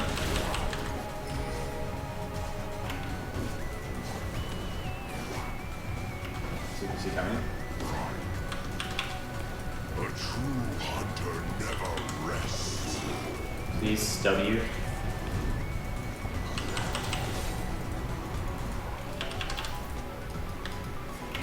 The scent of Okay, here we go.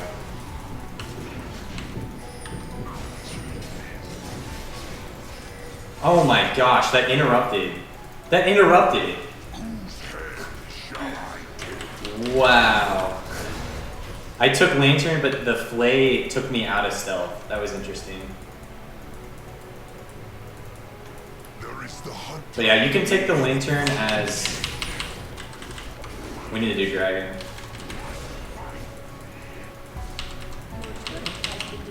There we go. No, we need to do Dragon. We're gonna just come down. But what happened there, like, even if you go out of stealth for a second, you can still leap. So I was gonna take the Lantern and still leap out of it. No, come down here. Their jungler is top. You gotta help me do Dragon. Here we go. Okay, so what we're doing here is we gotta do Dragon because they're just gonna take our tower top. Fiora cannot even fight Riven into the tower now, so. Best thing we can do is cross our fingers, hope we can get something out of this. I missed this one.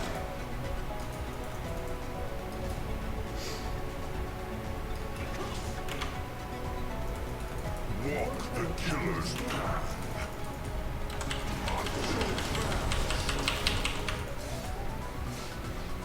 Please.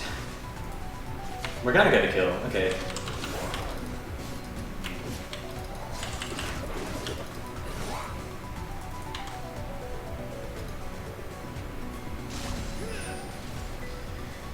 I cannot hold this. I'm really low. I seek only If they have any sort of ultimates or flashes, they can just dive me and kill me here. And Riven is gonna kill top again. Oh, Riven is full.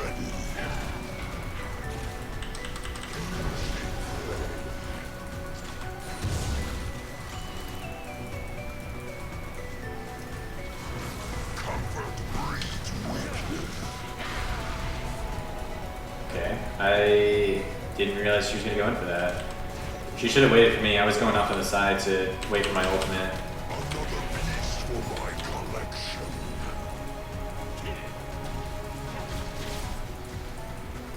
Bye, bottom. A Let's see if they have this warded or true not. hunter never Where are you guys rests. going? No, we can't make this happen. Maybe? Snare? I seek She should have black shielded herself. She got knocked aside. Cool.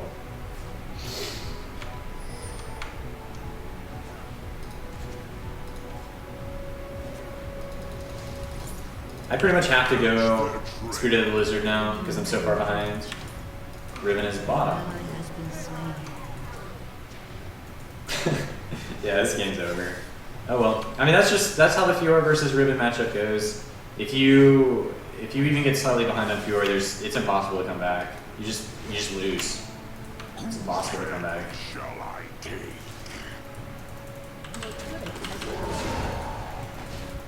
Riven is pretty balanced.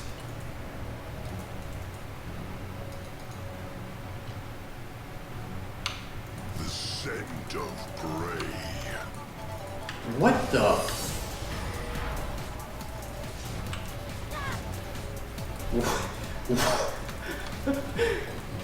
the killer's path.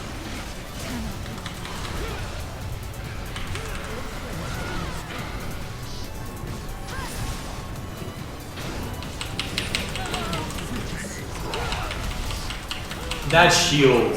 Good lord. Yeah, that's GG.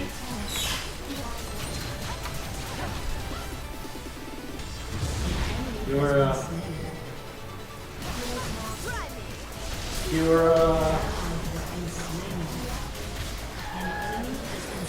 So yeah, weakness of Jungle Rengar, you can't really gank early on, and what happened there is just Top got put off tilt because, you know, Lee Sin came in from behind against like a 1 HP Fiora. Riven Flash got the kill. There is the hunter and the hunted. Alright. Ally has been slain. A true hunter never rests. Rest in peace, my jungle. Maybe I shouldn't have gotten this item, because I don't have a jungle anymore. Yeah.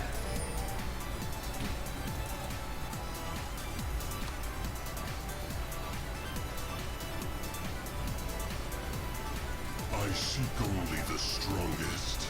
Okay.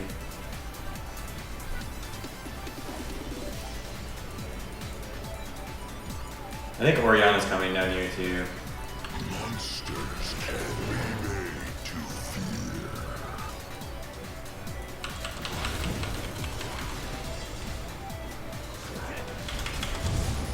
There is the hunter and the hunted.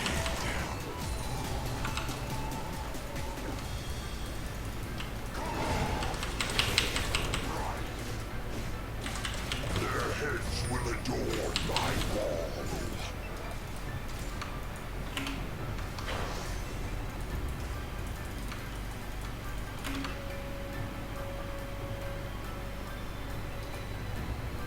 Walk the killer's path.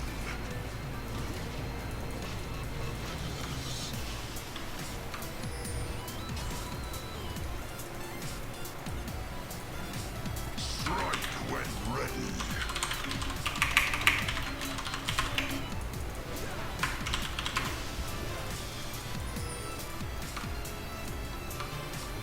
The scent of prey.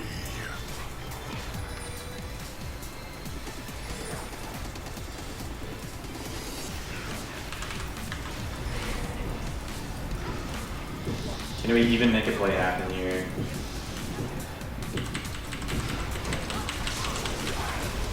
I don't think we can even kill him. Alright, Riven Penta here.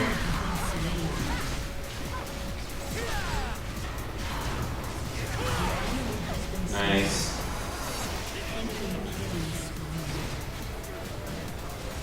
Nice. So we can win 4v5.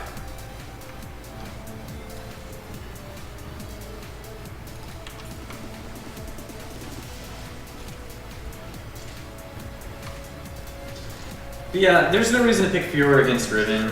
There are known counters to Riven, even though Fiora might be able to out-pressure Riven, maybe like levels 1 to 4. Riven can always come back and win the game. You have to pick Renekton against it, you gotta pick something tanky. Hunter never rests. Just picking Fiora is kind of, yeah, I don't know. I can understand players that pick Fiora for fun, pick Fiora because they like Fiora, but it's ranked. Don't pick Fiora against Riven.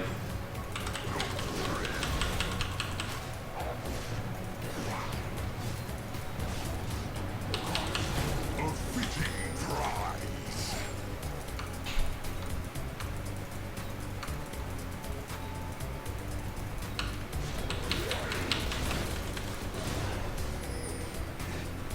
Another piece for my collection.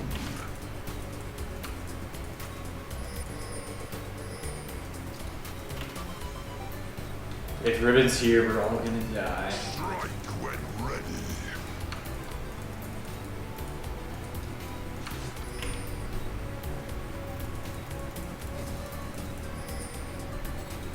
I don't think they're doing Baron, Comfort breeds weakness. but we also have no control.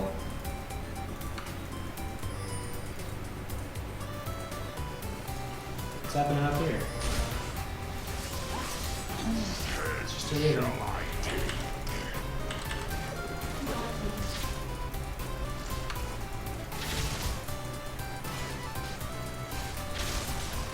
Walk the killer's path.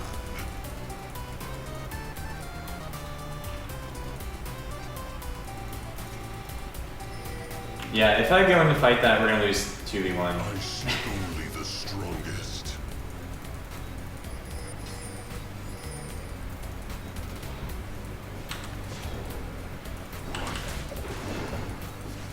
Monsters can be made to fear.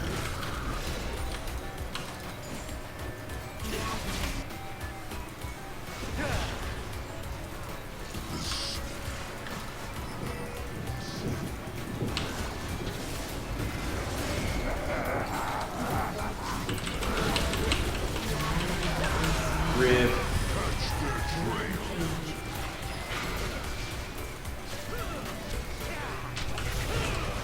Ow.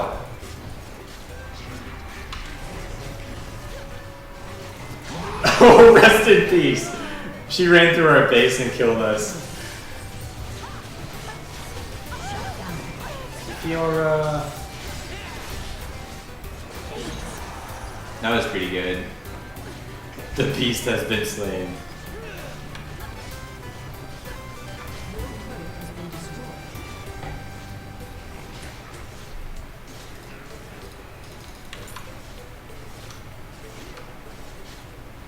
Probably gonna report this Fiora. It's kind of a tool. By that I mean he is a tool.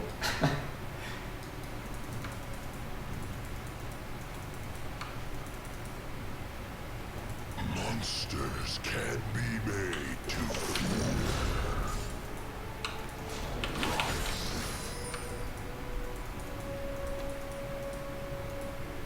Catch their trail.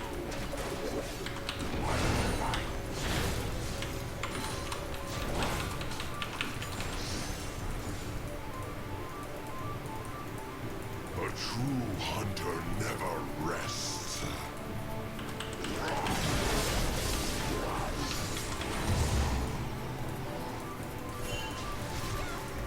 Rest in peace. Rest in peace, everyone. Goodbye.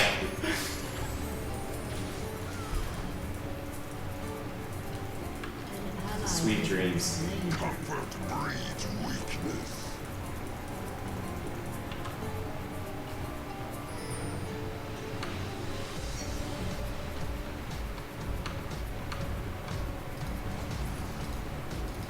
Walk the killer's path. I would not have picked Jungle Rengar if I knew we had a Fiora. Jungle Rengar also sucks if you don't have a tank, because if you go tank Rengar, then you won't be able to play the jungle as quickly. And top laners usually go tanky, so you can usually get away with it.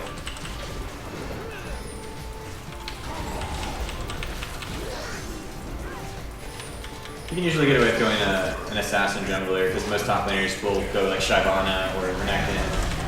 Something tanky.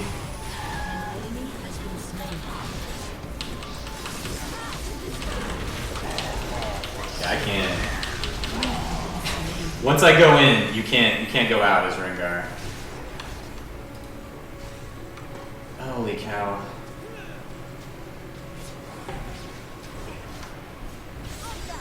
That's GG.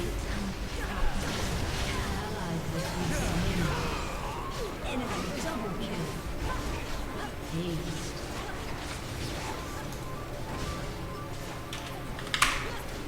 Your turret has been destroyed. So I'm reporting this Fiora not because he picked Fiora, but because of his attitude. I don't know. It's when you lose lane like that, you can't blame jungler. When you pick the matchup, he's the one who chose to play Fiora versus Riven.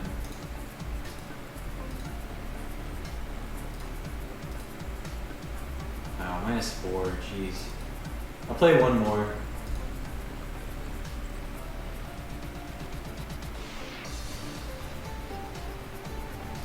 So yeah, that game really sucks because Rengar has no early pressure and Fiora just started getting spanked by Riven early. And you can't gank Riven on Riven is very, very hard to gank if she gets ahead because of her high mobility and the fact that she, in most circumstances, can just 2v1 you. And that Fiora was complaining that I didn't gank top. Well, I didn't gank top because top was over. Like, top was just 100% over. Lee Sin started going top because Riven was beating Fiora by such a huge margin that Fiora was just stuck under the tower. I can't gank that pre-6. If you lose your lane that hard pre-6, you need bushes to gank on Rengar. And like I said, now our last pick was Fiora, so it's like he last picked Fiora. I wouldn't have picked jungle Rengar if I knew we had a Fiora on our team. I would have been considerate and I would have played a tank on our team or something that had more pressure early. But I mean, that's just how it ended up, and it kind of sucks. But you know, sometimes you'll get teammates that just want to play Fiora last pick, and they'll pick it into something like Riven. This guy had 750 Fiora games. Wow, this guy's dedicated. But yeah, not doing so hot.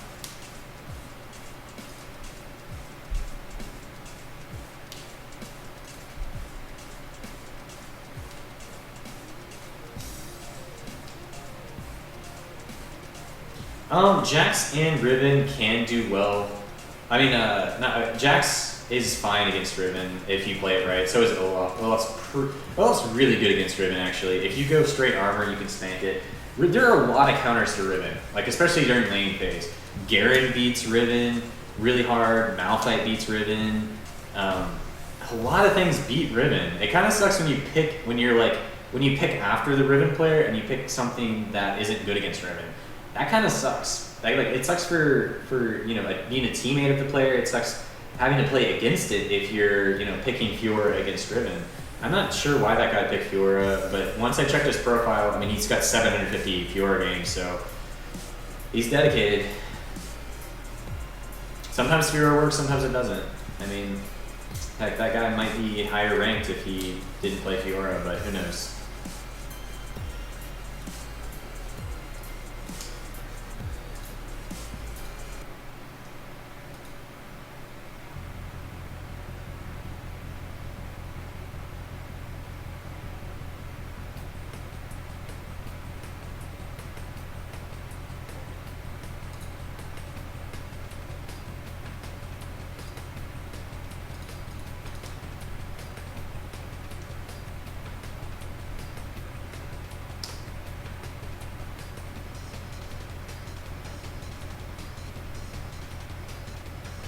Yeah, you can just pick Renekton against Riven and completely curb stomp it. That's what kind of frustrates me. Renekton is such a popular pick that when someone like early picks Riven like that, like if you don't pick something that just naturally counters Riven, it's kind of your fault. Like just pick Renekton against it, and you'll just Riven, like unless you're like the Riven player's like superior in every way mechanically, you'll beat it as Renekton. You don't even have to do anything special. You just get an early chain vest. And then whenever Riven goes in the trade, you trade and you'll do more. And you'll beat Riven.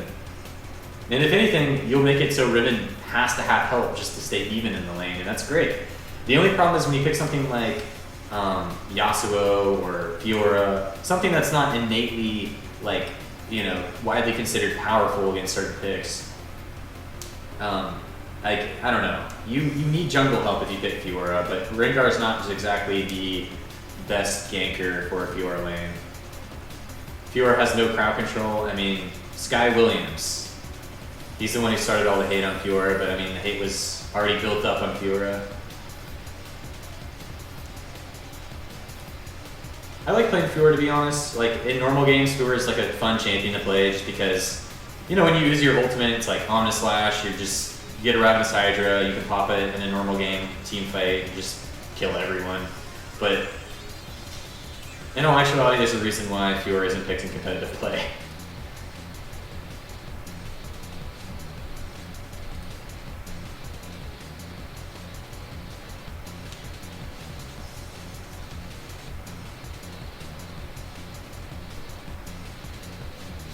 Yeah, if anyone watched the Alliance vs Dignitas game, you'd know that Wicked, the Malphite that game, built Trinity for his first item against a Shyvana, and he completely won the lane. And I think it caught Cruiser the Bruiser, who's playing Shyvana, off guard, because usually in that matchup, you know, as Shyvana, you can just first item Spirit Visage, and you're totally okay, because Malphite does mostly magic damage, right?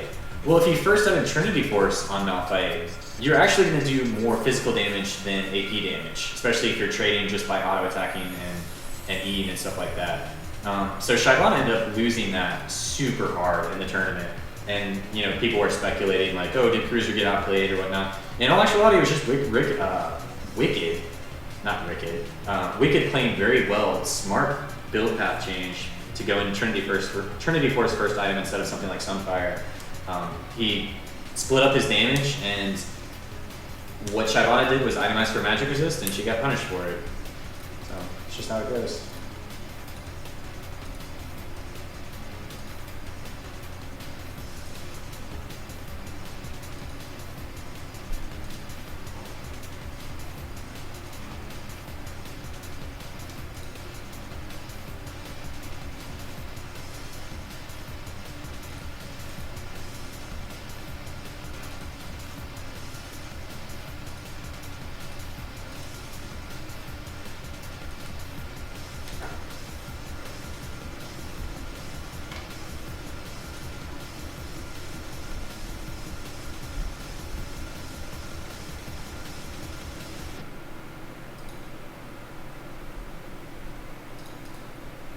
Interesting. So they picked up Kiwi Kid as support instead of Patoy. I'm not sure how much I agree with that.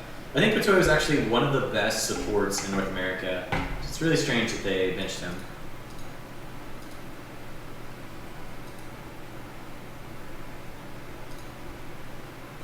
Rumble's okay. The problem with Rumble is that he does have unfavorable matchups top. Like Renekton versus Rumble, some people say it is a skill-based matchup, but for the most part, as Renekton, right now, the magic resist choices for top lane is pretty great. You can first item Spirit Visage as Renekton versus a Rumble and win the matchup. So Rumble, I mean, for the most part, Rumble got indirectly nerfed because Spirit Visage got buffed, Banshee's Veil got buffed. Just there are a whole lot of build alternatives for top laners now to itemize against magic resist. But Renekton's, I mean not Renekton, but Rumble's still pretty great. Like if you can go even in lane and then go to team fights, your ultimate can be game changing if you're really good with your ultimate.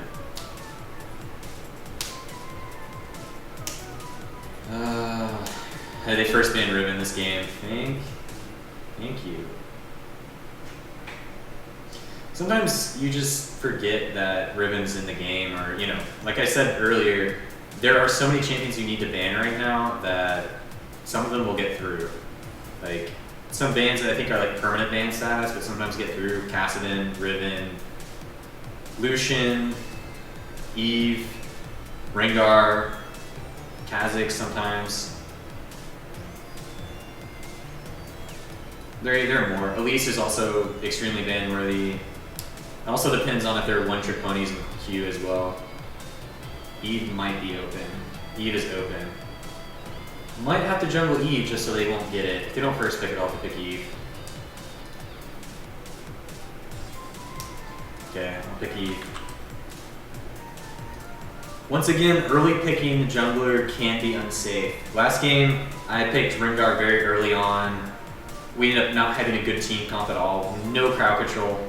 The only crowd control we had were like skill shots, like Morgana and Thresh. And the plays that I did try to make, we did end up not hitting the skill shots. Like early game, the Morgana snare missed on the Lee Sin. He flashed away, got away. You need crowd control to win solo queue games. So when you early pick a jungler, you most of the time need to pick a CC jungler. By picking Eve early like this, it's dangerous because they could pick a Elise or a Lee Sin and counter jungle me.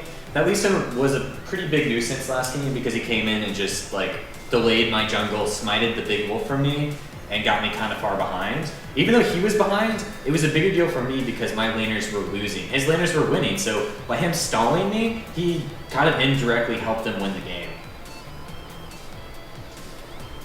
I think Eve might actually be the best bottom lane ganking champion pre-6 because you can't, like most bottom lanes don't buy a pink ward at level 1. So they rely on their trinket wards and a single ward to try and mitigate it. And as Eve, you do a lot of early damage against you know, a squishy support, a squishy AD carry.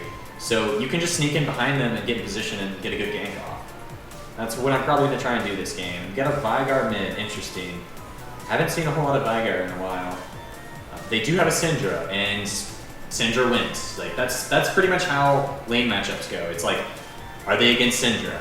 And it's just like, okay, if they're against Syndra, Syndra is most likely gonna win. Syndra's just really good. She's really skill-based, but for the most part, if you play her halfway decently, you'll win most matchups because she has long-range stun, a slow, a lot of wave clear, a lot of poke, and an ultimate that just kills someone 100 to 0 if you have DFG.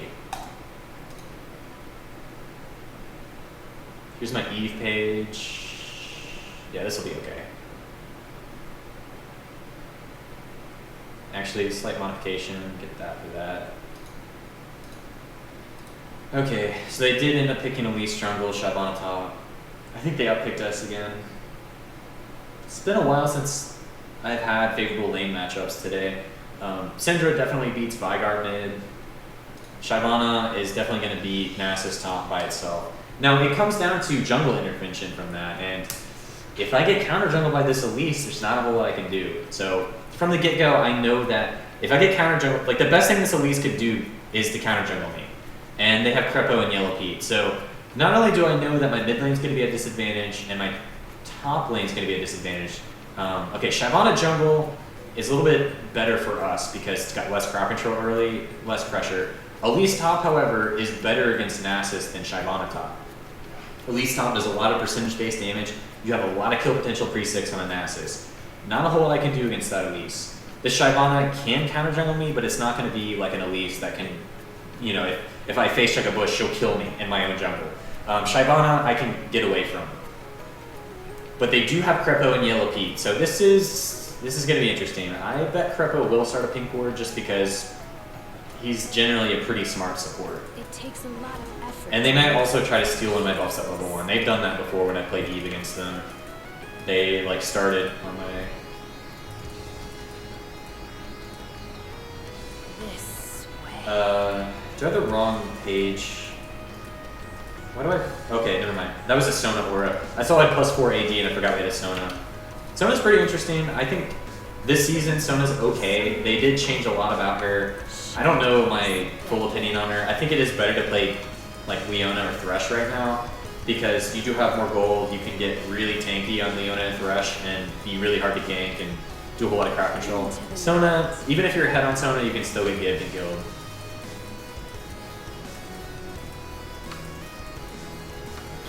Lulu though. Lulu Vayne, that's scary.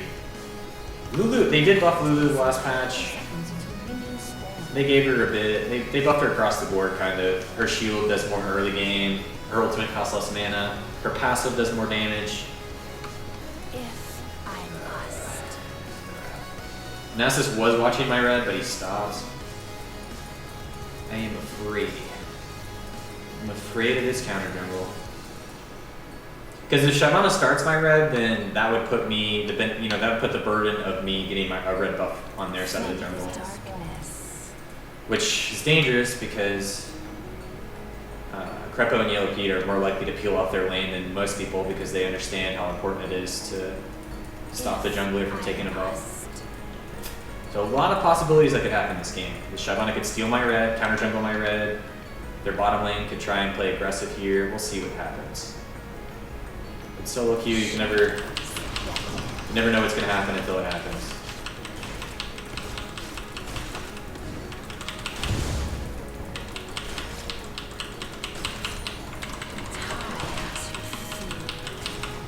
I gotta get to my red ASAP.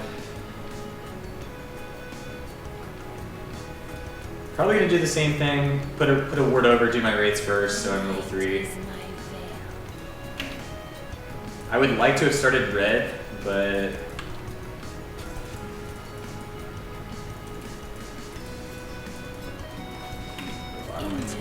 if I started red, then my second buff would be blue, and then I'd be closer to bottom lane. Bottom lane's the lane I want to gank right away. He doesn't have a pink bottom. Crepo started 2 potions ward. If you drag it to the bush like this, your hate spike will hit everything. This is pretty much the fastest way you can do this buff. Oh, okay, I see Shyvana top. I can't even counter gank that, no. Like, Nasus doesn't have Ignite. Let them get an advantage from that. Bottom lane's getting shoved in. I don't think they can't dive the Nasus, so I just need to stay close to bottom and mid, make a gank happen there. Can't get bottom. Mid's my only choice right now. Bottom's shoved in, mid's overextended.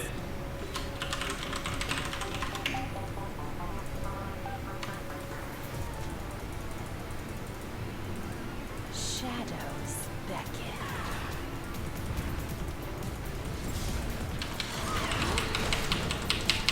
She's got barrier? Into the night. Okay, maiden flash.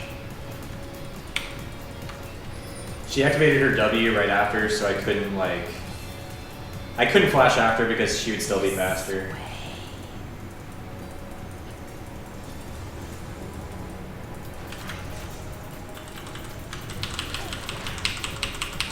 Dang it. It takes a Dang lot it. of That effort sucks to so move much. heals.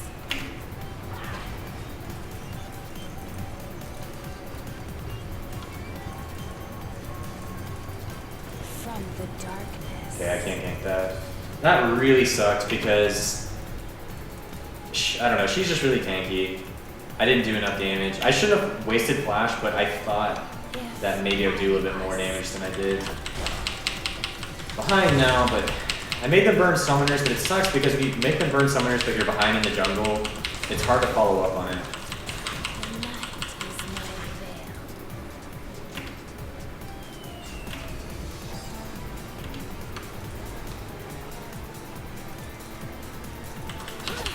Shadows beckon. These bulls are doing a lot of damage. Level 4 by 5 minutes, that kind of sucks. I made Shyvana flash and a mid laner barrier, but that's not good. That's like not good enough as Eve jungle. Bottom lane shouldn't have been pushing as hard as they did. I needed to have ganked bottom. From the darkness. Okay, I have to try and do like a full clear or something to catch back up. Shyvana's bottom.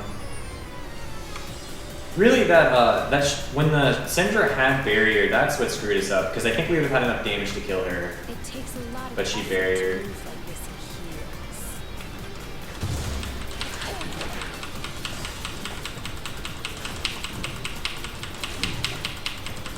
This way.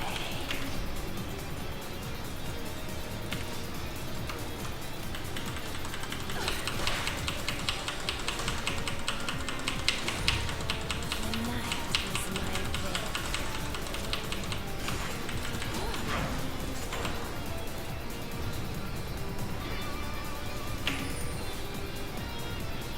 If I must.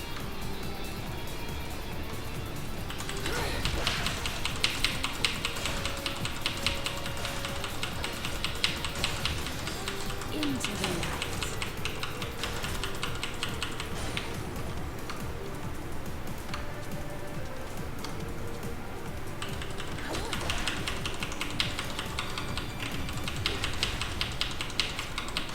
Misery loves company.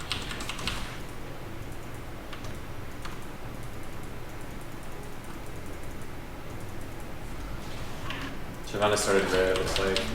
She's going through a red, and it's the time that her first buff would be starting.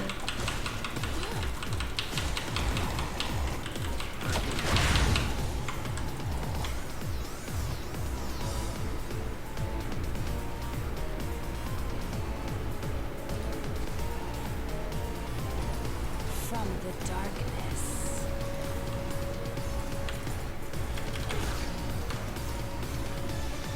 Top is vulnerable, really? I still don't know if we have kill potential in that lane matchup. It takes Like, Nasus isn't gonna do a whole lot of damage, she's got TP. If she's like full HP, maybe we can get a gank off if she's overextended, but if she's full HP and then she's that far shoved back, she'll just flash and get away and waste my time. Maybe I'll make able to follow it up later, but for the most part, when you're Eve and you get behind, like I did here, I mean, their Shyvana isn't ganking either, but it just makes me feel uncomfortable when the game gets kind of put out of your hands as a jungler.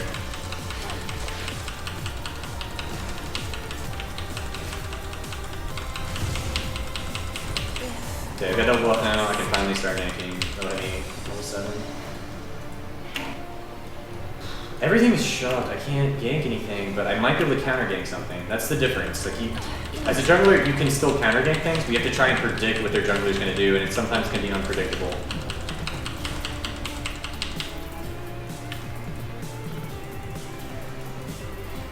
This way. Here we go, Nasus.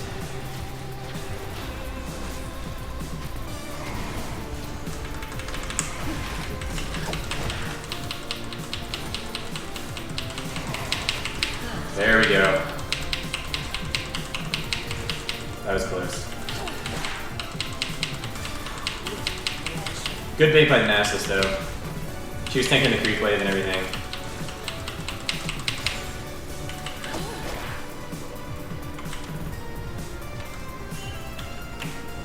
It's gonna be faster for me to get bottom by recalling. Did they really not see that? She ran by the ward. Okay, they're okay. Good.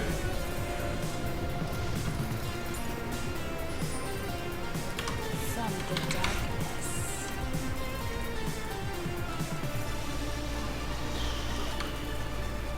And the reason why I ulted the Elise is just because I needed to secure the fact that she wouldn't repel to a minion, flash away, and I would spend the next 5 minutes chasing after her. But my ultimate will be back up in a minute. I just didn't want to risk losing that kill. She's gonna have barrier. This might be risky, but I'm gonna try and sneak around. Must.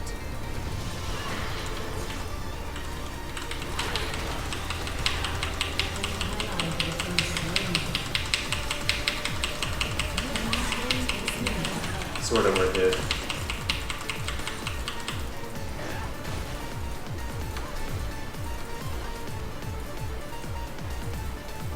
It takes a lot of effort to move like this. Yeah, that's why Valkrin loses that matchup. She's got magic resist. She can still do more damage than him.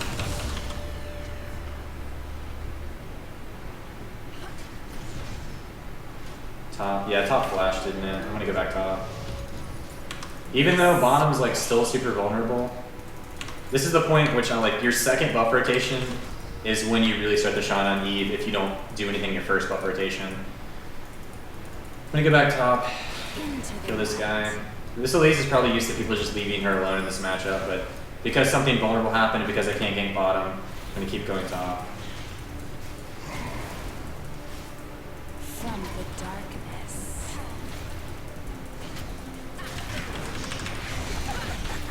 Shit. Can't get this. We're not gonna get this.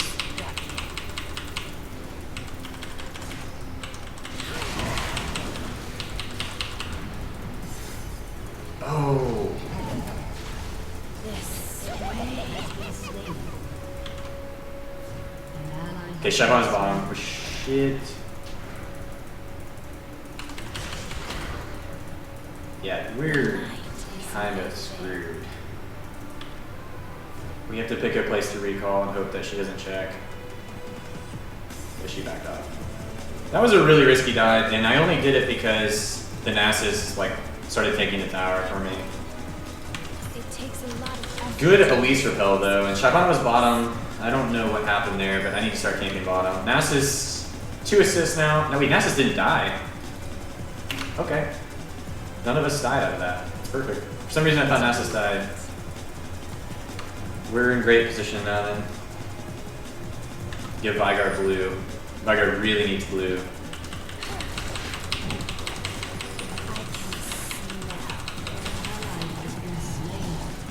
Shit, always negative.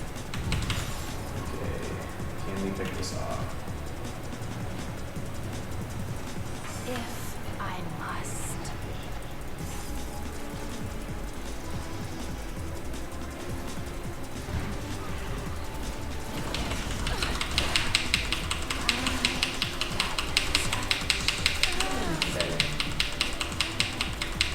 Crepo Yopi not having a good day today, it looks like.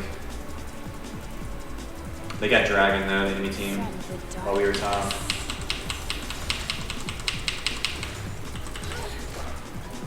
Their blue is up. Kind of low in mana, but I'm gonna run to their blue. Wait, what happened top? Nasus, no, you were the chosen one. The night is my veil. Very rarely do you get like assist this early in the game as Nasus, so I really want to get this. What is this? Why would he do that? If I must. Okay, well. Okay. Wait, she lived? I am confused. This way.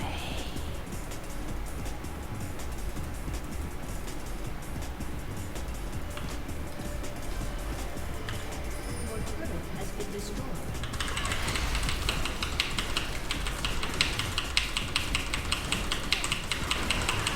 No! Crap, that ultimate.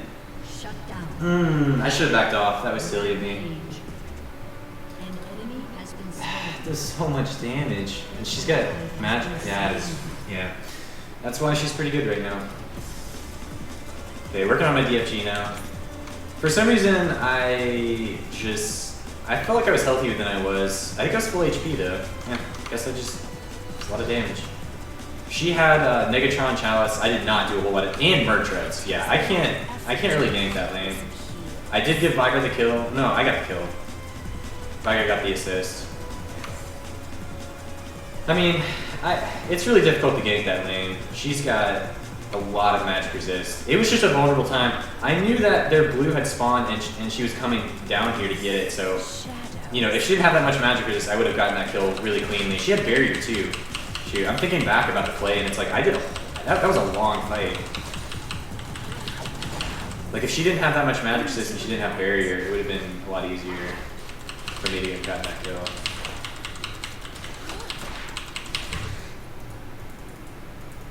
I don't want them to get this tower, but Syndra might have her ult. 132 magic resist.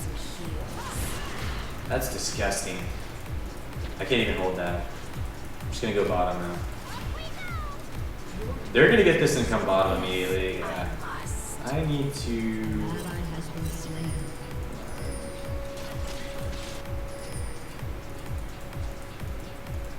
I might catch Shyvana on the side. I don't know. Oh, Syndra's coming up from above. Oh, shoot.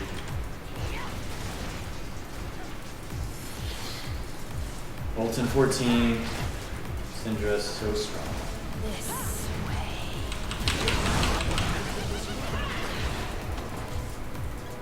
An enemy has been slain. Ult in 3. The night is my veil. Can't catch that. I had flash and ultimate out, but they were too close to the tower. They probably still have Lulu ult and stuff.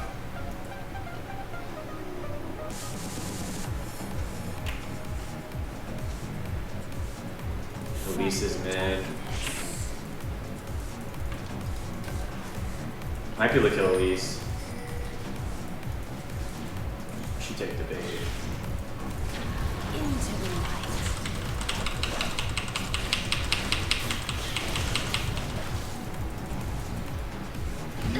Or did I do the red buff? An enemy has been slain. Well, yeah, Valkyr missed stun, but I took a lot of damage. She had ignite, red buff. Oh, I guess she got my red or something. That's a lot of damage. An I enemy took 300 damage from minions? Really? Wow. Minions OP. Nasus will get top since, well, Shyvana could be top, but Nasus will most likely get top. Really, it's just a waiting game now. Shyvana is top. If Nasus gets big enough, even if this Syndra just invests this much gold in magic resist, she's gonna die. Nasus will just one-shot her. Just keep running, just keep running. If she could, like, Shyvana's top, the only one that can catch him is Elise, maybe one of the people respawning. ally has been There's slain. Syndra. Draven's probably safe. Mystery loves company.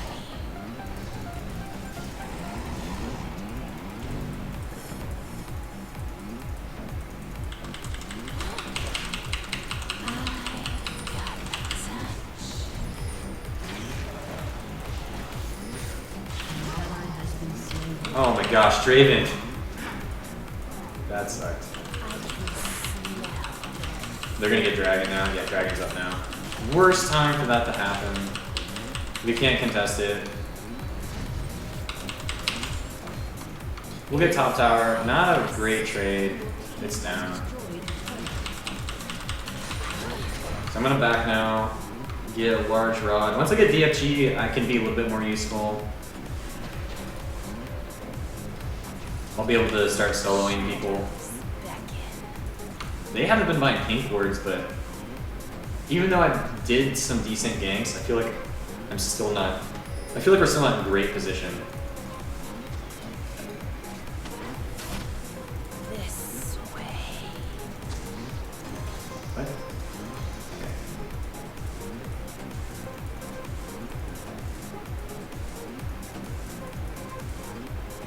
Into the night. There's the pink.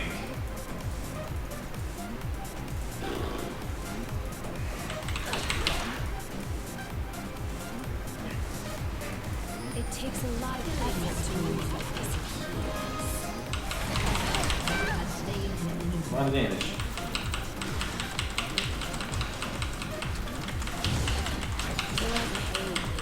No. Okay, I was trying to do the wolves while I auto attack this, but they kept resetting. All too easy. Okay, I got DFG now. Now I can just kind of pick a lane and choose who I want to kill. Everyone but Syndra I can probably kill. DFG is really important on Eve. Into the night.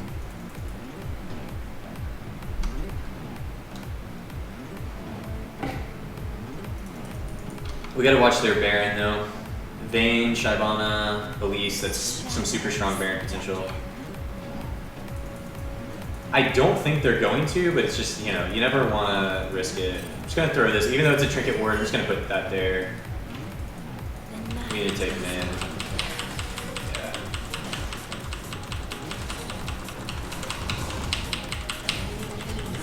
Okay, going mid. He's holding it. Fight it.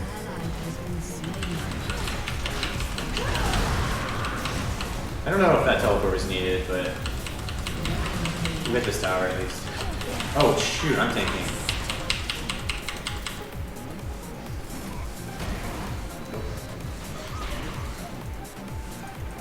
I'm scared. It's Elise. Nice! Okay, okay. Okay. They might have flash. Effort to move like this in heels. I'm gonna do this, then buy home guard boots. Really quick. It would actually, I'm actually gonna get back mid faster by doing this than if I just recalled straight away. What the heck, Prepo?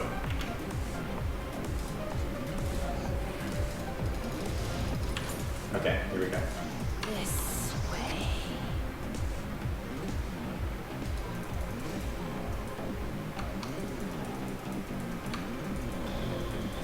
Okay, we need to find some good picks. No, Vayne has a Bork. I don't know if it's worth me risking 1v1ing her. Into the Especially when I don't know where they all are. Yeah, Lulu's right there.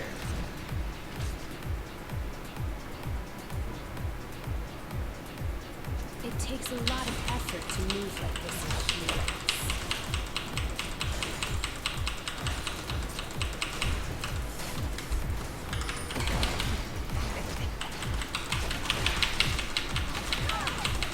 Draven! Okay, Draven should get both kills here. Please. Okay, that's totally worth it. I'm fine with him trying to make that aggressive play. What the heck? Draven did not need to flash that, but okay.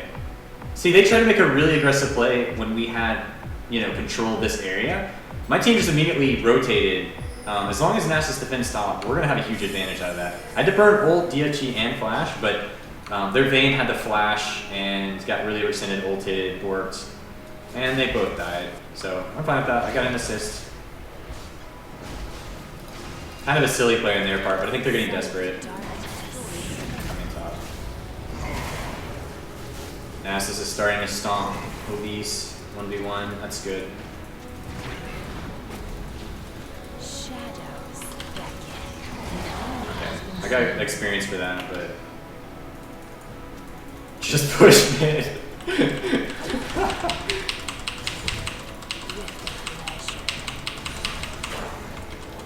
No, don't all recall. Guys, we just gave up a free buff for no reason. That's kind of annoying. When you have complete control, don't, if you see them walking in this area, don't. Okay, they're not gonna, okay, they're gonna ward it. We'll get here in time. Crapo. It takes a lot.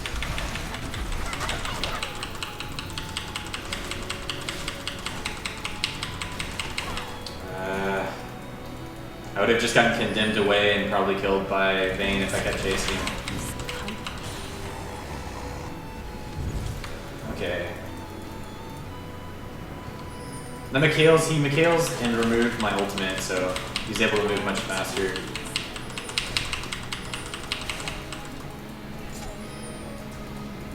Dragon. Hey. No, don't finish it when there's junglers right there. Okay, got it. Whatever. Jeez.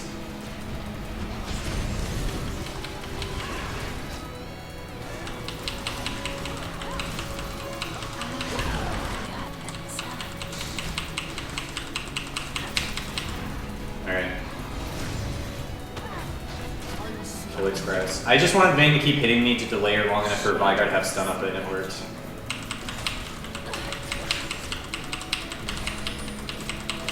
I'm really low, I'm gonna recall here.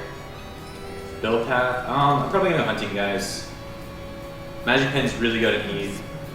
Your ultimate does percentage base, you have a DFG, it's gonna do percentage base. Is my veil. Oh yeah, we have Nasus and Veigar. That just dawned on me, like the two ultimate scaling champions in the game. Both can like scale indefinitely. I must. Our late game is endless. It's true.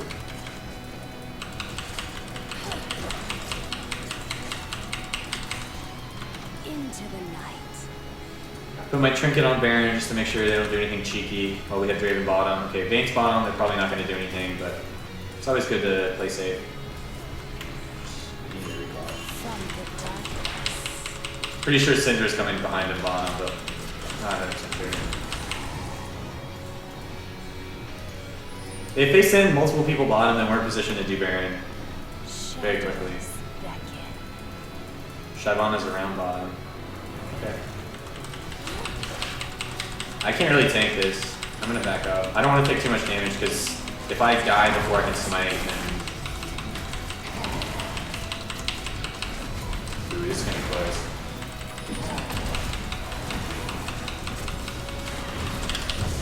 From the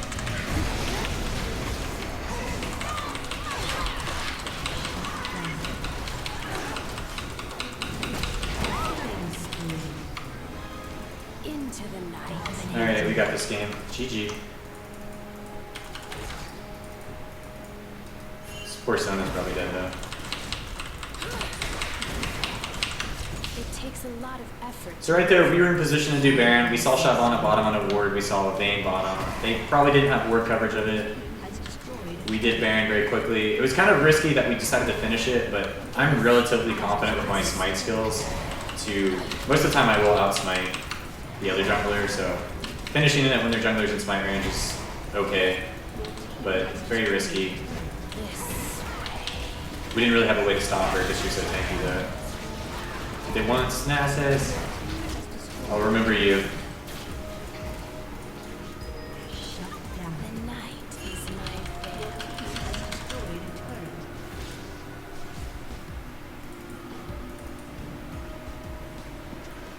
That's worth it. Draven got bottom. If I must. What the? See ya. This way. I did not expect Elise to run down like that. Oh, Crepo. Crepo's still chasing. Please, Crepo.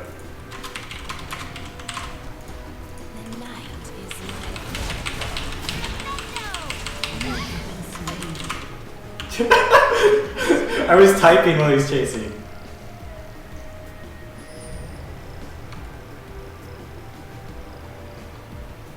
That was funny. Okay, let me look at their team. I'm probably gonna get an Abyssal. They have all magic damage. Abyssal would be really good here. The only one that's physical is their Vayne. Shyvana even does mostly magic. And it's more magic pin. That'll help with Vigar.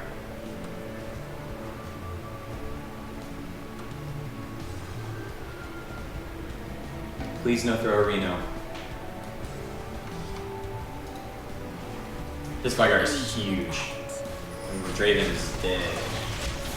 Alright, activate throw mode. Throw mode has been engaged.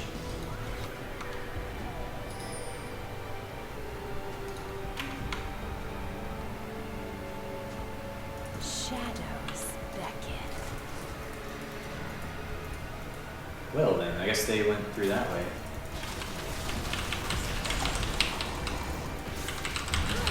It takes a lot of effort to move. Please. An ally has been I slain. will survive. An enemy has been slain.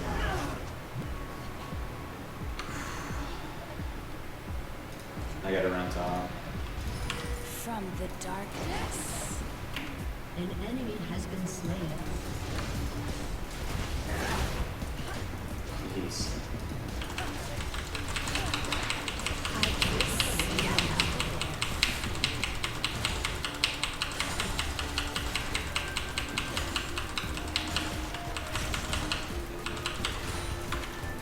It takes a lot of effort to move like this in heels.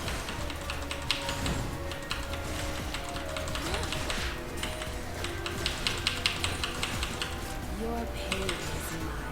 I'm gonna shove out top just because I'm in the area. I'll save my blue pot for when we group up.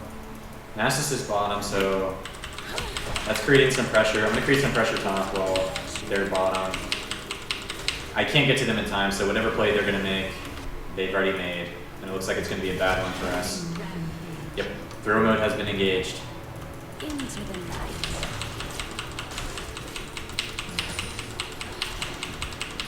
I can feel the lose coming. Embrace it. Your An pain enemy is has been slain. Repo's coming to 1v1 me. Double kill. Alright. The enemy's inhibitor is respawned. with pleasure.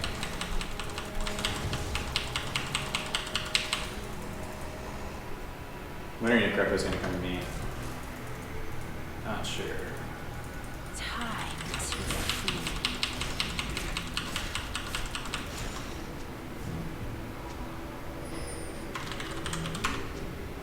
I really want to group because when you group, usually really bad things like what this is about to happen bottom happen. Something. She's got a Guardians? Okay, that wasn't as bad as I thought it was. Did Nasus TP away? No, okay, Nasus recall. That was just the long bait trying to kill Nasus from their bottom lane.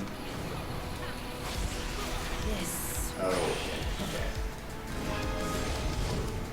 This, I don't like this. Whatever is happening, I don't like it. An ally has been slain. I'm finally here, team. if I Finally must. here. I think we can win this fight.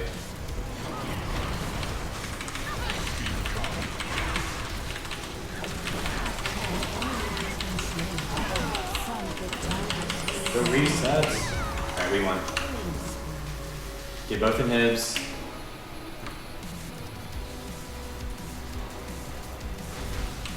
Alright, that was surprising. Just gonna...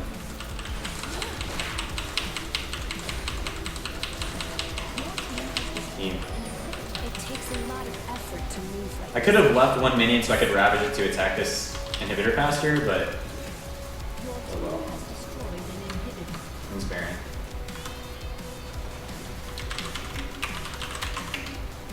Someone ping Baron, so 30 seconds. is my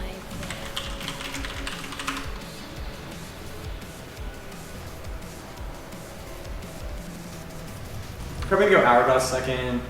Big item. I guess I don't really consider Abyssal a big item. Like DFG's a big item, Deathcap's a big item. The reason why I'm going to go Hourglass is just because I feel like we have enough damage. I just need to not get gibbed immediately. Like that Vygar. Vygar traded for Syndra. I don't know how I feel about that. Draven's still in base. Okay. Team? No, Sona. Why would you go that way? No, Sona. This way. Okay, we have 2 of their inhibitors down. They can't like stay at Baron forever. They have to go bottom eventually. We can get a free Baron by just kind of staying in the area. And once they send someone bottom, then we have mana damage.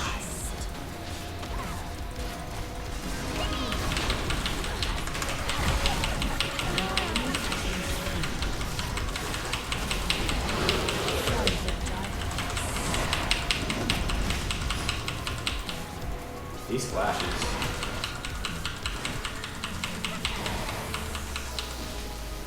It takes a lot of effort. Alright, they're chunks. We need to do Baron right now.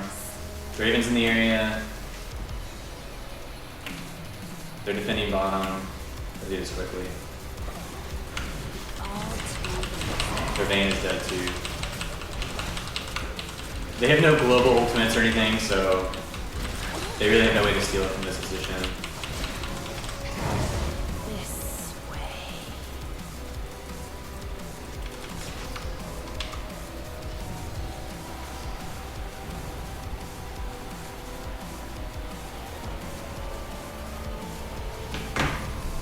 The night is my veil. I'm at a weird point where I can't really. I'm out of inventory space and I don't have enough for Hourglass, so I'm just going to complete Beyond Grease. Beyond Grease works really well with the magic pen I have already, so oh well. Even though I was building towards Seekers, we're going to win before I get Hourglass. Probably this next push. From the darkness. Okay. No reason to really even do Dragon. Let's just push. Inhibitors will be up pretty soon. Dragon would just be, even if we could do it pretty quickly, it's better for us just to... Why are we split? Like, Vygar, you don't even need to be over here. You could just be with our team. Okay. That's a joke.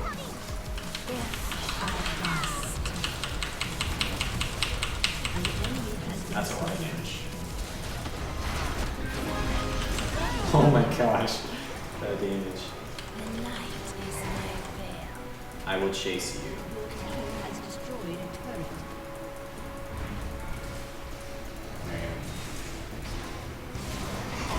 Into the night. That's GG. I'm pretty sure we're gonna win this push. All inhibitors down. 3 of them are dead.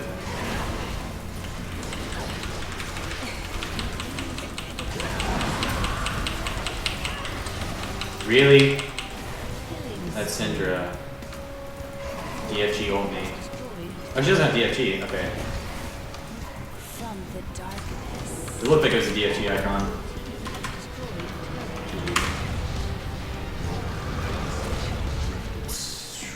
Game crash.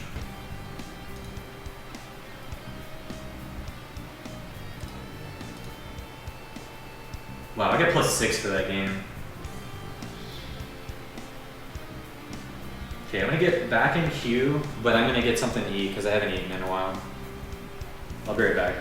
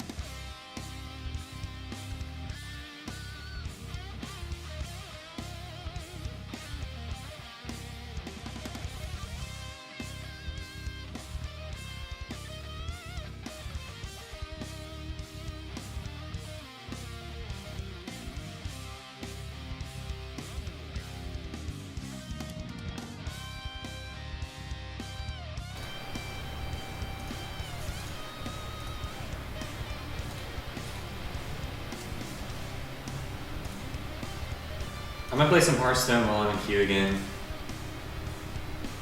Last Hearthstone game I played earlier today, I had the worst first hand I possibly could ever have. All spells and like a level 5 mana creature. See how lucky I'll get this time.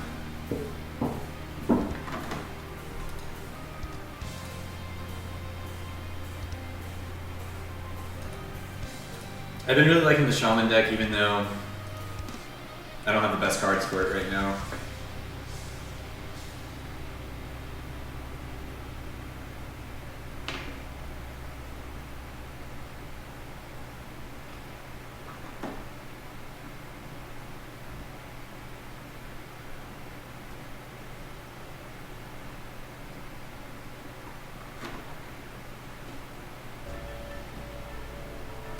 I had one really crazy Hearthstone game where I beat someone like very, very, very late game when I had 1 health left, and I managed to keep pulling out taunts to prevent him from ending the game. And I beat him in like 1 turn. I bloodlusted and Wind Fury and just killed him even though he had 30 HP. It's really great. This is a pretty good hand. I'm probably gonna. I don't know if I want Wind Fury this early on. Actually, we're gonna go with Wind. This hand's pretty decent. I'm gonna keep this hand because Hex could come in handy pretty early on, depending on if he pulls something fast out.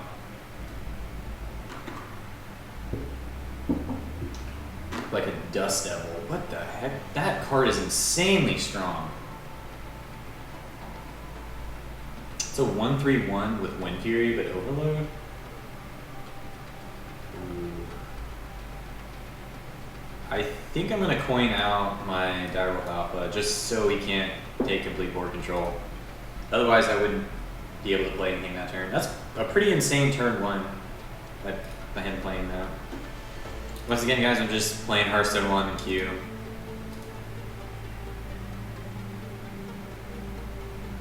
That is like one of the strongest cards I think I've ever seen. It's just ridiculously good.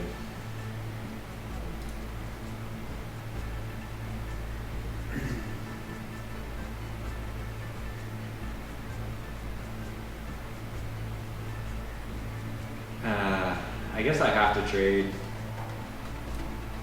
Like, I mean, next turn my healing totem could kill this, but he can also attack me directly again twice. So, actually, I don't want my Direwolf Alpha to die. I think I can take board control if I keep him up. So this is kind of a risk by letting him. He can attack me directly, but I can sack my healing totem next turn to kill this. He's gonna summon the totem. Oh, he got the Forked Lightning. I'm pretty much screwed. That was like, yeah, he had the perfect draw pretty much. I don't even have Forked Lightning in this deck.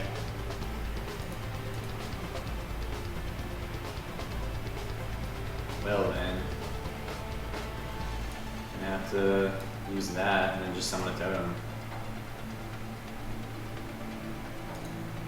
What am I getting? Oh, I didn't top. Okay. This guy's got a really good Shaman deck. I pretty much just have the basic cards for the Shaman deck. I haven't been playing for very long. That Dust Devil's insane. It's a really good card.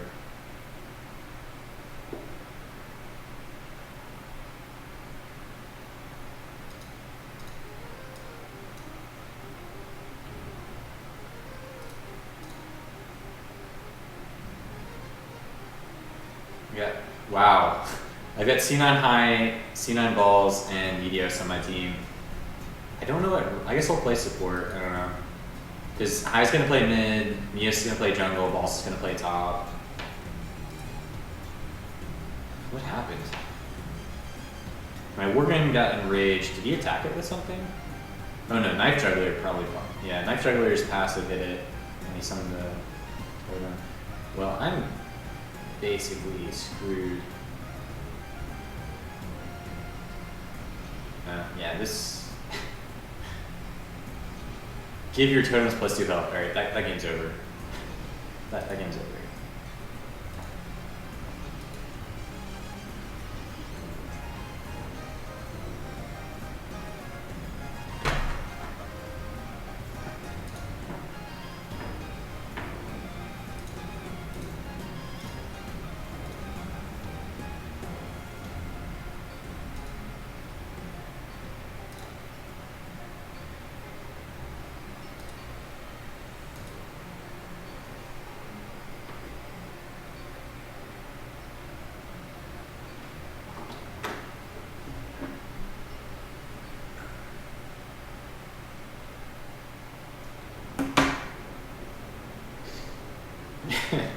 What is this?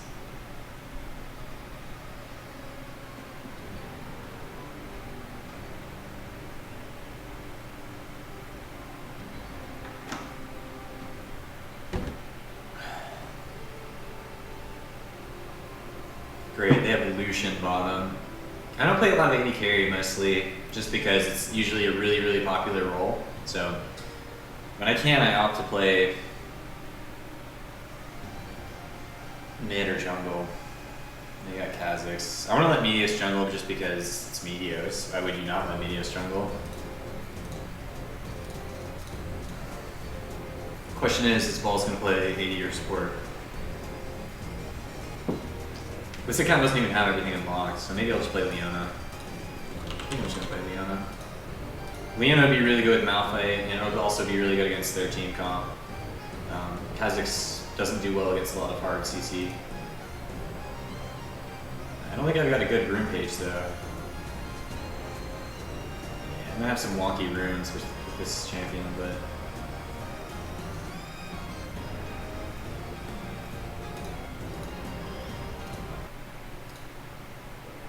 yeah, we got a Wukong.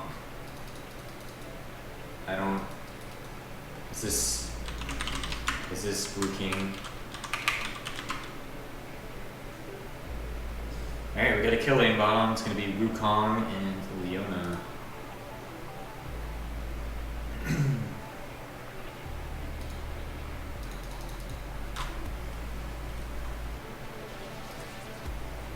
I don't have a good tank page for Leona. This might suck.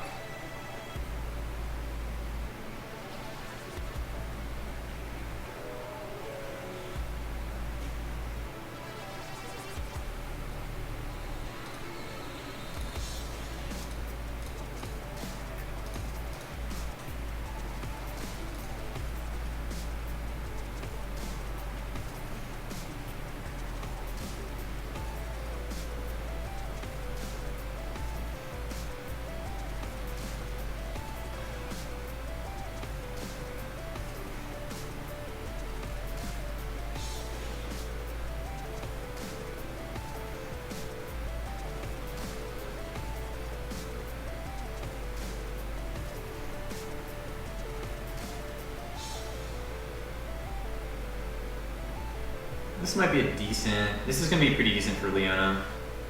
It's a well-rounded rune page, you got some decent points in defense, and you also have enough to get Bandit. See how this goes.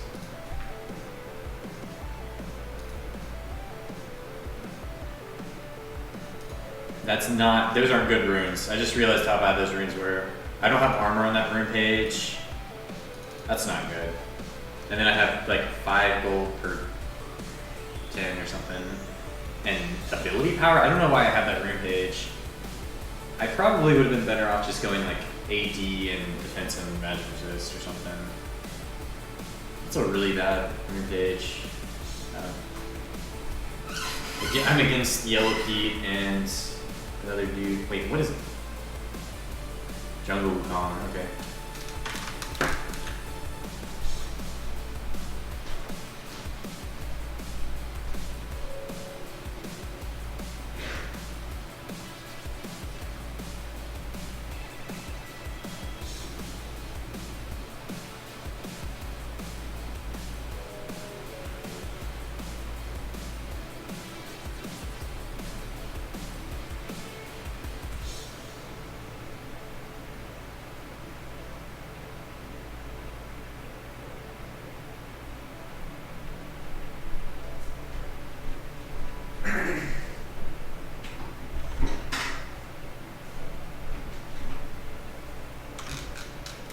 This is going to be a pretty interesting game.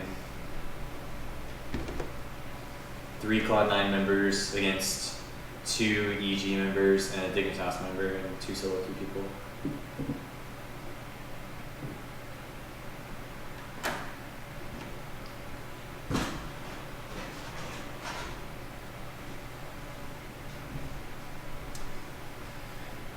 We don't have an exhaust. I probably should have changed to exhaust because Kha'Zix can get a little bit out of control, but I didn't realize Wukong swapped, so I thought we were gonna have a kill lane, Wukong, Leona bottom, but looks like Mia's gonna play jungle Wukong.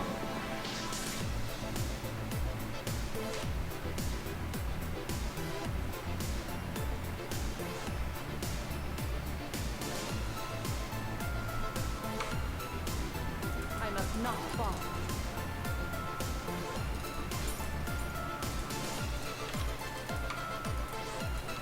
Did I get my trinket? I didn't buy my trinket. So when you're playing a really aggressive support, you want to get into a really good position at level 1. You can bush camp one of your side, or bush camp on, a bush on their side. And if your team is with you, you can usually get a kill. Like Leona, you're really tanky. You can take Q or E level 1, decent crowd control. Very easy to get first blood. You got amazing base stats since you're a melee champion. Yu Muumuu's Ghostblade. Yeah, they changed the summoner icons. Is that a pink? Wait, what? What is... What? I don't understand what just happened. This Malphite just put a pink ward down, then teleported to it, and then canceled the teleport. What?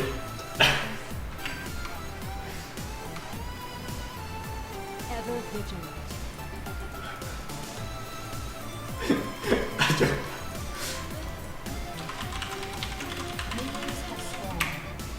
Never mind. I was gonna go all chat and feel like, no.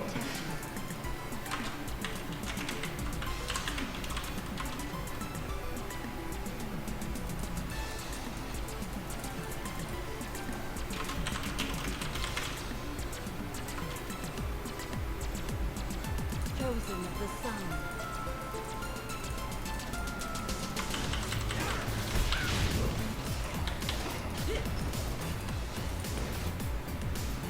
Really risky going over here. I'm not too happy about this. Okay, we're okay. If they had bush camp there, then this Draven very easily could be first blooded. But it looks like their jungler started in red, maybe. Ever vigilant.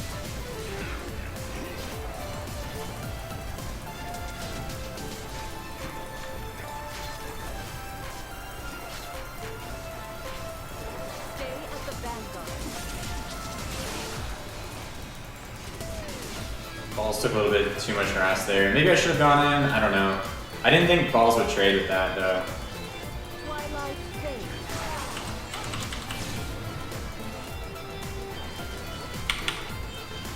Yeah, we're pretty much screwed here. Lucian does way more damage at level 1 than a Draven does, and I don't have a ranged auto attack. So, yeah. That's how bottom's going right now. Not fall.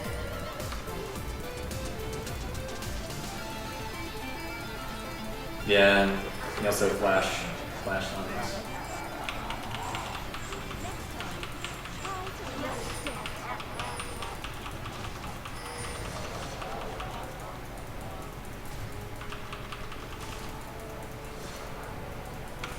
Chosen of the sun.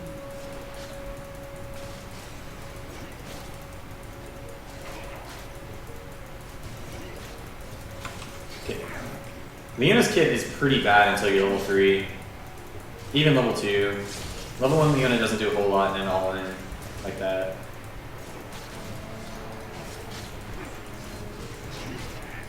The sun always rises.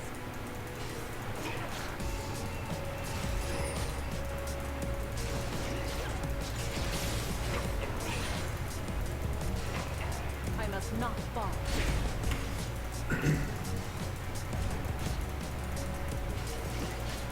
First love. Alright, level 3. We can play a little bit more aggressive. It's still Lucian Thresh, like it's still like the hardest. One of the hardest. I will break their line. Yellow Pete's playing really far back. I missed my E on him, but he was expecting me to E on him. I could have E'd on the Thresh, but then their AD carry would be untouched. First light approaches.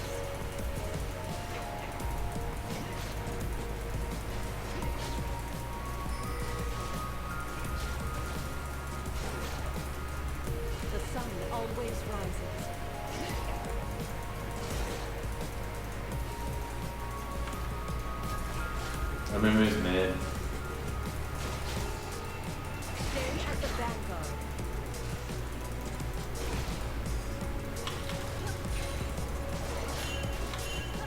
Yeah, Amumu's coming down. Rally to me.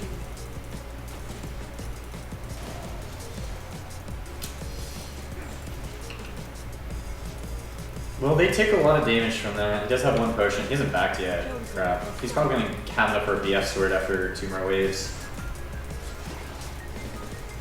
Actually, no, that's a little bit too early. But he's doing pretty well in CS. Ever vigilant.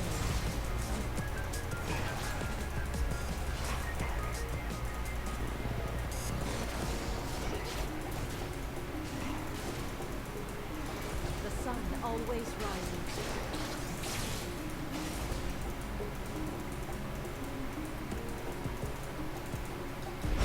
Okay. Ally has been slain.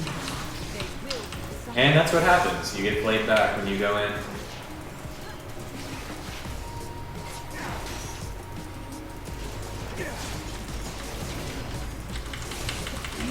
Slain. He can't get it, can he? And Lucian does so much damage. But yeah, when you're playing Leona, if you E onto someone, you can get played back. That was my bad there. I thought Draven, even though Draven does a lot of damage, like this early in the game, Draven doesn't do enough to like, we can't like win it all in against a Lucian and a Thresh. Nice, Medios comes in to clean up.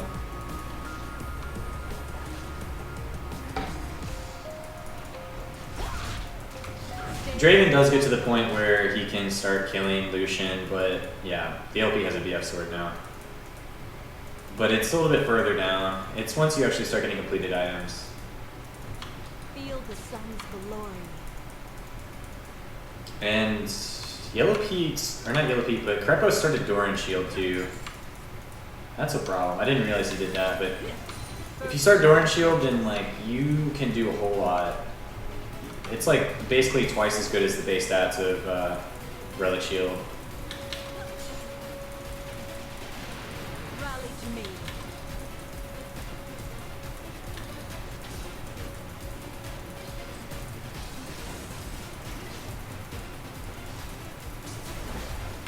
I must not fall.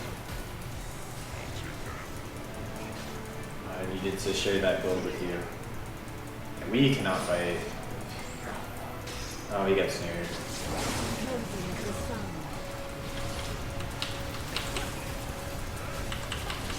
An ally has been slain.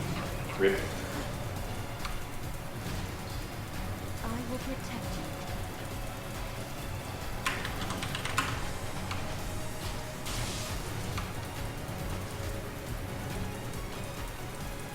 you. And I'm gonna get dope. Vigilant. Yeah. Hopefully Medios can do something on the top side of the map, which I think he is. So we'll probably still win. Maybe. Chosen of the sun. We've lost all control of bottom. Like, they were level 6 on us.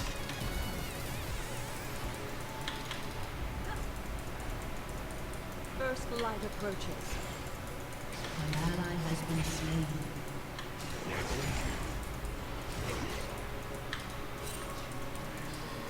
Guess they recall bottom. Stay at the vanguard.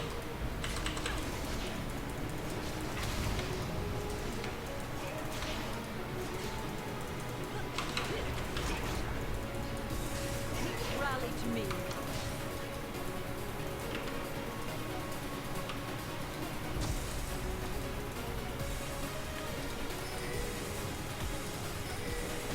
The sun always rises.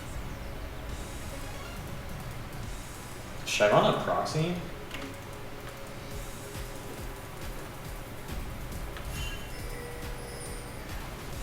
I'm not afraid to come over here and fight.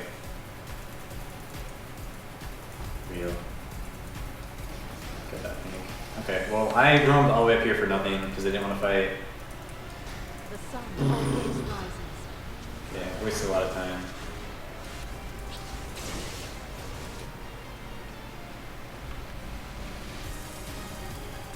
He's getting dope. Ever vigilant.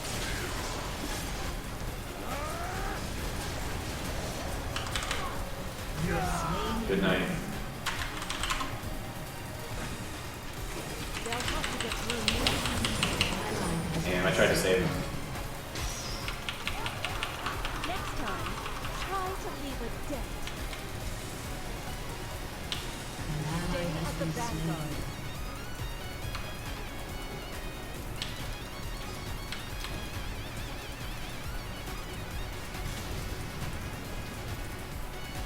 Stand and fight.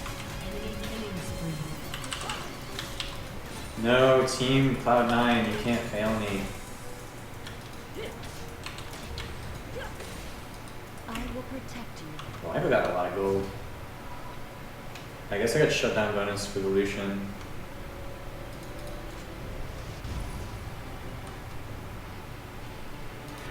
YOLO. I must not fall.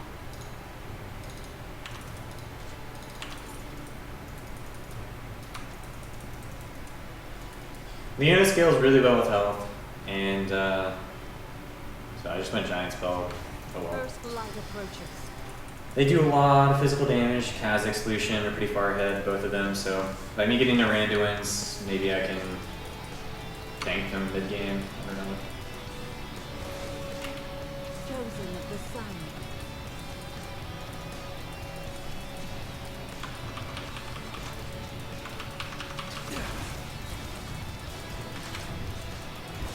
Rally to me. I think we're dead.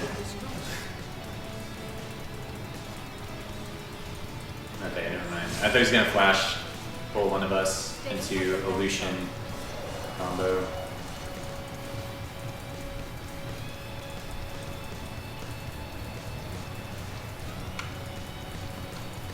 The sun always rises.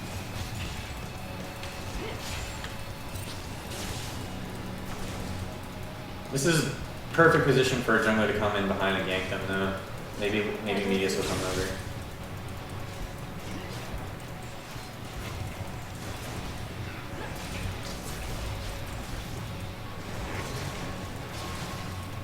I must not fall.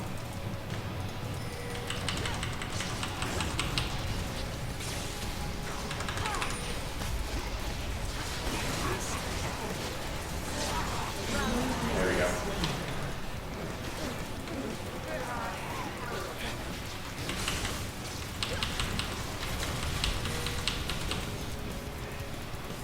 First light approaches. Wukong! Wu King! Yeah.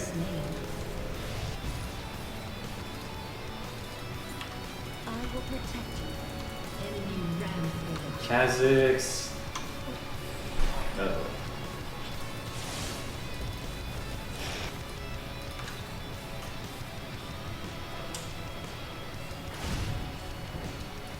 Chosen of the sun.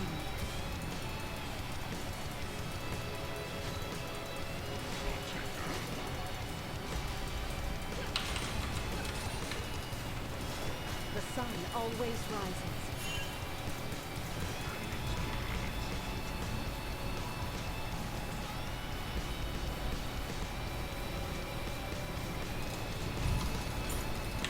Chosen of the sun.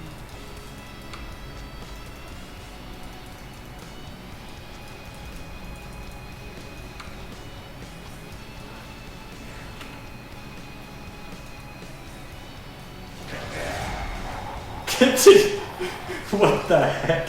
You just ult that creep wave. First light approaches.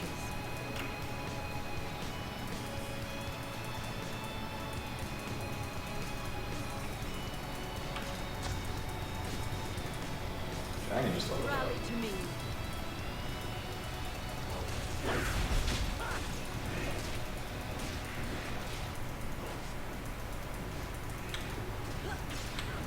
I must not fall.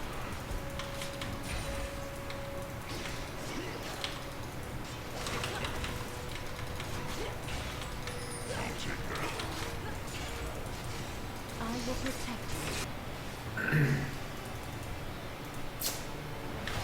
Now's our chance.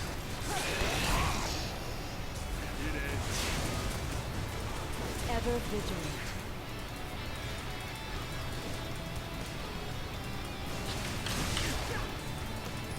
He eat as I was eating. That looked pretty bad though.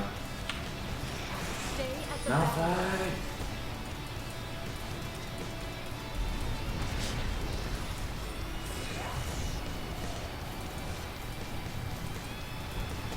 chosen the sun.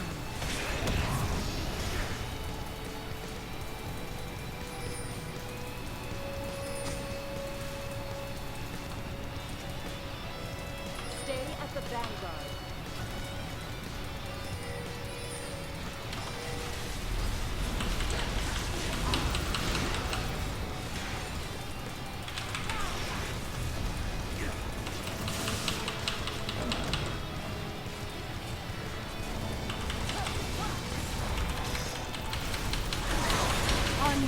Ow. Twilight fades. I'm going down.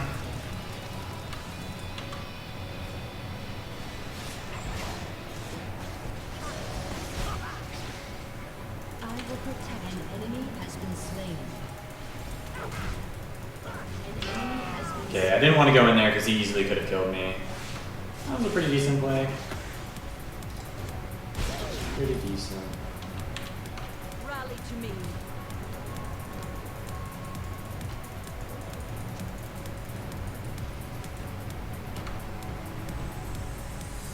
Your turret has been destroyed.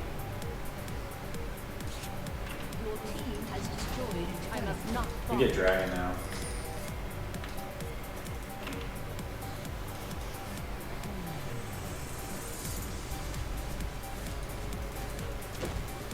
First line approaches.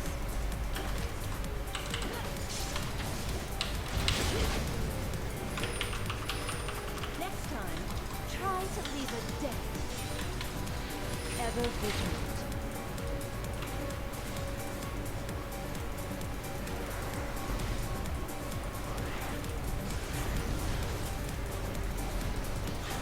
I will break their line. Forward.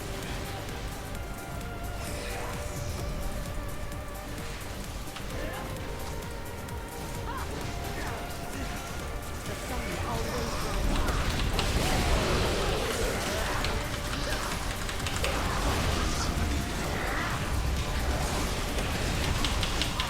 No! I only stunned 2 with my ultimate. I could have used it a little bit better, but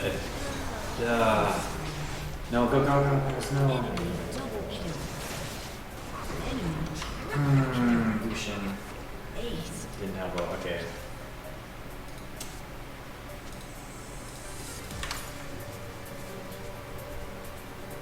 Yeah, I was waiting for Malphite ult. That's why I hold on to my ult for so long. Ever vigilant. And I only hit a few once I actually did ult. It was a really bad fight for us though. Lucian got 3 kills, they got dragon.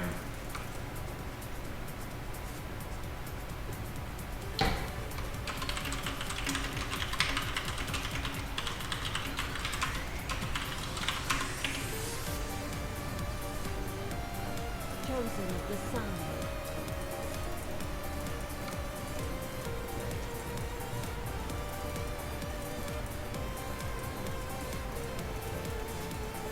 They'll have to get through me.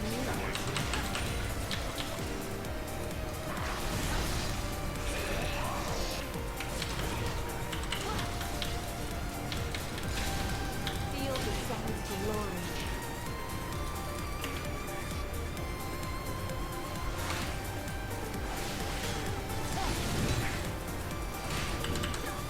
First light approaches.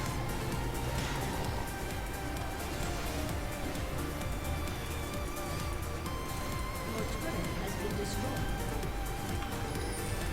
The sun always rises.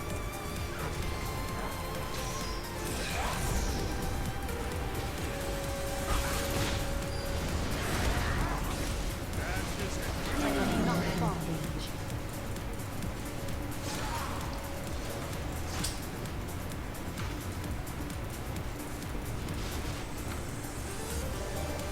I will protect you.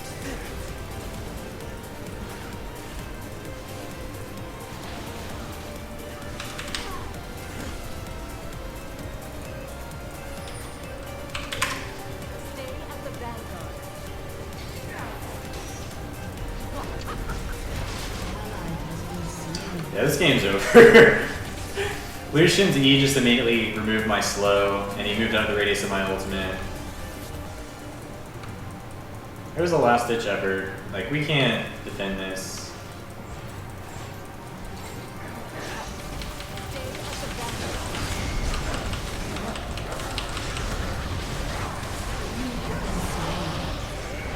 Team. Raven. They're so low. I didn't use randomings, crap. Nice. Nice. Nice. Good job, team. We killed 4 of them? I will protect you. That was really impressive. That was like a really silly dive from them though. I stunned Yellow Pete in the tower, and he almost died from tower damage when they were diving me. And then Malphite got ultimate at the perfect time. This should be Baron. Good comeback. Wow. That was a huge mistake from the other team. I gotta make sure they don't steal this though.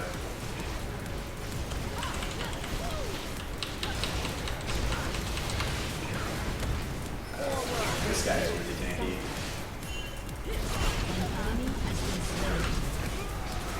Yeah, we couldn't get Baron.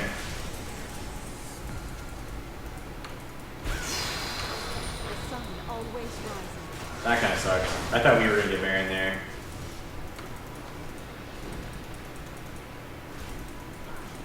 If we got Baron there, I think we would definitely like just flat out win the game after that. But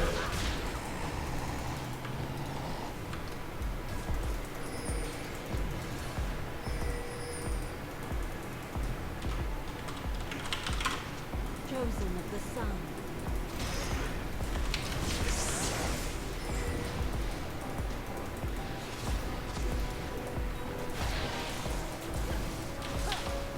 Rally to me. I need to get words. Team.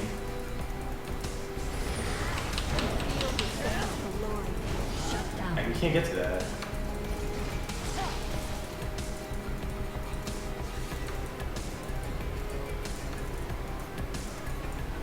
I must not fall. So even though they made a huge mistake, we still haven't really capitalized on anything after it. I need to recall though. What the? What is going on? Why did he flash for that? Ever vigilant. We can kill them mid.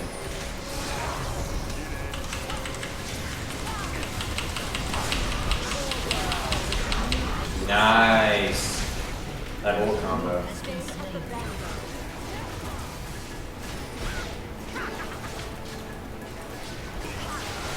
Yeah, team.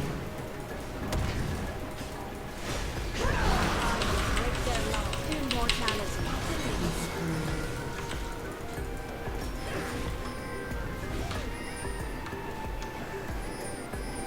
Your team has destroyed a turret. Rally to me.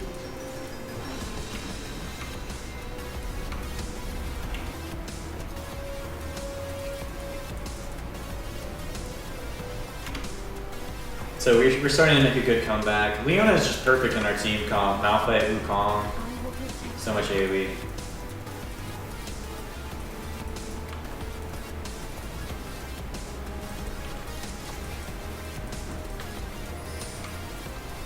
first light approaches.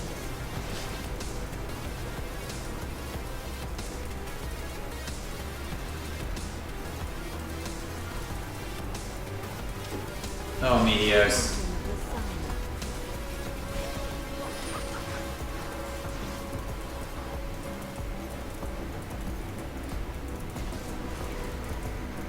They are trying so hard to pick me off.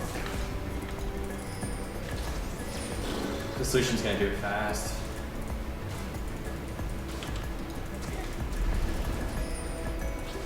I must not fall.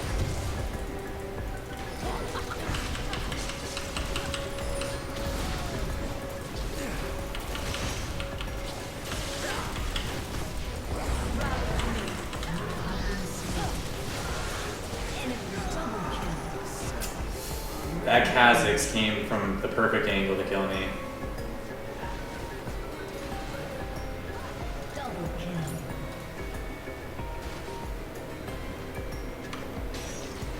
Oh no, Kha'Zix. Good kill, but I don't think it's enough.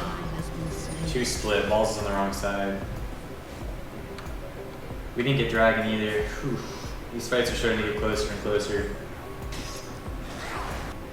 Stay at the back. Nice. Balls is dead though. Can't kill a tank. Maybe? Balls, I believe. I believe! Oh my gosh.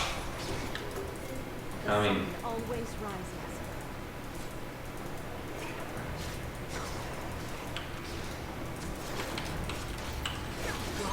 Okay. I didn't want to take that kill, but I also didn't want him to like flash The sun. and make the chase longer.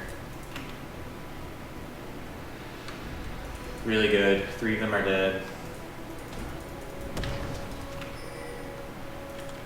Ever vigilant.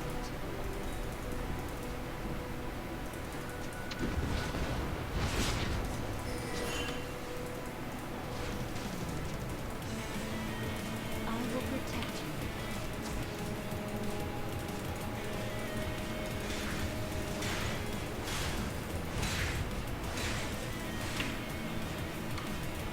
First light approaches.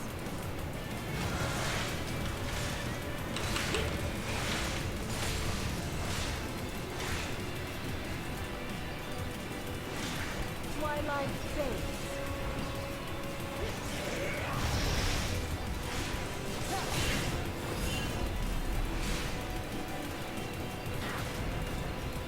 I will protect you.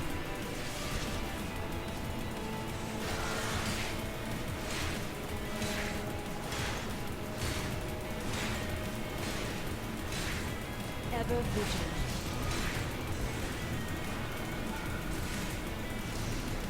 I wasn't sure if he wanted me to tank the tower or not. First light approaches.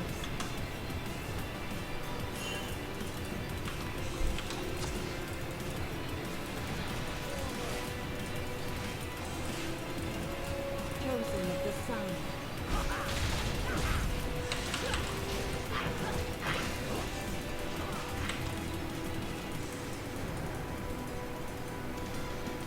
They will be summoned.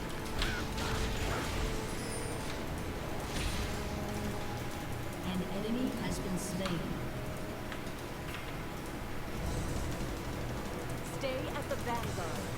Your team has destroyed a turret.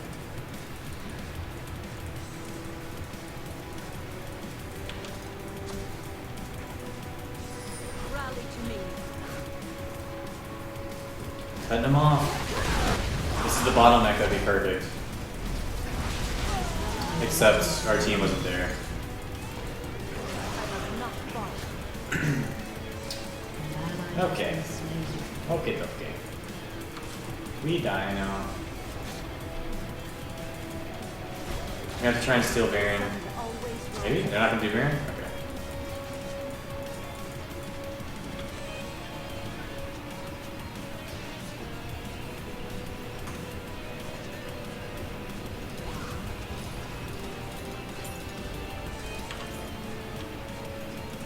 I will protect. Client froze for a second.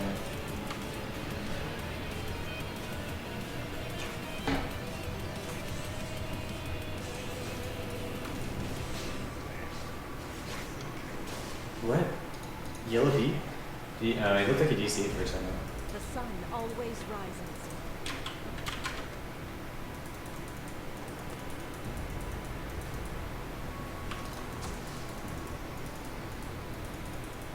I must not fall.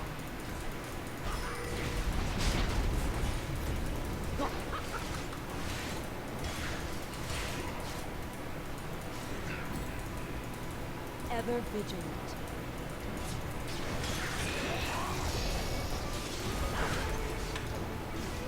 If my fight is TP, he needs to go against the Shyvana.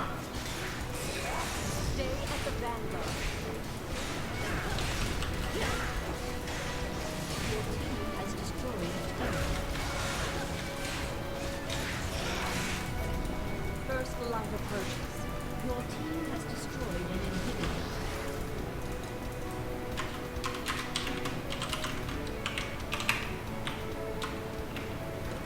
Chosen the sun.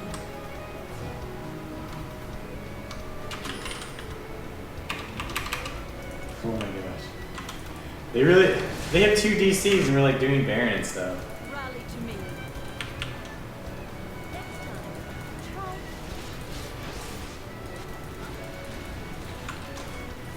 I don't know how I feel about that.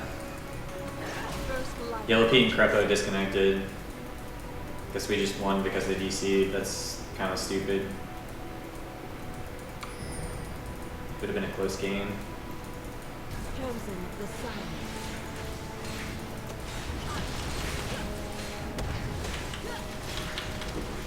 Oh my gosh, he got it. Always rises.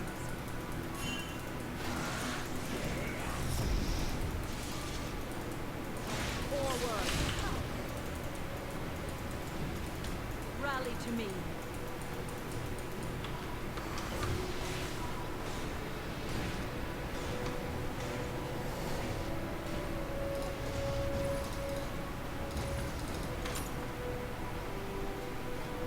Stay at the vanguard. Well, we have Baron, we have their inhibitor, and it's all because 2 of them DC'd and my team just kind of pushed down mid. Ever vigilant. Kind of sucks. Feel bad for the other team.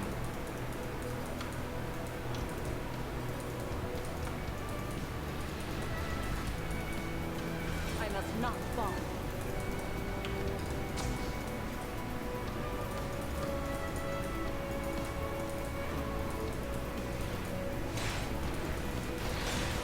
I will protect you.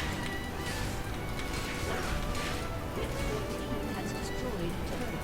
Oh man. He just managed tossing me opposite direction. Stay at the vanguard.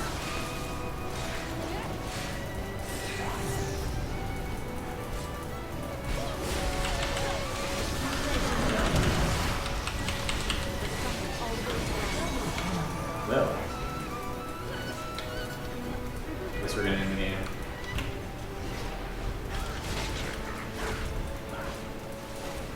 I must not fall. Enemy has been slain. Your team has destroyed a turret. They'll have to get through Your you. team has destroyed a turret.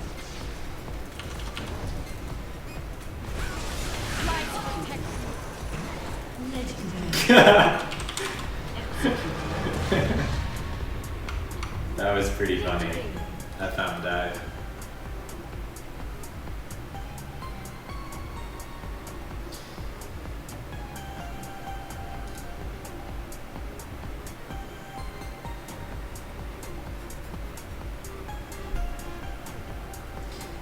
I think Mundo's pretty good right now, but for the most part, Mundo's much better top lane. Yeah, I originally had picked Leona because of our team comp, not because of the lane. Yeah, Thresh is a really good counter to Leona, but we managed to survive even after getting crushed pretty hard in lane. And even, I don't know, we had a chance of winning that game even if they didn't get DCs. We had a pretty decent chance at winning that. But